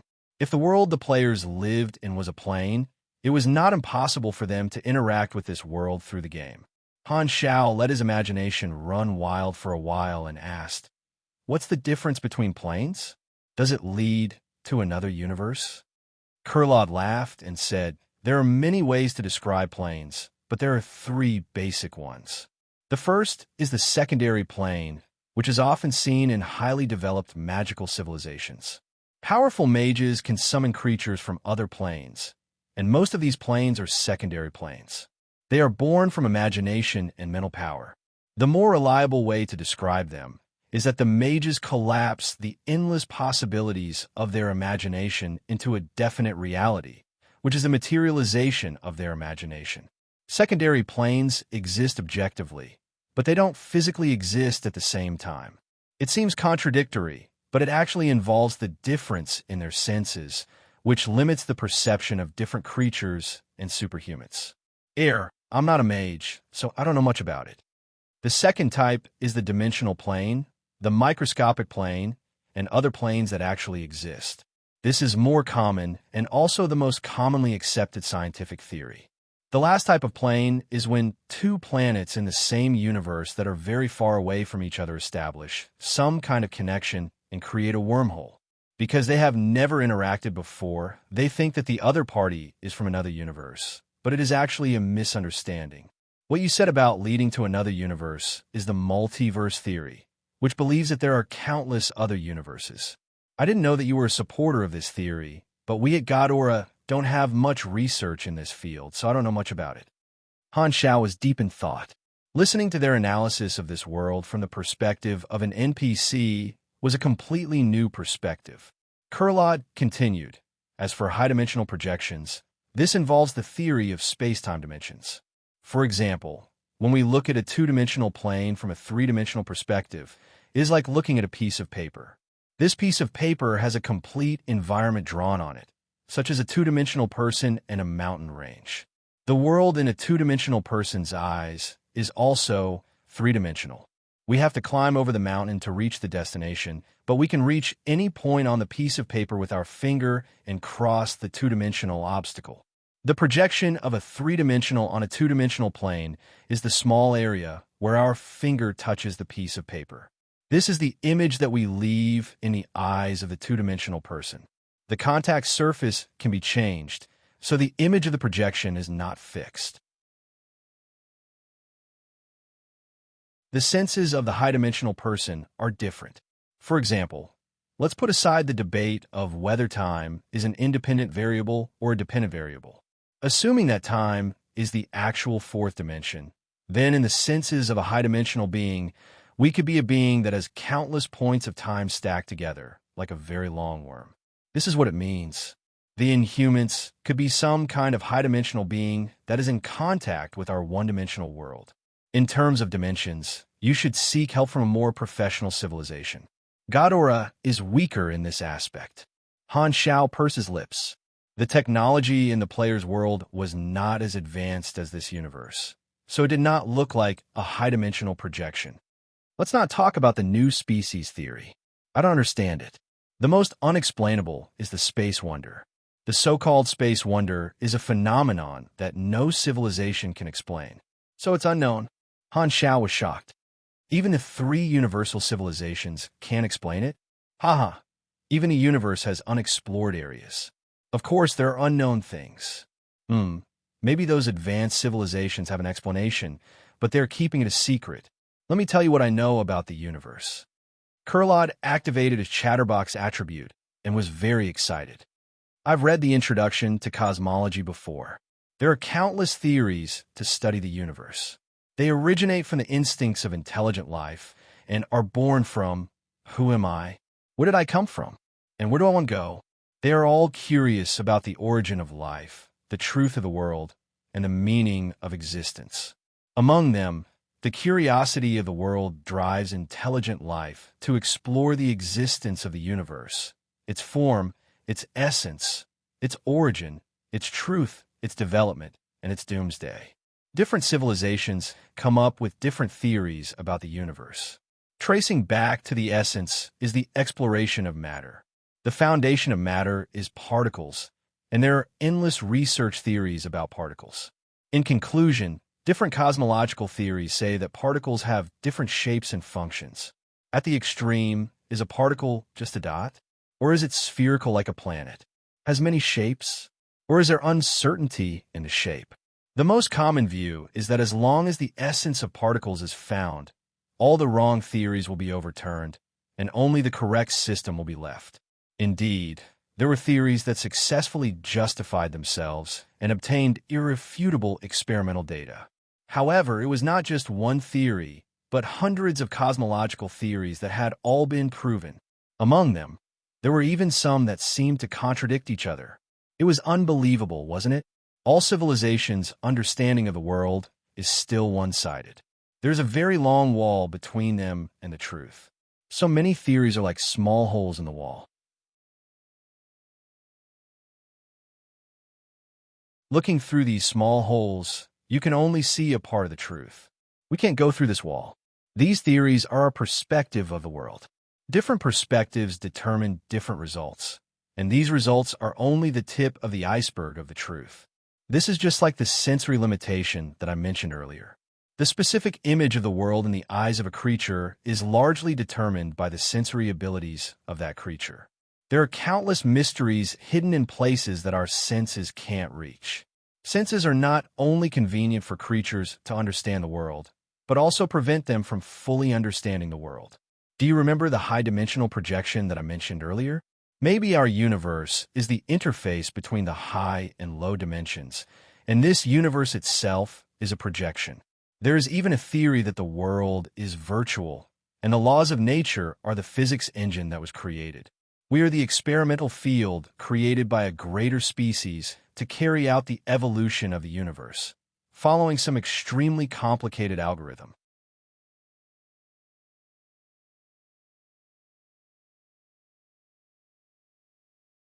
Chapter 308. Han Xiao raises eyebrows. This theory has been proven as well. Not really. Kurlod flicked his ponytail. They believe in the existence of a creator or a great being. Similar theories involve theology, and they can't avoid the arcane church, one of the 3 universal civilizations. Their system is based on spirit and mystery, and they believe that there is an indescribable great being. This is the source of their belief and power. Stop. I know what the arcane church is like, Han Xiao interrupted. All right, where were we? Oh, the theories are different. but they all extend to countless technologies and applications. Therefore, these theories and knowledge systems are just tools to understand the world. There are differences in whether the tools are useful or not, and there are differences in difficulty in using them. The right tool does the right job, but there is no universal tool, which means that there is no theory that can be applied to all phenomena. The results of every tool are different. For example, our Godora's cornerstone theory believes that all particles are magical factors.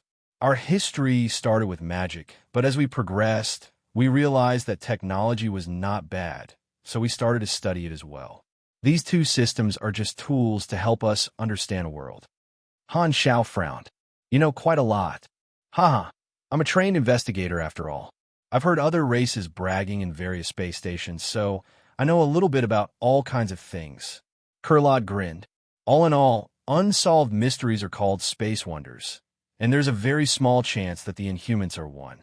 Space wonders, huh? Han Xiao made a mental note of it. At this time, a tsunami of cheers came from the direction of the arena. Han Xiaoxin opened the forums, and a sensational video was being played. The audience was cheering like a tsunami. The result of the last battle was out, and the champion was born. In the team competition, Dynasty won the division by a small margin. Long Sky was the runner-up, and Temple of God was the runner-up. The three powerhouses did not fall behind and took the top 3. The other clubs that made it to the top 8 also did well. The king and noble generals triumphantly won the individual competition, winning 2 yokes for the imperial court. Their glory was limitless, and the imperial court's reputation was unparalleled. Mad Blade defeated another semi-finalist and won 3rd place. He was a new face and was known as the biggest dark horse of the tournament. The Blue Star Division's top 3 teams and individuals had all received invitations to the international regular season. The 3 teams were all Chinese clubs, and countless players were looking forward to the Chinese clubs competing with the other divisions to obtain good results in the international regular season. The atmosphere on the forum was very lively. It was as if they were celebrating a festival. Dynasty was the most popular. The division finals came to an end. There was still a year of preparation before the international regular season. The Pro League was considered to have come to an end, but the excitement of the players had yet to subside. Countless posts were analyzing their opponents in the other divisions and giving suggestions to their own teams, cheering them on. The clubs that had achieved good results also held press conferences to promote their teams. It was bustling with noise and excitement. It's finally over. Those pro players are finally free. Han Zhao's eyes sparkled as he prepared to carry out his plan to bring the players away. Shelter Square. The players coming and going were still immersed in the excitement of the Pro League, discussing their idols. Occasionally, a pro player would appear to gain popularity, attracting onlookers from time to time. Of course, there was also a group of African brothers who firmly believed in their European heritage. When it was time, they would wait at the spot where Han Xiao usually appeared, eagerly waiting for a new batch of boxes. It's coming, it's coming. The old brothers stretched their necks. The truck drove over from afar. Han Xiao stopped the truck and walked down. He did not sell boxes like he usually did. He looked around and suddenly said, I have a difficult mission that requires helpers. Select qualified members to follow me on an adventure. If you're confident, you can accept my test. Only those who pass will be qualified to become my teammate.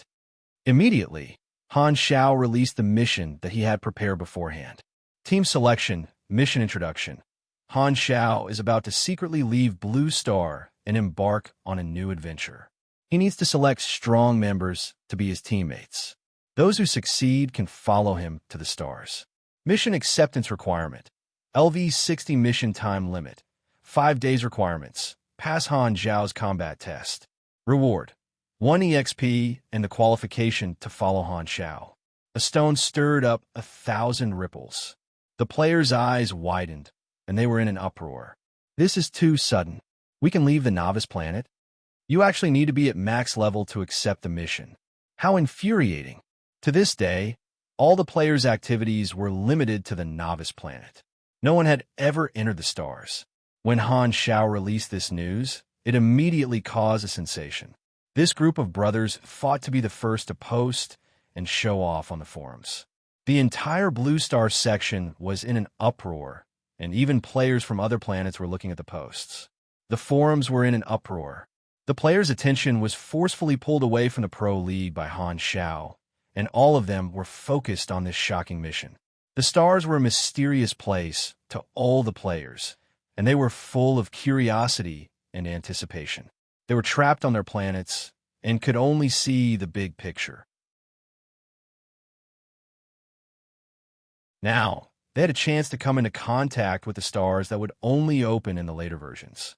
The players were shocked at first, but their hearts were burning with excitement. This was an opportunity.